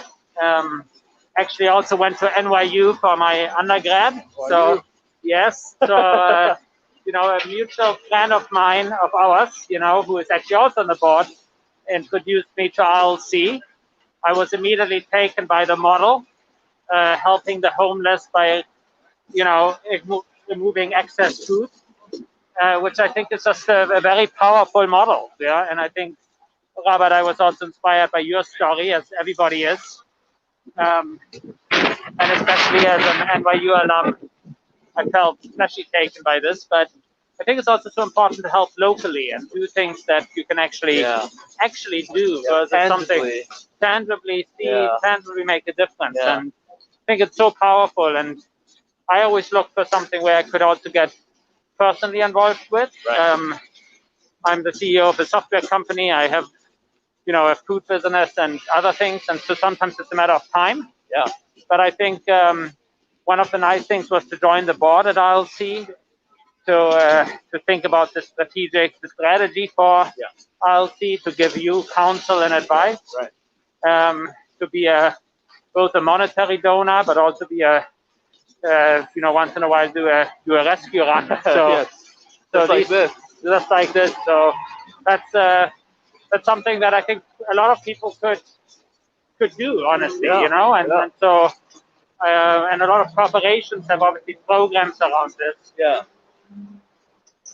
But the big part is really, I think, as a board, we want to be at service of you, Robert, and the team at RLC. Yeah, and I think part of that, I mean, people don't realize it, but like nonprofits are also organizations, and organizations have structures that are very similar to companies in terms of, you know, a board having, you know, employees and things like that. And, one second. Happens. Yeah. Okay. It's all good. It's the same. It's the same little cracks. It's always the little cracks with these. Yeah, okay, we got it. We can switch up halfway no, too. No, yeah. But yeah, it's these carts. These carts are always the. We can also walk a little slower too. I think in this New York walking mode. But yeah, I think one of the things that I wanted to also mention was like the board directors play such a central role in the strategy piece and helping us expand, helping us grow, thinking about how to be more efficient, how to be more strategic. And I was curious if you could tell kind of the audience in terms of like how you think about that and what you've been able to help with in terms of what committee you sit on, and give the board, give the audience a little bit more insight on how the board fits into a lot of decision making that we do. Yeah, first of all, I agree totally with you that non-profits are very similar. But they need to have a structure in order to scale. You know? Yep, exactly. And I think, especially at RLC, I really think it's at a scale point to scale further up. Yes. And that makes it so much more important to actually start to think about what's the right structure to put in place. Exactly. So there's multiple committees. I serve specifically on the marketing committee, but there's also a technology committee, a fundraising committee, a finance committee. So there are multiple committees across the different functions. And what we try to really do is work with the people inside RLC who manage those functions to give them ideas and advice, and to really do what board of directors should do is to ensure that the organization, there's obviously a governance board as well, a governance board which is important around the governance of the business. But the marketing committee, we really want to provide advice to the marketing leadership to say, like, look, is it now the right time to invest in the brand? Right. Is it now the right time to invest in more headcount? Right. Are there opportunities with partnerships that should be pursued? Right. How does it link to the fundraising ability of the business? Right. So there's a lot of different topics, and it's sometimes refreshing, hopefully, for the people who lead the functions to talk to people who are a little bit outside, take an outside-in view, because I have more of a business background rather than a non-profit background. And maybe some of the things I bring to the table don't apply, but maybe some ideas hopefully are helpful. Definitely. To think through maybe it from a different perspective. Definitely. I mean, nonprofits are basically just the structure, the legal structure. Oh, sorry, that was my foot. The legal structure is basically just a 501c3, but the systems and everything are essentially the same, and the strategy is also very similar in terms of thinking it through. The processes in which we think things through and the strategy in which we expand is also a very similar approach. And so I think the board has definitely evolved over time as well. There was definitely a point in which we didn't have any committees at all. So we're really grateful for your expertise and knowledge in like marketing and things like that, and helping us expand and grow and get to the next level. Maybe just to that point, I think to your point about like a company being or a non-profit using the same system. I mean, there's so much changing on the landscape about how people find out about something. Right. So we have a lot of discussions about how you use Instagram, how do you use, new platforms, be it TikTok and others. I mean, even what we're doing today in terms of this live recording. Yeah, exactly. And partially, it's also you need to kind of stand out. I mean, it's weird a non-profit to talk about competition, because ultimately competition doesn't really exist in the sense that, you know, all nonprofits do something good to help people. Definitely. But you do want to create more awareness right around causes. Right. You know? And there's definitely a competition amongst attention. I mean, there's so much entertainment out there that people will probably be, you know, watching instead of this live stream. That's exactly it. Even though this is the best thing that you can watch. Skip Netflix and watch RLC live. Watch us struggle in the snow. Exactly. How much fun is that? You know, sit at home, enjoy a hot chocolate, and watch us. Yes, exactly. How about that?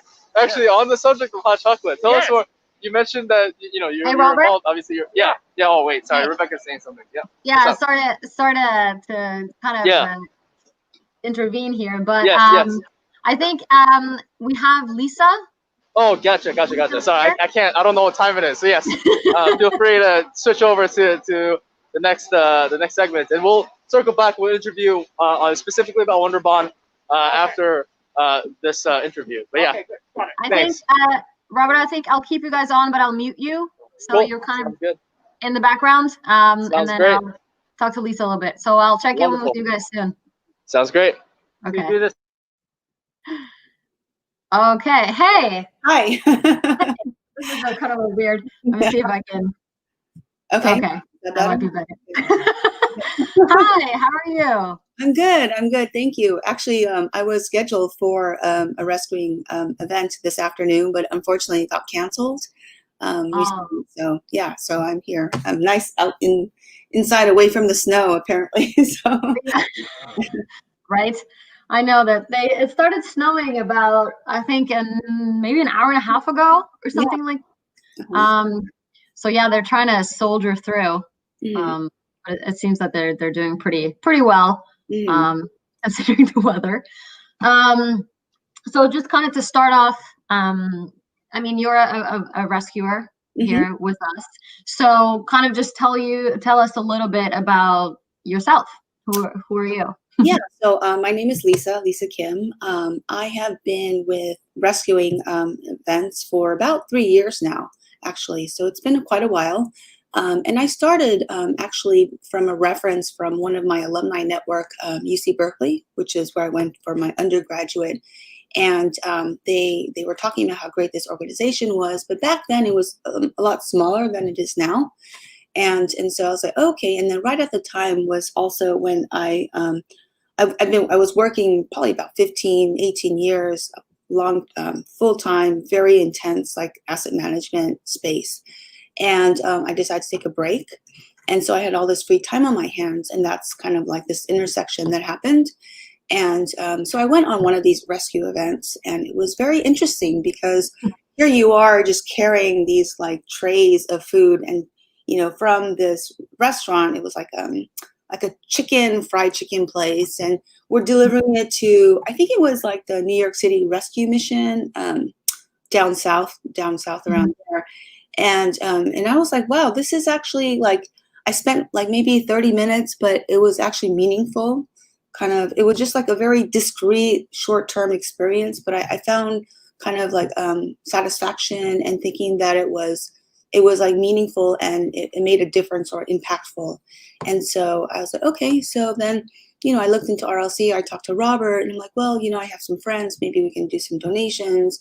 But then I got involved in the actual, like, being a rescuer and doing these events like on the road. And also I think this was also the time where RLC was ramping up and getting a lot more new partners, both on the donor side as well as the HSA side. And so it seemed like there were a lot of these open events without any, like, with needs of rescuers in the daytime. And I think that was more of the issue of people like who want to help and volunteer, but you're like basically working full time. And so you don't have, you know, like maybe you can do stuff after work or during the weekend. But there was like a lot of events I found that were in the mid-afternoon kind of window of time that, okay, yeah, I have time. I'm not doing anything, great exercise. This is really interesting and important and, you know, very satisfying. And so that's how I got engaged. And I've been engaged all these years now. So. Yeah, I was looking through your profile, and like you said, it's been like 3 years.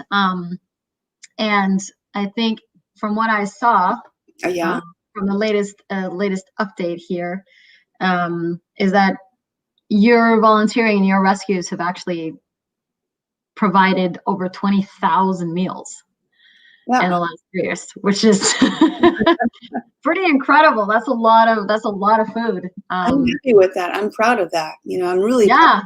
Yeah. You just hit the milestone of 20,000 meals.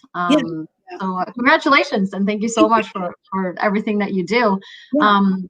Has there been any weird encounters, good encounters? Like how is it to be like really out in the field and meeting these people? Well, I mean, so for example, even like today with Robert, going out there today with the snow, I mean, there's been like so many, like in the winter time, especially here in New York City, where you're literally like rolling through snow, and then it's icy, and I'm not like that heavy too. So like oftentimes like the load itself is like 90 pounds, right? And so you're trying to navigate. There has been times I heard earlier about spillages. I'm also like, I've experienced that.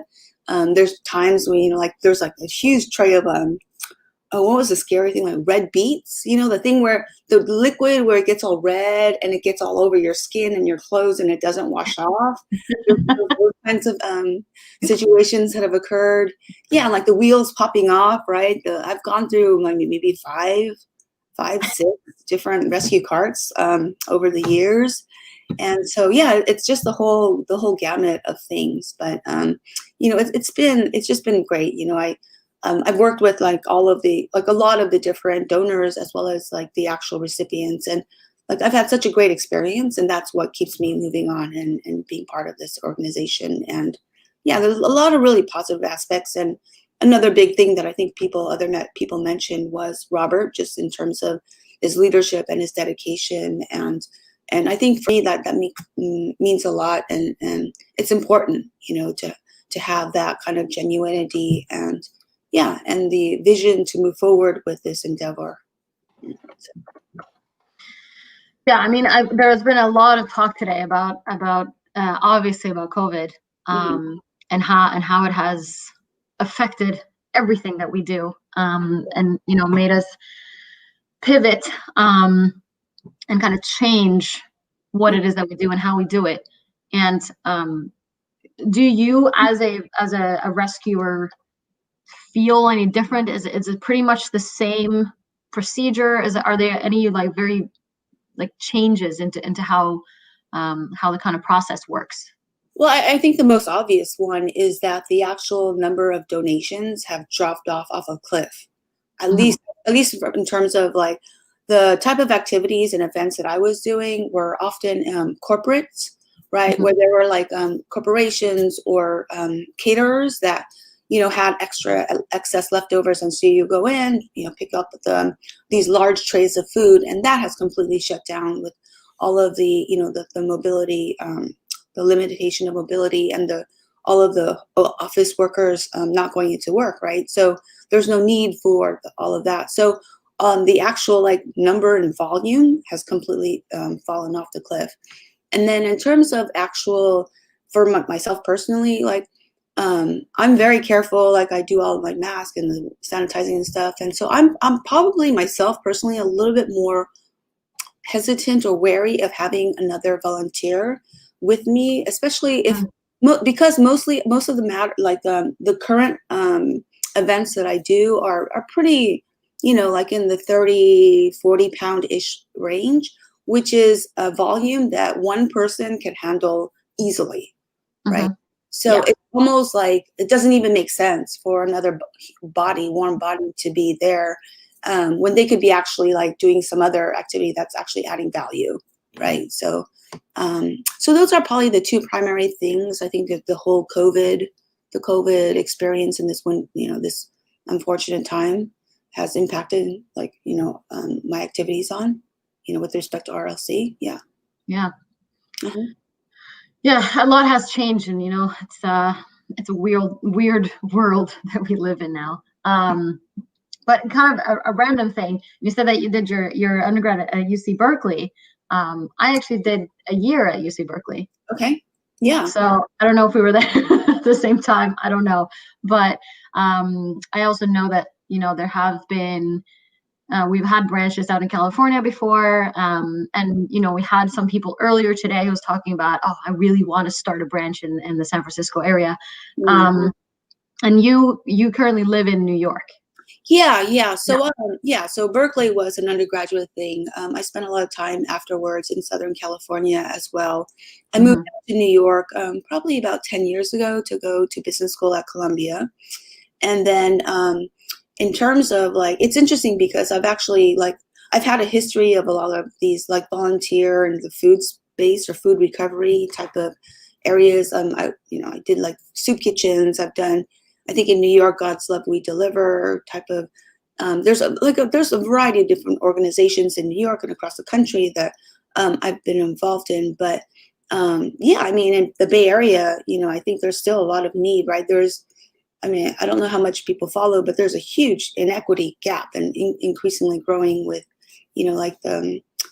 very heavy, strong, successful Silicon Valley tech-driven area, and then a lot of the other service workers that are falling through the cracks and so on. And then that's happening. I think that's troublesome across the country. But certainly, it's more pronounced, I think, in Silicon Valley and in the Bay Area, obviously in New York and certain pockets of LA and so on. So, the need is all there. And I was really happy. I didn't realize that your Boston branch was so engaged and all built up, or you had a New Orleans space, area growing. It's very impressive for somebody as as Rescuer, who's been around a long time, who was there when there wasn't all of this engagement, and you guys weren't all building out all your networks and stuff.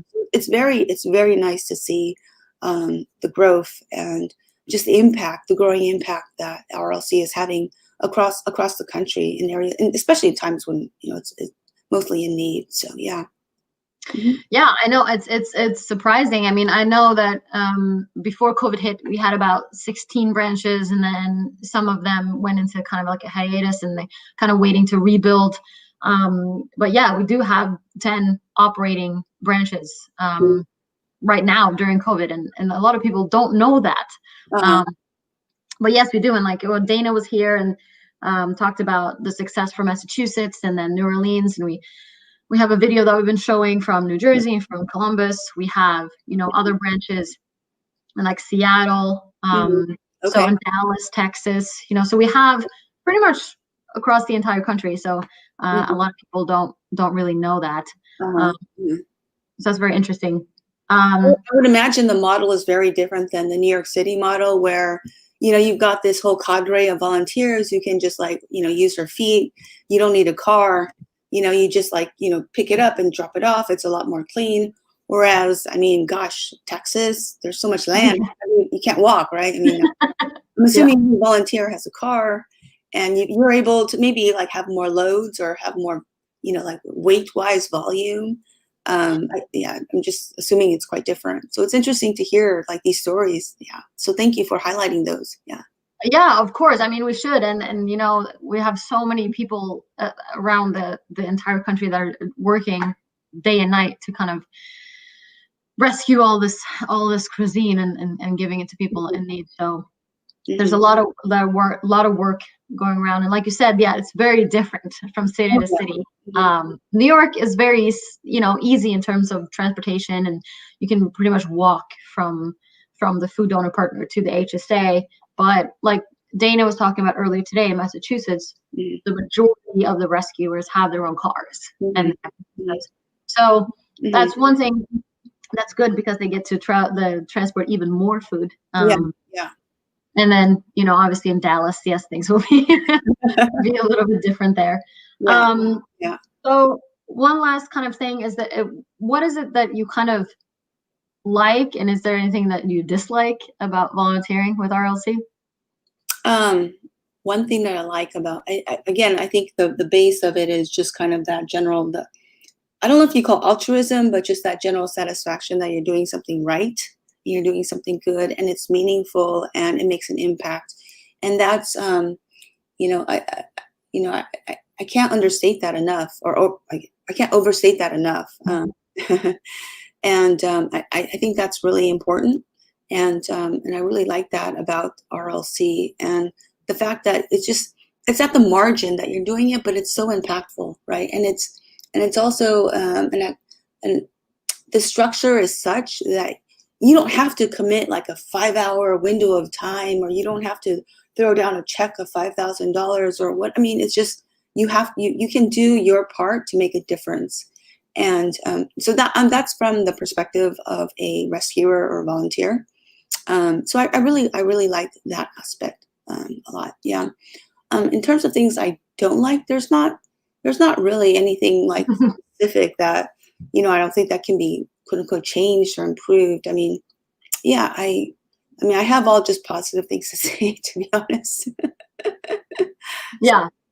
I mean, I think you made a really important point there, is that, you know, 30 minutes could be, or, you know, when you say you don't have to drop $5,000 or anything like that.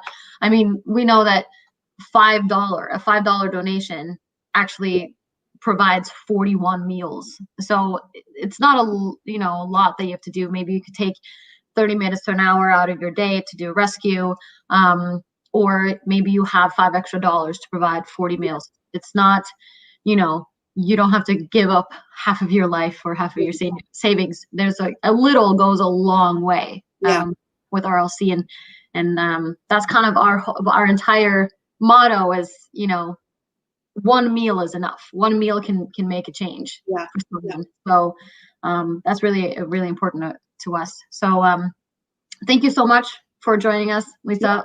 It was great to talk to you. I think that Robert and Luke are able to join us again now. So yeah, again, thank you so much, and stay warm. And all right, thank you very much. Bye, Lisa. Bye. Okay. Luke TV bubble or tea. Robert? Do you think they will allow us if I buy a bubble tea?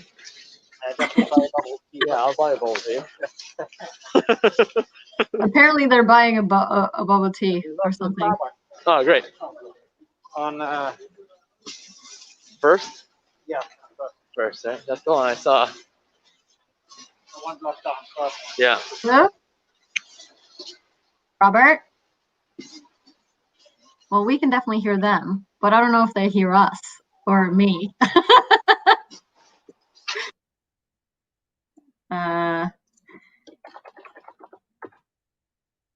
Luke, Robert.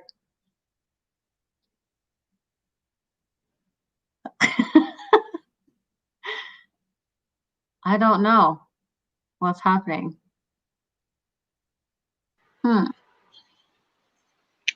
Luke? Oh yeah. Hey guys, we're actually gonna head to a Starbucks so that it's not too loud and snowy. It's about an avenue away. We can talk while we walk. Yeah, we can talk while we walk. We did a good job last time. All right, cool. So I'll grab this. Okay, I can hold this. I can hold this. Oh, there you go. I can hold this. All right, you guys take it away. All right. Okay, here we go again. Yeah, Are we live? Yes, we are. We are ready to go. Good. So we're back in New York City, on the streets of New York City. Yes, we are. Oh my God. Okay. So we just dropped off. No, we'll wait for the next one. We just dropped off, and we're gonna head over to Starbucks just to chat some more with Alex. Alex, you mentioned before that you were obviously CEO of EpiServer, but also involved in a food company, and it's super interesting. Tell us more about Wonderbon. Yeah. So as you know, as a New Yorker, I love good food. One of my favorite food places in New York City was City Bakery. Yes, I absolutely love City.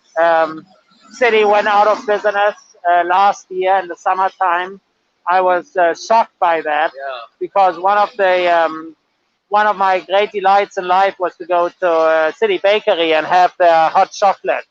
And every weekend I would actually go there, and it was kind of becoming an institution for me, you know. Nice. And I think over 30 years it had become an institution for many people. Yeah, that's definitely true. Yeah, for the croissants and for other things, etc. Yeah. And you know, the person behind it is Maury Ruben, who has been a chef and proprietor of City Bakery for several decades. Yeah.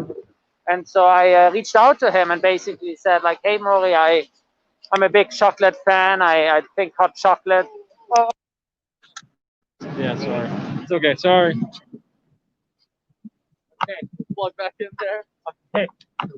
That's New York. It's New York. That was an amazing moment. New York. Okay, can you hear us again? Wait, let me just plug back in. I don't know if they. I think I plugged back in. Yeah, I don't know if I can take it. I think you're good. Okay. All right, cool. Yeah, you can keep going. Sorry about that. Okay. Interesting moments. Yes, yes. With New York City, trying to do a live show in the middle of a snowstorm. No, and ultimately we, you know, I reached out and said, like, look, love the hot chocolate. Believe hot chocolates are very underpositioned because everybody thinks about Swiss Miss or something else. Oh. No, how do we do some? No, we're good. Okay, we're still on. Wow, this system really works. Okay, good. Anyways, so we decided to go and create a hot chocolate business together. And we call it Wonderbon, Wonder and then B-O-N, Wonderbon. And we specialize in making hot chocolates that are, you know, really an indulgence in the sense that they are rich and powerful in taste. They're not like, you know, chocolate powder based. That's awesome. You know, so we actually like actual real chocolate. Actually, real chocolate. We melt chocolate. So that's the difference. We actually melt chocolate rather than starting with the chocolate powder. Amazing. Yes, yes. So you can probably you can actually taste that difference, right? I mean, I haven't had it yet, but no, I wanted to make it happen today. Yeah. We will make it happen really soon. We definitely will. And also for everybody at RLC, we will make it happen because you guys have an awesome team. But part of it is, I think, you know, it's kind of like with chocolate. For a while, everybody thought chocolate is Hershey, and then now you find a lot of obviously chocolatiers come out, and you know, people want to know what type of chocolate am I eating. Right. And I think the same is true for hot chocolate. For many years, everybody thought like, oh, I pour some water or milk. Yes, yes. And actually, so we have experimented quite a bit with different flavors, different tastes, but it's about that richness that people really get amazed by when they taste it for the first time. Right. And now we also have a plant-based version rather than dairy-based milk, but also, again, very rich and good. And then, you know, dark milk and white chocolate flavor. So we are pretty excited about it. And we did a pop-up store earlier this year here in New York City on Bleecker Street. And you know, for the holiday season, we you know, in post-holiday season, we want to, you know, do some online ordering for hot chocolates as well. That's awesome. And then next year, hopefully, we get to the market with a product that you can actually put on shelves in supermarkets. That's amazing. Yeah, that's the play. That's the play, you know. And anything we can't get to customers obviously goes to RLC. So you know, yes. But yeah, I mean, I honestly, I find it remarkable that, you know, I feel like a lot of these owners and people get emails randomly from people. Yeah. And I'm just surprised that, like, he actually even entertained the notion of that you know, proposed to him. No, it's so remarkable. Yeah, but I think it's kind of like, you know, Robert, I think the same with you taking initiative to start RLC. I think you always need to show somebody passion. And I'm super passionate when it comes to hot chocolate because I think it's a category I love hot chocolate. And then at the same time, I think it's a category that has really not been explored. So I find that it's like both a great opportunity and you know, there's probably not a single person who served more hot chocolate than Maury Ruben in all of New York City. I mean, he has actually personally served hundreds, thousands of cups of hot chocolate. That's amazing. And so, you know, you're kind of working with somebody who's passionate around that. Yeah. And so it just really fit nicely, you know? Yeah. So that's... Well, we made it to the store below. Yeah. Let's see if we can swing inside. Maybe it'll be a little less snowy. Although it will be louder. Alrighty. Maybe it's too loud. Yeah. I just want to mention. From the hot chocolate proceeds that we have this year, we also wanted to make a donation to RLC. That's incredible. So I will give you this now. Okay. I just need to sign it. Definitely don't want it to be yes, wet. yes. So we do this in real time. In real time. This is incredible. I mean, Wonderbon, I mean, again, just such an amazing company. I mean, I grew up just loving hot chocolate. Every time people wanted to offer coffee, I always took hot chocolate. And, you know, it's one of those things where, you know, anything and everything helps. And I think, you know, partnerships like these really help us spread the word, but also help amazing causes and, you know, help us continue to spread the word. So if you can, you know, definitely search Wonderbon, learn more about it. Sorry, it's a little loud. But yes, again, this is amazing. This is Wonderbon. Thank you so much, Robert. Thank you, Alex. Absolutely. Amazing, amazing. And again, the hot chocolate, next time we are together, we don't do it in a Starbucks. We do it together at your offices and with your team, okay? Exactly. So, but it's a pleasure. Yeah, no, it's a pleasure here as well. Thank you so much. Awesome. And yeah, it's been amazing. Yeah, so, awesome. Thank you again. But yeah, we'll swing over. I think Rebecca, you might have another segment. I don't know what time it is again, but I'll swing it back to you. Yeah, it's almost time. Thank you again. I don't know if he still hears me. Well done. We'll mute him. I think that Robert is going to head over to a city bike station where he's going to jump on a bike. That'll be interesting to see how he makes it back to the office in snow and all of that. But yes, he just logged off. So he will be heading back to the office, and he will then have, you know, another interview with the CEO of Battery Mission. Hopefully he'll be back in time for that, if everything goes well on the bike. I know that we have also someone, Jane from City Bike, that we're also going to be talking to, but she is not joining for another 10 minutes. So I might see Bryn. I might invite in another one of our interns that is kind of backstage here. Let me see. Hello. Hey. How are you? I'm good. How are you? I'm good. It's been almost 5 hours now. Crazy. With live stream. Snow and everything. Whew, it's been 3 rescues. It's been a lot of people that have popped in and talked and interviewed, and again, he's not on here still, but thanks to Alex and Wonderbon for joining on the rescue. And then also, in addition to 10% of all of the sales for Wonderbon is going to RLC for the holiday season, and then in addition, another donation by him today. So that's awesome. And if anyone else watching, if you have $5 is 41 meals. So I know it goes a long way. Hi, Bryn. Hello. So, Bryn, you're one of our interns. Why don't you quickly just give us the rundown of who you are and how you got connected to RLC? All right. So I am not only a donor management intern, so if you have donated to RLC, you might have heard my voice before over the phone. But I've also become an intern for the social media as well. So I kind of juggle back and forth, and then hopefully it will continue into the spring where I will be kind of like that connecting point in between. So yeah, it's been really great. I'm actually from Connecticut. I'm in Connecticut right now. But yeah, I heard about it because my older sister, Jane, who is fortunate enough to live in the city, she went to school at NYU.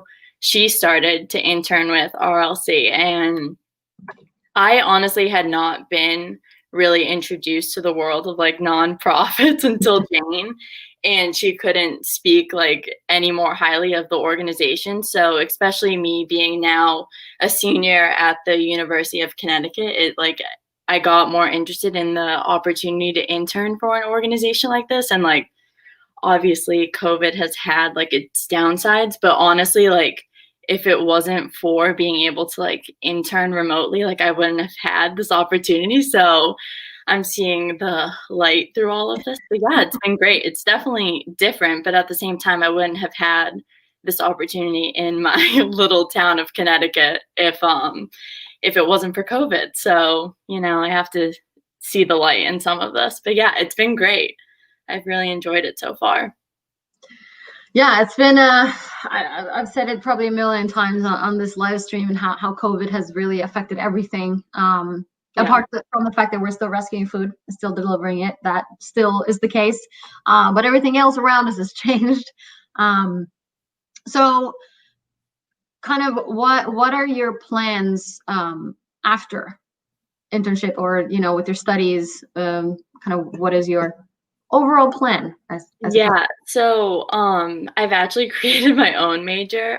So I'm trying to get into like fashion merchandising after I graduate, or something with PR maybe as I continue my internship at RLC. But yeah, it's definitely like shifted my view, because I have like made my major so broad where like I'm not so like constricted with just like one like view after like I graduate. So that's why like it's really been great to like be a part of something so different than like the world of retail, like literally like opposite ends of the spectrum. So, but yeah, it's definitely shown me that there are like other opportunities out there. And honestly, like media is just like so huge no matter like what field you go into. So I feel like I'm able to gain so much out of this organization, and then also feel like I'm like being able to like still have somewhat of like a positive impact, even though I'm like stuck in Connecticut.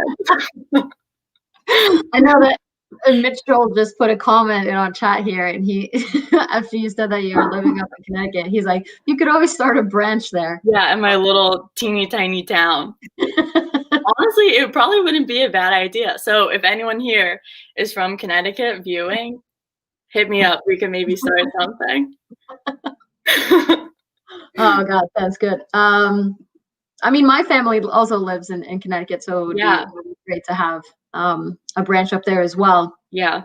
So we spoke earlier with Camilla, who's also an intern with us, and Mitchell was also here. He's always here. He's just we talked to him briefly, and kind of they all, I guess we all are on the same page that the downside of this particular time when you're an intern is that you're not in an office anywhere, and kind of everything is virtual. So that's, you know, maybe something that is a little bit of a dislike. But is there something in particular that you do like about working with?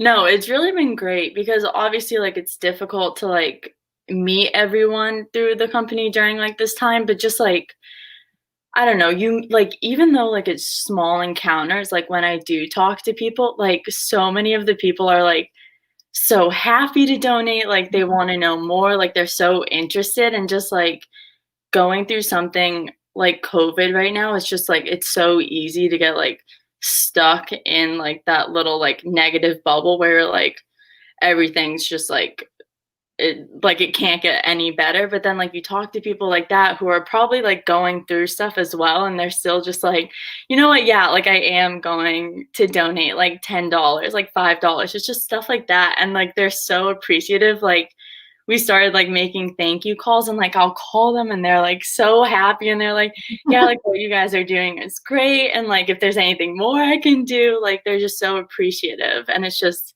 I don't know, it makes you happy, and it makes you remember that like there's still like a lot to look forward to. Yeah, I think a lot of people would be surprised to see, you know, how much engagement there has been. You know, the last, I can't even get into everything that's been happening in the last year. Yeah. Not just with COVID, but everything. Oh yeah. And you know, it would be natural for people to kind of take a step back and not be as engaged anymore, but it's been more engagement. I know.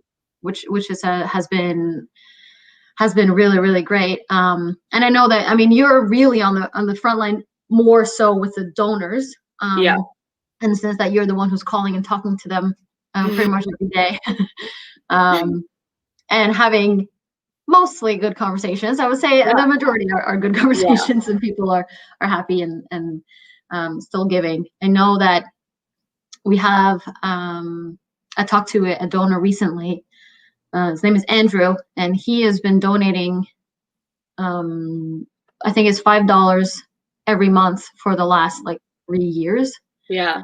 And from just that small gesture every month, I called him to tell him like, hey, I mean, you've provided tens, thousands of meals. Yep. And he was like, you know what? 3 years ago, I just set up a recurring donation and it's just been running. And I've been like, following RLC, but that's kind of, it's just been going out $5 every month.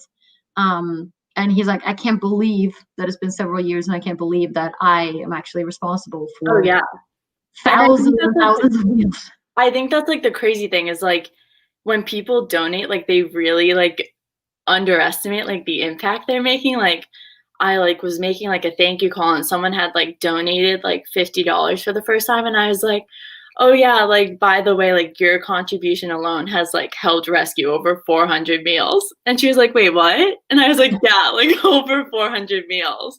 Like they just like, it's crazy. Yeah, people are literally not aware, you know, of how little can actually go so far, because, you know, like we've talked about over and over in this live stream, is that, you know, we don't have any storage space for our food. So we're not spending any money on that. We don't have any trucks. We don't have any of that. We literally have kind of our on the ground foot soldiers that are carrying the food directly from the restaurant to the people in need. So we're not really have any expenses in terms of storage or trucks. So it is literally like kind of translated into meals, and how $5 can give 40 meals. That's pretty incredible. You can feed a person for a couple weeks with that. Oh yeah. So that's pretty incredible. I know that we have Jane from City Bike is supposed to be joining us momentarily. But thank you, Bryn, for jumping on. Yeah, thank you for talking to me. Yeah.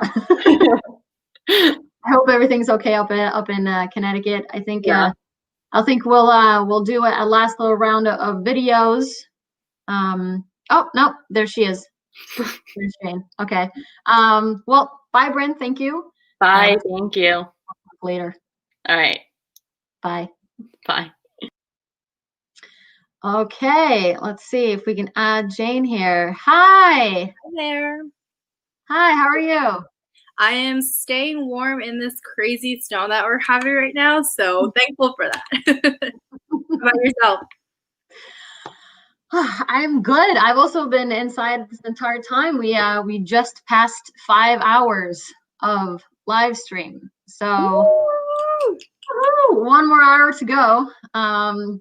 It's been awesome. I mean, obviously, I've been in here all warm and cozy, and so have you. I know Robert is out there fighting the snow and subways and phones dying and everything. As always, you guys are doing amazing work, and I'm so glad that you guys are still able to do this and still able to move forward today, despite this crazy. The more we're expecting tonight too. I know it's supposed to be a lot tonight. All right, so let's dive into kind of the story of RLC and City Bike. But first, why don't you tell us just a little bit about you and what it is that you do with City Bike? Sure thing. So my name is Jane. I am a program manager on the equity and community engagement team here at City Bike. I have been with City Bike for about 3 years now. So our team specifically, everyone, sometimes people don't understand what the word equity means in the context of what we do. So our team essentially has the goal of creating and leading programs that are centered around providing equitable and equal access to transportation, which, as we know, is a super vital resource, especially living in New York City. I'm sure we all know how essential transportation is.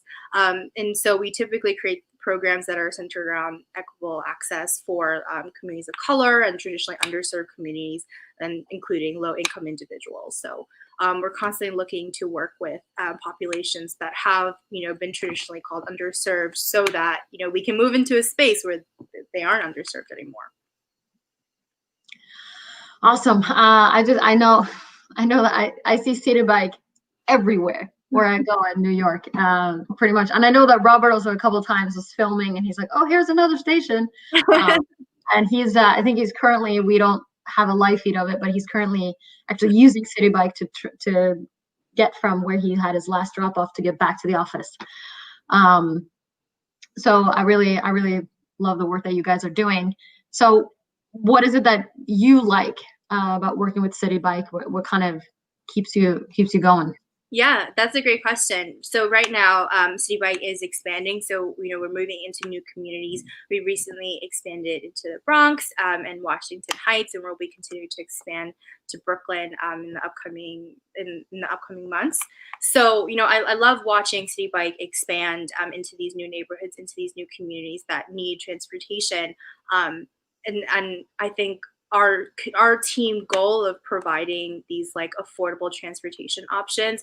For example, we have a reduce your bike share program that provides $5 a month City Bike memberships to NYCHA residents and to SNAP recipients. I think just like spreading the word about this program, sharing about this program, getting people just comfortable with riding and realizing that there is an accessible option and that City Bike is for them.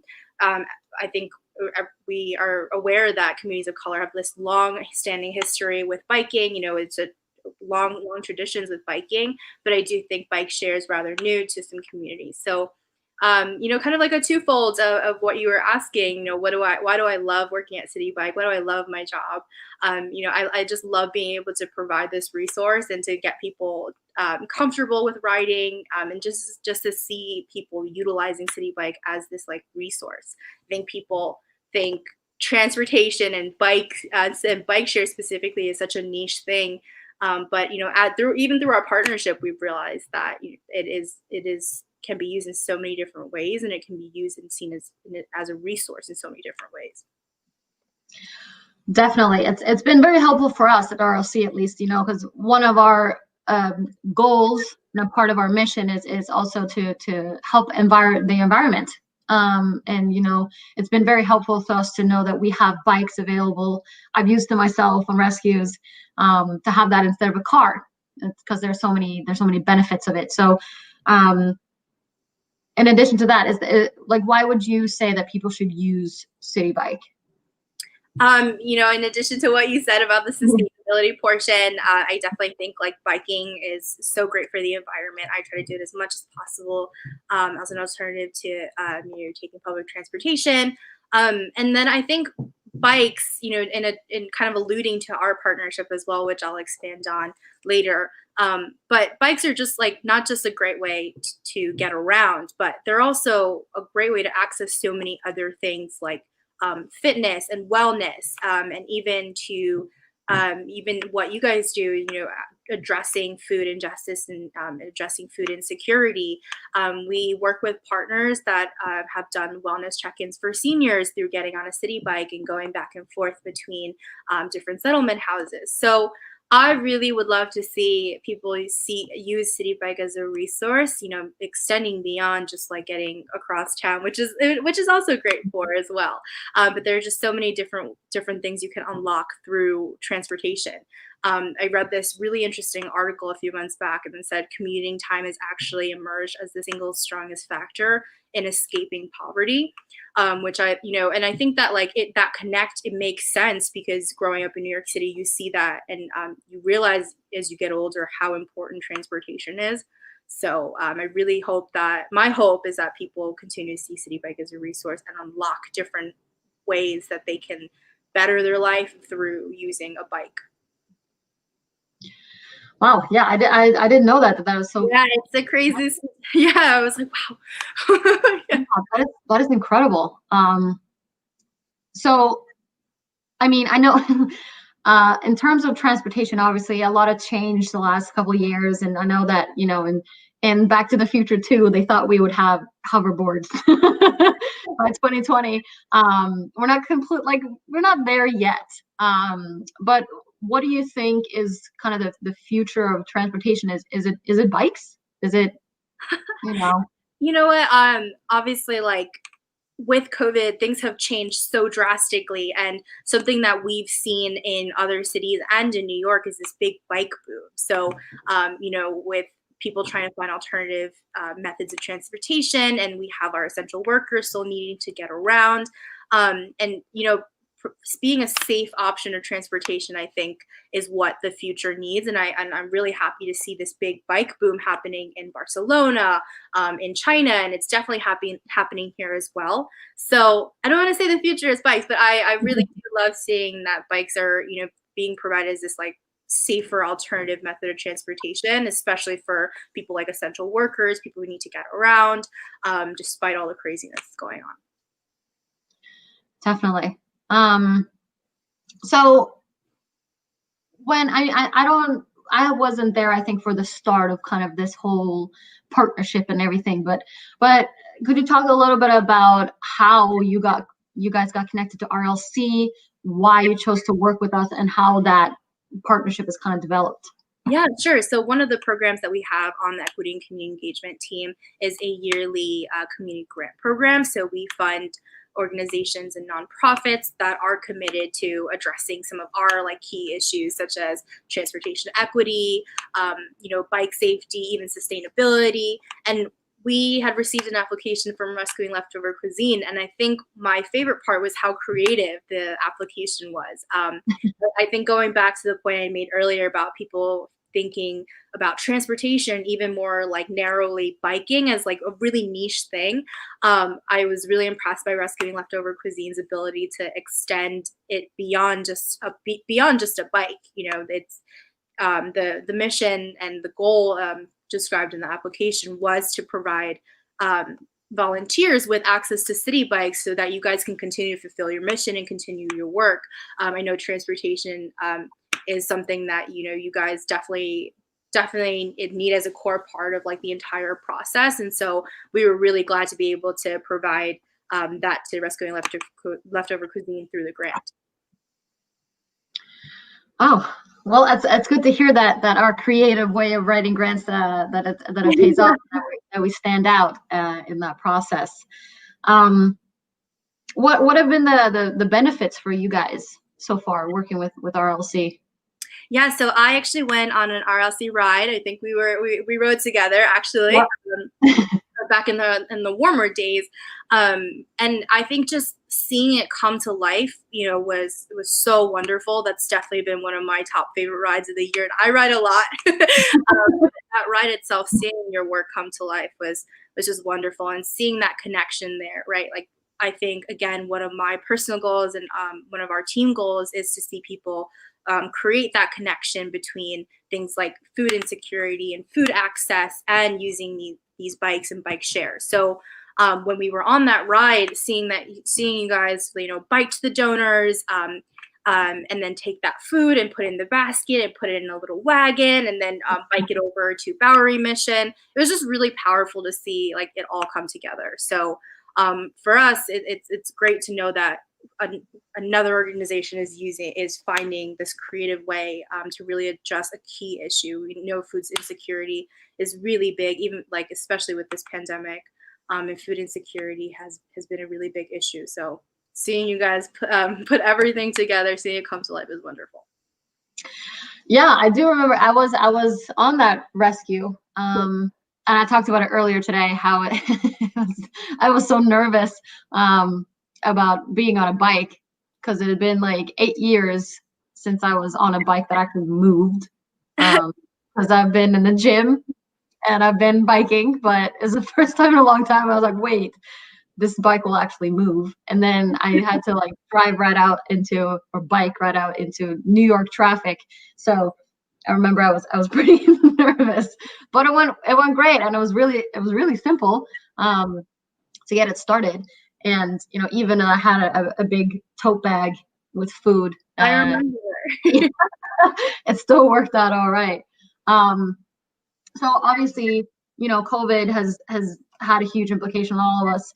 But in terms of like Thanksgiving and the holiday season so far, how's that been like for you guys at City Bike?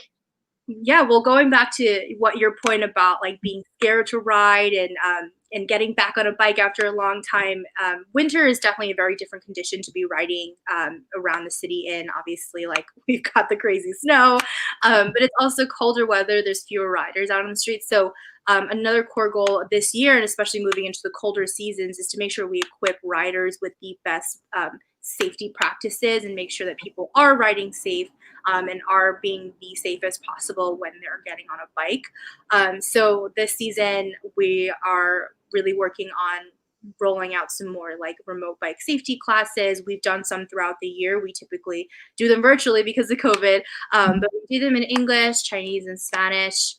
We have also rolled out a new bike safety video so that we can share it with partners, and partners can share it with constituents in their communities. We've also been trying to equip partner organizations with helmets so that they can, have their riders wear helmets when they're out. So I think this season we're really focusing on making sure if you're getting out on the road and if you're biking around and if you're going around the city, you do it the safest way possible. Awesome. Yeah, that is very important, because I know that we saw earlier today with Robert out there in the snow with wheels on the cart, and that it can get a little tricky with the weather. So, I mean, you've told me a lot about the projects that you guys have been doing and everything that you guys are kind of trying to keep up with COVID and all the changes in the holiday season and all that. Is there anything else? Any other project and initiatives that you guys are doing lately that you'd want to talk about? Sure. Yeah. So our hope is that we can continue to share about like some of the low income programs that we have. Because again, like no matter the state of the world, transportation will always be this really important resource for people. And we want to make sure that as we continue to move into thinking about the future and thinking about like what an equitable future looks like, that we continue to make sure that equitable means equitable for everybody, and that we continue to view not just transportation, but everything we do in an equitable lens. So I think just off the bat, we're thinking about new populations that we can work with that are underserved for 2021. We've been concentrating on new neighborhoods as well as we're rolling out expansion. So definitely keep your eye out for City Bike in new neighborhoods. And I think just definitely making sure that we create our messaging and that we're speaking to people and meeting people where they're at. Amazing. That's great. I know that on behalf of everyone at RLC, we are very grateful to have a partnership with you guys. And we'd love to have that, option of transportation that is so easy, which makes it easier for our rescuers, as well as helps the environment and makes basically saving or rescuing food for us makes it easier. So we really, really appreciate you guys at City Bike, and thank you so much for joining our call. Of course. Thank you so much. It was lovely chatting with you. I'm cheering Robert on, and I'll probably pop in and say hi to him soon. All right. I'll talk to you soon. Talk to you soon, Jane. Bye. Bye. All right. We got about 45 minutes left of this live stream. I'm trying to connect with Robert. I know that he is currently commuting and trying to make his way through New York in the snow, potentially on a bike. He's somewhere with Alex and making his way back to the office. So we have a couple of minutes, I think about 15 minutes left until he's going to jump back on. I'm thinking we watch some videos and we come back, and then maybe if we have time, I'll have Mitchell and Bryn join us again, and we might talk about everything that's happened today. I know that I have a couple of favorite moments most of which actually happened very recently. But yeah, we'll watch some videos and then we'll come back to talk about everything that we've been able to do today.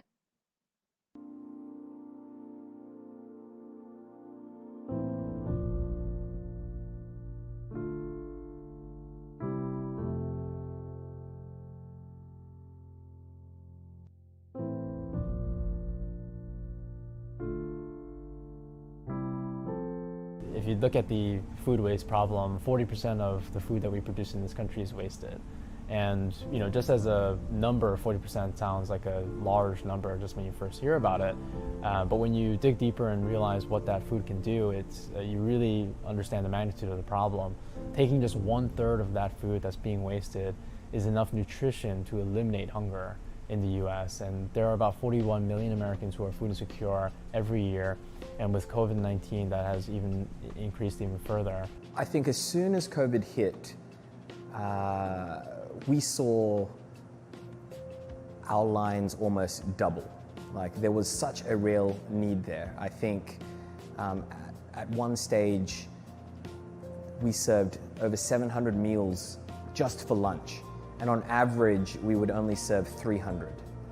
And so consistently throughout the beginning phases of the pandemic, we would be serving in excess of 500 people during a lunch service. We take it for granted. If you can buy food, that is a privilege. And when you hear from people that one good meal could just flip a switch, it could change an outlook, it could make them take a deep breath and change course, that's a miracle. It's a fact that we produce enough food in this country to feed everyone. We just needed to get it to the people who need it.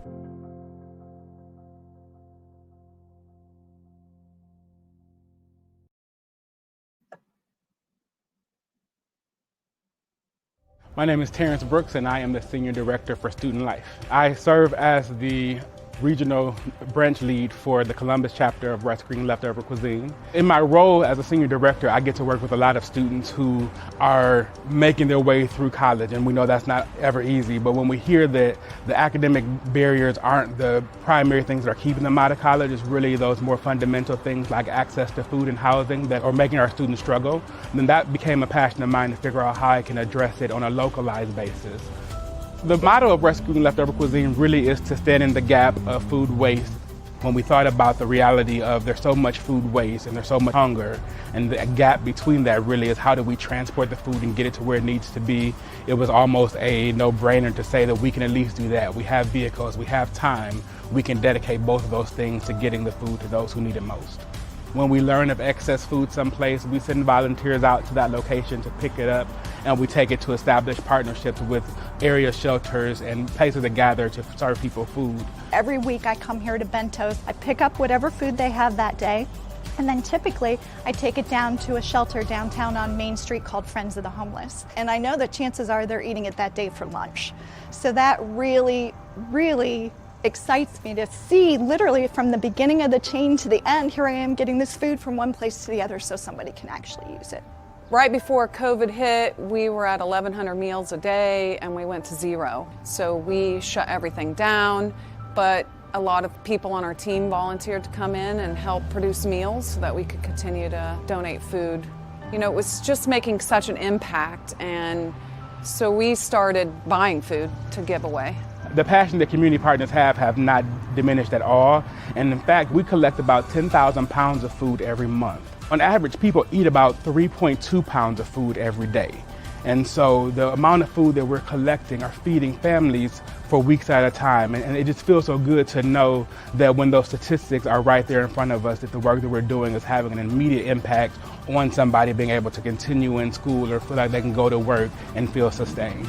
One of the things I love about working at Columbus State is I think that spirit of truly being connected to the community is who we are. And in a matter of moments, we had a number of employees throughout the Columbus State community reaching out saying, I'm a part of this community and I want to help and do something about it. Just to know that consistently people are finding ways to give and contribute, it warms my heart and it keeps me motivated to do this work.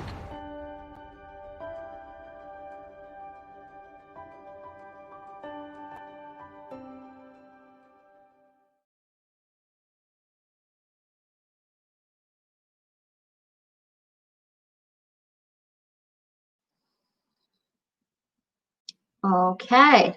I think we're done with videos for now. I know that we have about 8 to 10 minutes before Robert is back to the office and ready to talk to James with Bowery Emission. So as promised, I will get Mitchell. Hey, Mitchell. And Bryn back Hey. Hey. How are you guys? Good. Doing well. We're in the home stretch. I think that it's been going really well. I think all things considered, given the snow, given everything that could have gone wrong, I think. Yeah, I think it's been good. I think it's been good. It's been a long day. It's going to be very interesting to see if we do a 24-hour version of this. I could foresee a 12-hour version sometime next spring, next summer. I don't know if we'd ever be able to manage a 24-hour. We would need many more people. We would definitely need to take shifts. Yeah.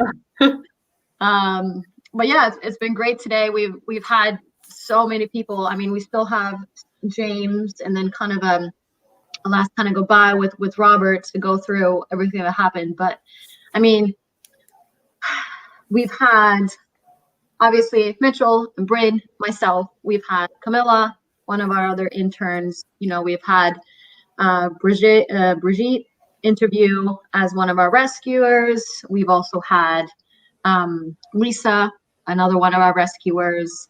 We've talked to Alex with Wonderbon. We've talked to Project Ruso. We talked to Phil from Three Guys from Brooklyn. We've had Avani and Dana from our branches. We've had Dana with like donor partners and is talking. Yeah, the ones that you're listing from the beginning of the stream sound like they feel like they were so long ago.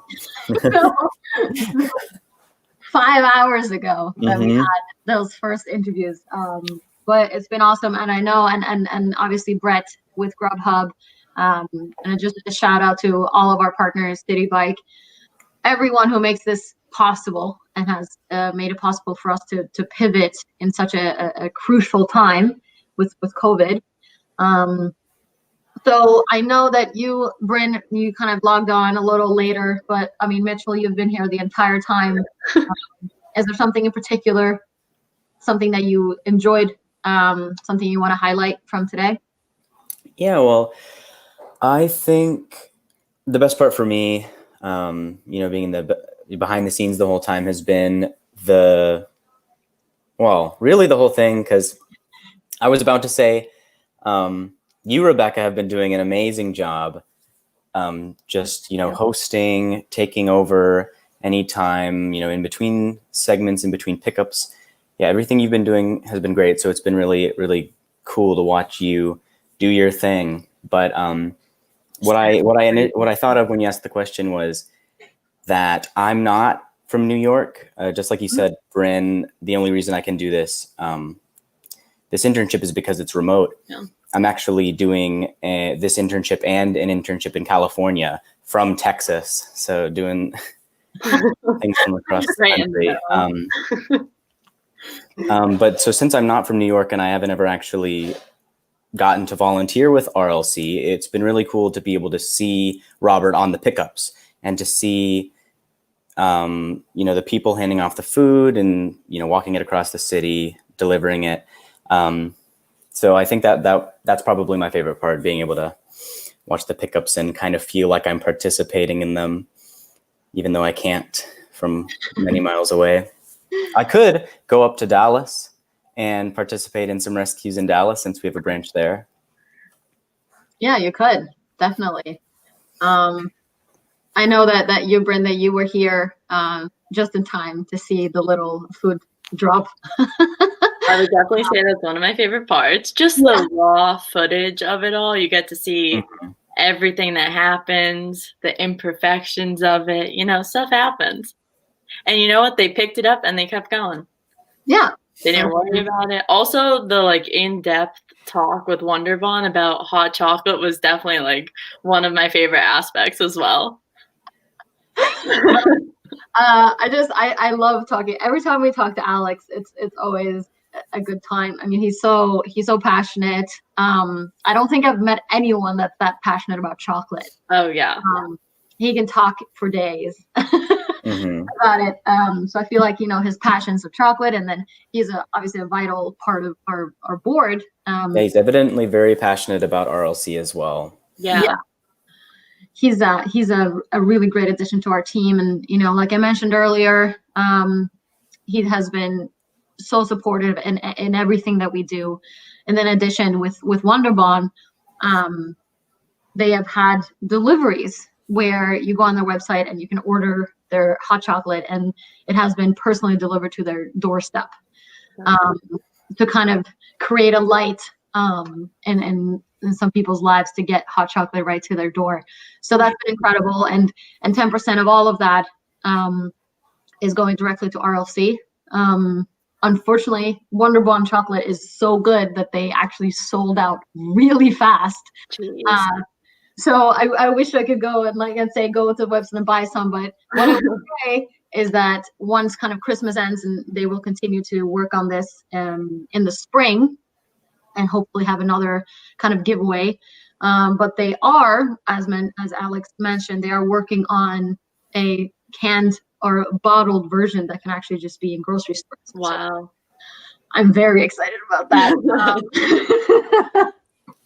I'm a big lover of chocolate as well. So I think for me, probably my favorite part was having Dana on with, I don't know how many they were at that point. I know that we hit the limit of how many people were allowed into the studio. Wow.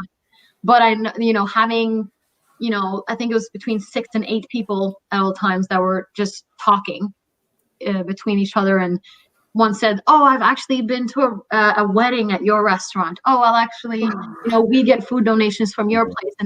And these people who don't know each other at all were like, "Hey, you're the person who's donating food to my HSA, and you know, we have this very special bond."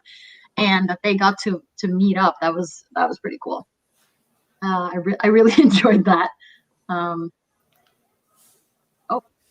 and Robert said he just got off the subway. So he is on his way to the office. He will. Oh, I also know now that. Oh, wait. Can we maybe add him in here? Oh, there he is. Hey, Robert. Hey, guys. Hey. Sorry for the delay. Just got off the subway. The snow is starting to stick a little bit. Yeah, it doesn't look pleasant. Yes. It's not bad. It's not bad. It's not bad. You've just gotten used to it. You've been out in the cold for so long. I guess so. Yeah.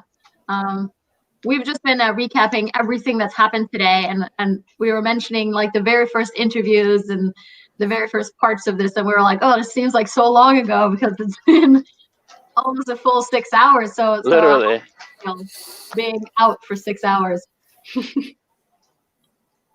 Yes, indeed. Oh.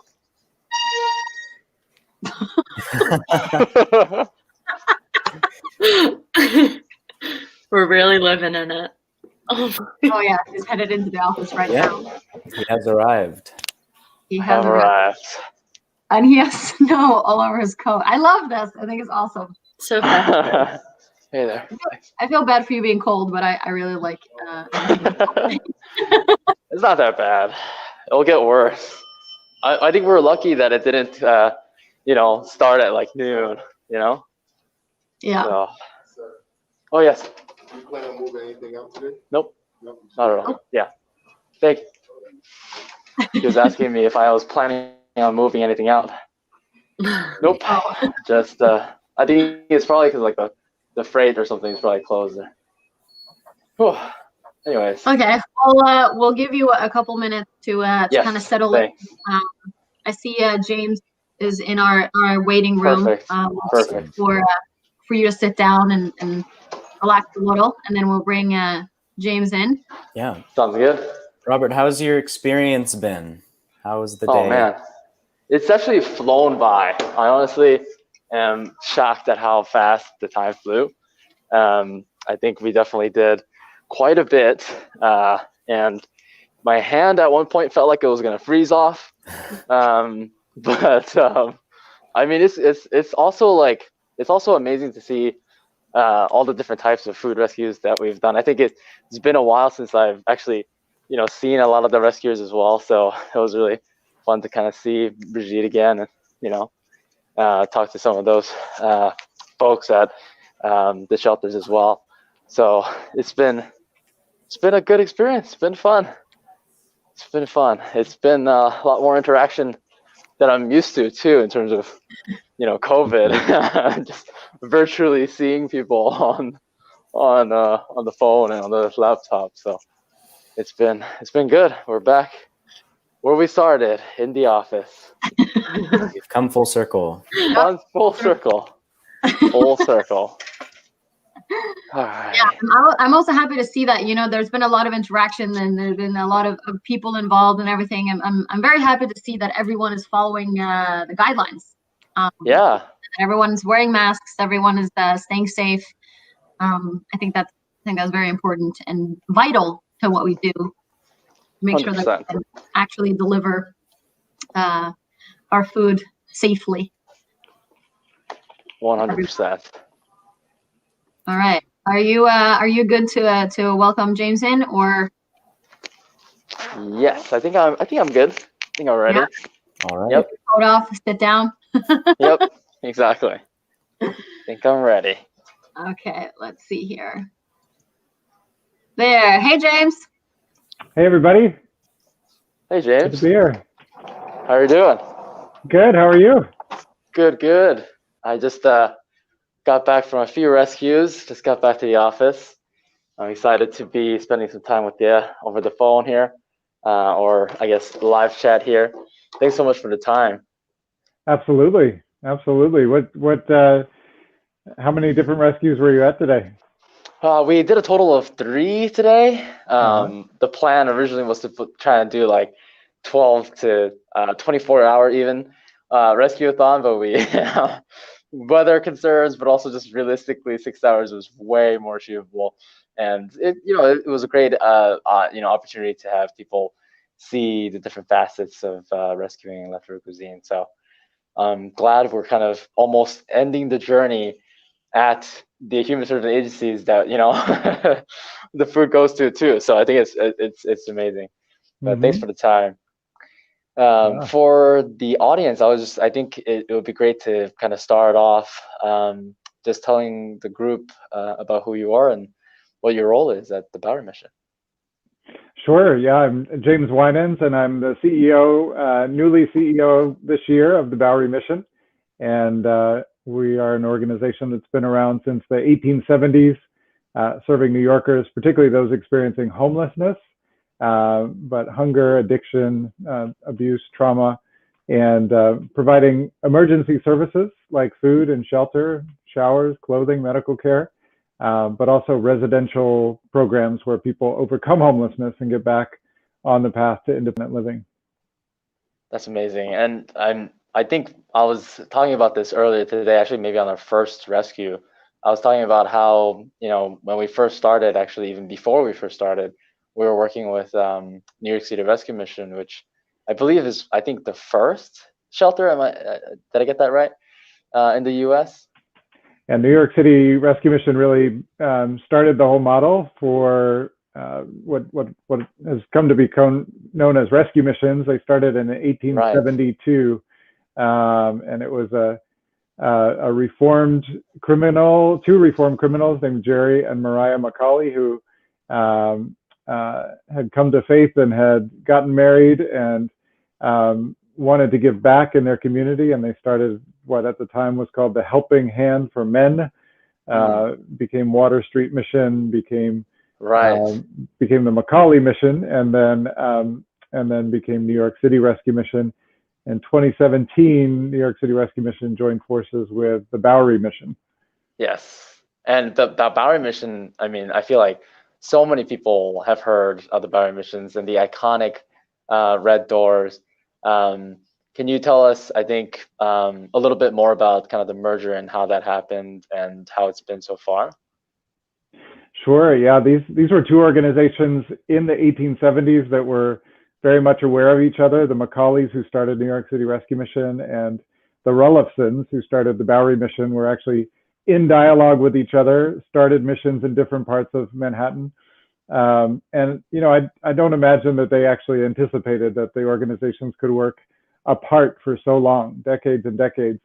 But as the organizations came together in the 2010s, we realized that, you know, we're serving the same people, we're raising support from the same communities, and we're actually, you know, referring guests back and forth between our agencies, clients back and forth between our agencies.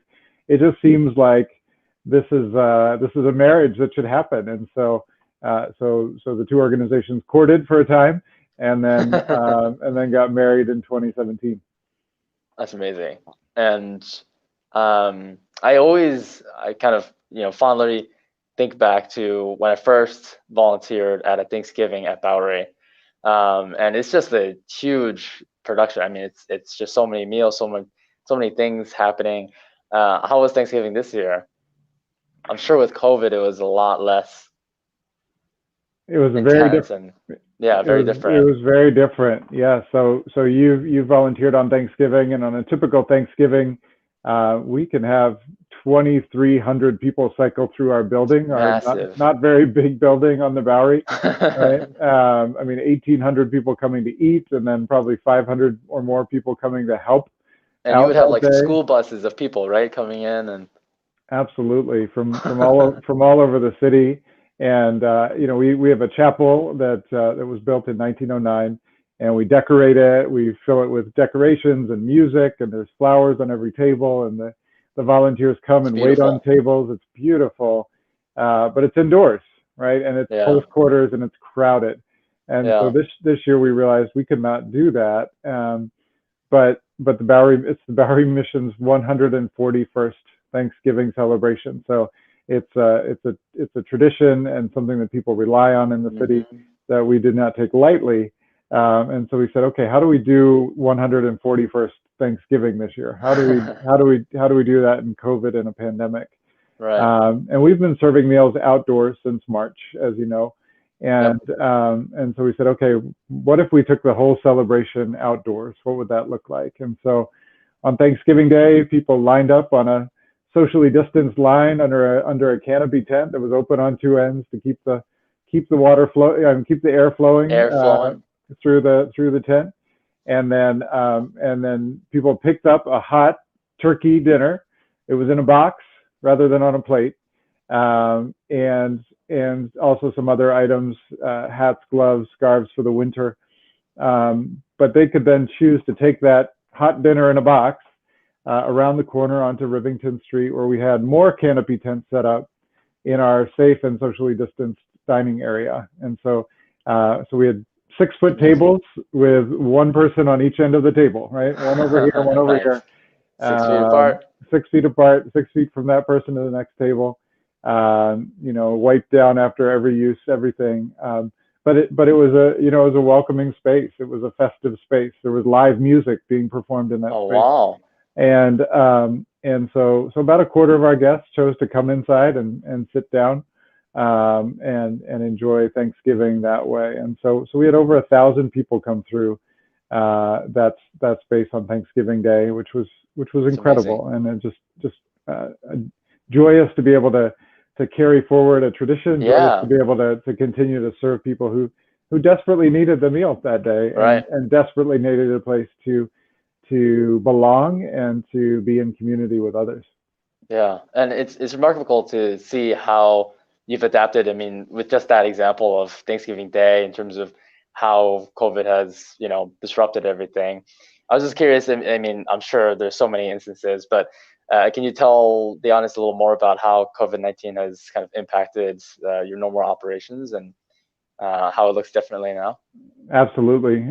So, I mean, the first one we started talking about is what's so close to the heart of rescuing leftover cuisine. It's the food, right? We know that the meals are often the starting place for somebody to begin a journey of transformation.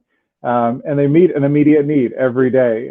Somebody who's homeless is hungry, right? And so we said, okay, how do we continue to serve every day? And we haven't missed a day. So on March 15th, we were serving That's meals incredible. indoors. On March 16th, we were serving meals outdoors. And that's the kind of reliability that, you know, people depend on. Yeah, thank you. And that, I mean, that first day was rough. March 16th, we weren't really ready to serve meals outdoors. We only had certain food available, but the gratitude we experienced that day was just extraordinary. And we said, how do we do this better? How do we do this better every day to serve a meal outdoors? So meals has been a focus. Hygiene has been a big focus. Maybe in some ways the most surprising is that when New York City shut down, we immediately shut down all the informal places where people use the bathroom and wash in the city, right? So we're serving guests who are used to washing up in the library bathroom, who are used to washing up at Starbucks or at the rec center, and suddenly all those places were closed. And we saw people's hygiene degrade very fast. So not only are we telling people to stay at home, and folks don't have a home to go to, right? But we're also telling them to stay clean, you know, wash your hands, you know, whatever it was, 20 seconds every hour, you know, this is how we're going to defeat the virus. And people don't even know where to use the toilet. And so the Bowery Mission mobilized. We found a partner called Showers of Blessings. And they have a van that's modified with 2 private shower units in it. They've been out in front of the Bowery almost every day.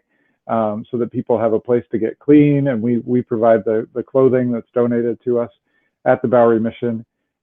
We also have hand washing stations outdoors, so that when people are receiving a meal or coming into our building or leaving our building, they're able to wash their hands safely right there on the sidewalk. And then we've had publicly available toilets on the sidewalk every day since March, right? Because there just aren't that many places, even today, even in December. There just aren't that many places to use the bathroom if you don't have a home or an office that you're going to. So hygiene, and then we have our residential programs. There's 5 locations where the Bowery Mission serves people in residence with us. And we really wanted to make sure this was a time that was not stagnant, but a time of growth. And so we figured out how to do classes virtually and counseling virtually, how to keep everybody healthy and safe. You know, distanced inside our buildings, masks inside our buildings, lots of cleaning. But I'm really proud to say at no point did the Bowery Mission stop accepting people into those residential programs. And today, in December, there are 120 people in residence with us who were homeless at the beginning of the pandemic. And so you know, we've just been able to continue our mission. Everything looks different than it did at the beginning of March, right? The way we do everything is different, but our mission continues. Stays the same, and it's honestly incredible and it's phenomenal just to hear just because I feel like it's also things that you don't really think about at all in terms of hygiene and things like that. I honestly am kind of hearing this for the first time. I'm kind of shocked, and it's just one of those things you take for granted, I think, and you realize that there's just so many ways COVID impacts, disadvantaged populations that really you can't even fathom because you don't even, you can't even begin to think about how it is. But it's Robert, during the first week of March, we were still serving meals inside, but we knew there was a coronavirus. We called it the coronavirus back then. The coronavirus. And before it had a name, COVID. And we had a reporter come to the Bowery Mission to report on the coronavirus at the Bowery Mission. And the reporter sat down with one of our guests at a meal indoors and said to this guest who was experiencing homelessness, "How do you expect the coronavirus to change your life?" And our guest was eating a meal, and he thought about it for a moment. He looked back at the reporter and he said, "I don't expect the coronavirus to change my life at all. People already treat me like I have a virus just because I'm homeless." And that was such a heartbreaking statement and it kind of became a rallying cry for me and for others.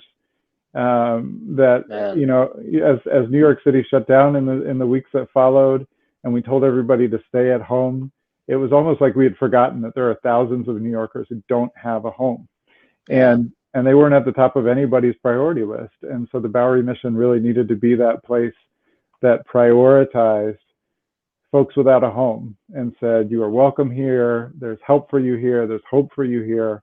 There's a home for you here. And so we've been on that mission all year long. That's amazing. And I mean, thanks for sharing that. That really hits home. I mean, it's just unfortunate. I always say, you know, COVID really exacerbates a lot of the existing issues that already had been there, and makes it so much worse. And that's just a case in point of that. I think it just, you know, ignored populations just continue to even be more ignored, unfortunately. But because they're unfortunately are, I guess, you know, what is seen as higher priority issues. But I think I did want to switch gears a little bit. I think we are also kind of looking at you know, trying to end at 6 p.m. with our live stream. And so maybe one last question, and then we'll start to wrap up as well. Thank you again for the time here today. I know you're extremely busy, and you know, everything that you're doing, it just makes me super glad to even be a tiny part with Rescue-a-thon Livestream, a tiny part in helping us, you know, provide some food to people in need. And I wanted to ask, you know, throughout the 7 years that Rescue-a-thon Livestream and Bowery Mission have been working together, how would you describe the impact that we've had, and you know, what else can you kind of say about our partnership? Yeah, absolutely. I mean, we're proud, both the Bowery Mission and New York City Rescue Mission, I think, to be some of the first partners that Rescuing Leftover Cuisine found when you launched 7 years ago. And so it's been a long partnership now. And yes, and you know, 96% of the food that we serve at the Bowery Mission is donated. We buy about 4% of what we serve.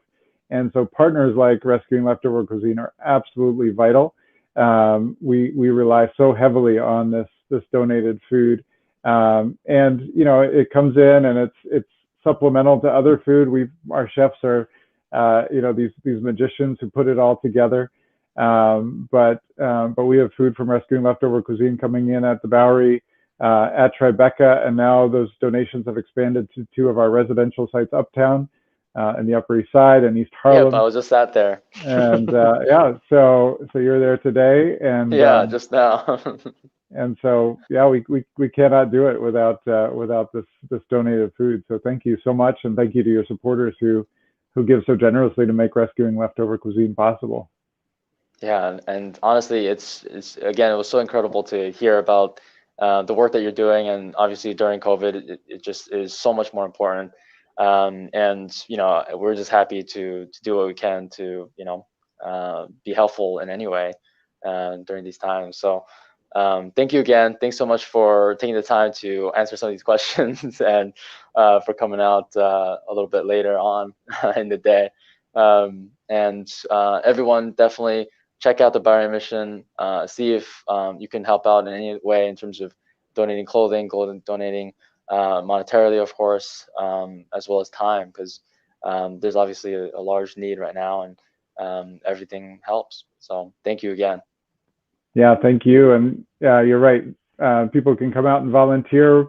We figure out how to do that, keep you safe. And it's not the right time for everybody to volunteer. I understand that, but if you're feeling moved to serve in that way, we'll make a space for you. So amazing. Thank you so much again. Thank you, Robert. Thank you for this partnership. Yes, of course. Thank you. We'll talk soon. Okay. Thanks, James. So yeah, hopefully everyone had a great kind of perspective in terms of learning more about where the food actually goes and how it's impactful. It's honestly been amazing to work with such amazing partners and such dependable, reliable partners like the Bowery Mission, who do such a great job in making sure that the food that we rescue is used to the most effective manner, and goes to people who desperately need it, and make sure that they're being provided with services and long-term help that actually helps them continue to get out of the situation that they're in. And so I wanted to wrap up in these last 7 minutes and basically say thanks. I can't believe it's been 6 hours already. I am pretty tired and pretty hungry, but I'd say I would definitely, I think I can go another 6 hours. So maybe, in the future, we'll do a 12-hour, 24-hour. I'm just kidding. Rescue-a-thon. But seriously, we do want to, do another Rescue-a-thon in the future. We want to continue to show and highlight the partnerships that we have, and really see how people, can, actually, tune in and kind of share their insights as well.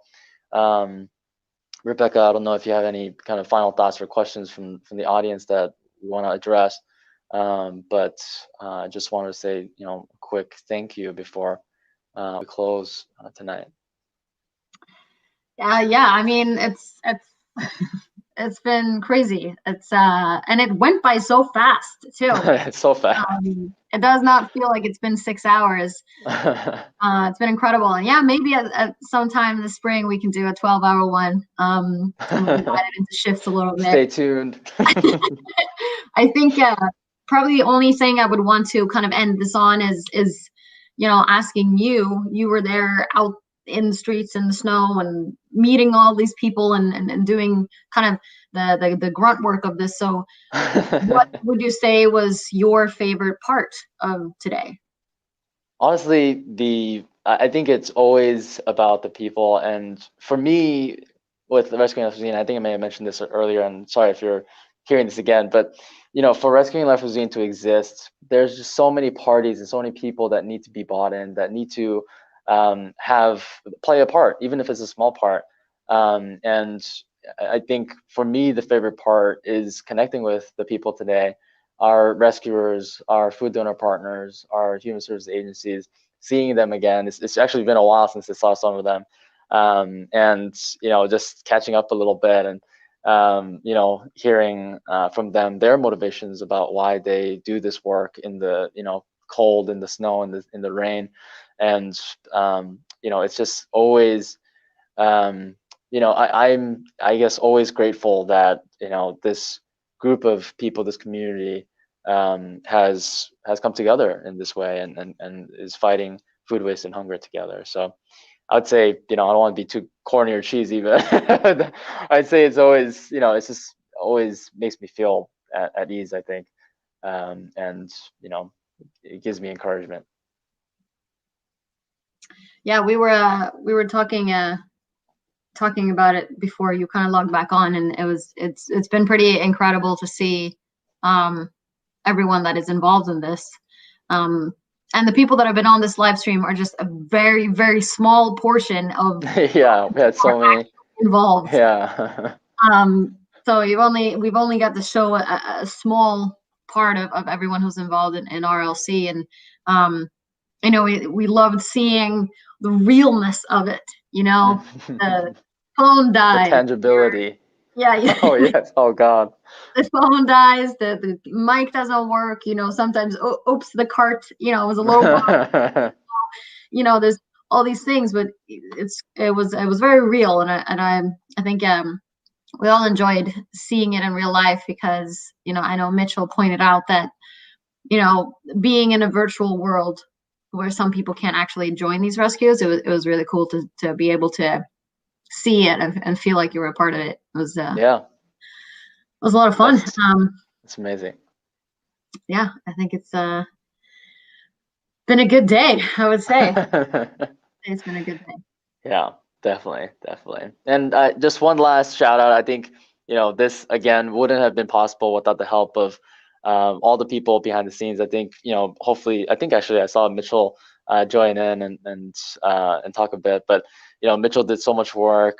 Obviously, Rebecca, you really helped carry the the stream when I was having my issues and commuting and stuff. So I just want to say thanks to the entire team, Camilla, Luke, everyone who was with me today in the snow, all the people we interviewed, Dana, all of our branches of Vani, Lauren, and our board members and associate board members, Amanda, Enrique, who helped spread the word, Alex, who came out in the snow to talk about his support for RLC and his work on the board. And so it always takes a village, as I say, and it really it wouldn't be possible without everyone's efforts. So just want to say thanks again.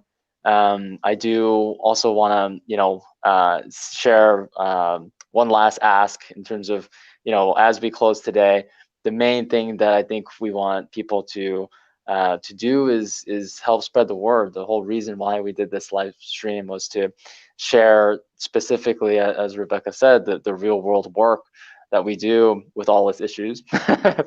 And I guess I'd ask that if your friend wasn't able to tune in today, even for 30 minutes or a few minutes, to send them this live stream, or a portion of it will be available on YouTube and on our social media. So we'd love to have you share and continue to spread the word about what we're doing to folks that couldn't make it today, obviously. So help us continue to spread the word. And yeah, sorry, go for it, Mitchell. Yeah, just the more people that know about us, the more will support us, and the more we can support. Yeah, exactly. But yeah, thank you so much for tuning in. Thank you so much for watching us in the snow, and for your support. Thank you, everyone. I'll probably leave it going for a couple minutes, but I think all of us are ready to log off. 3 successful rescues today. It's been awesome, and we've had a lot of people, and yes, this will be available to watch later. And thank you for everyone who tuned in and was a part of this. Thanks so much, everyone. Bye. Bye.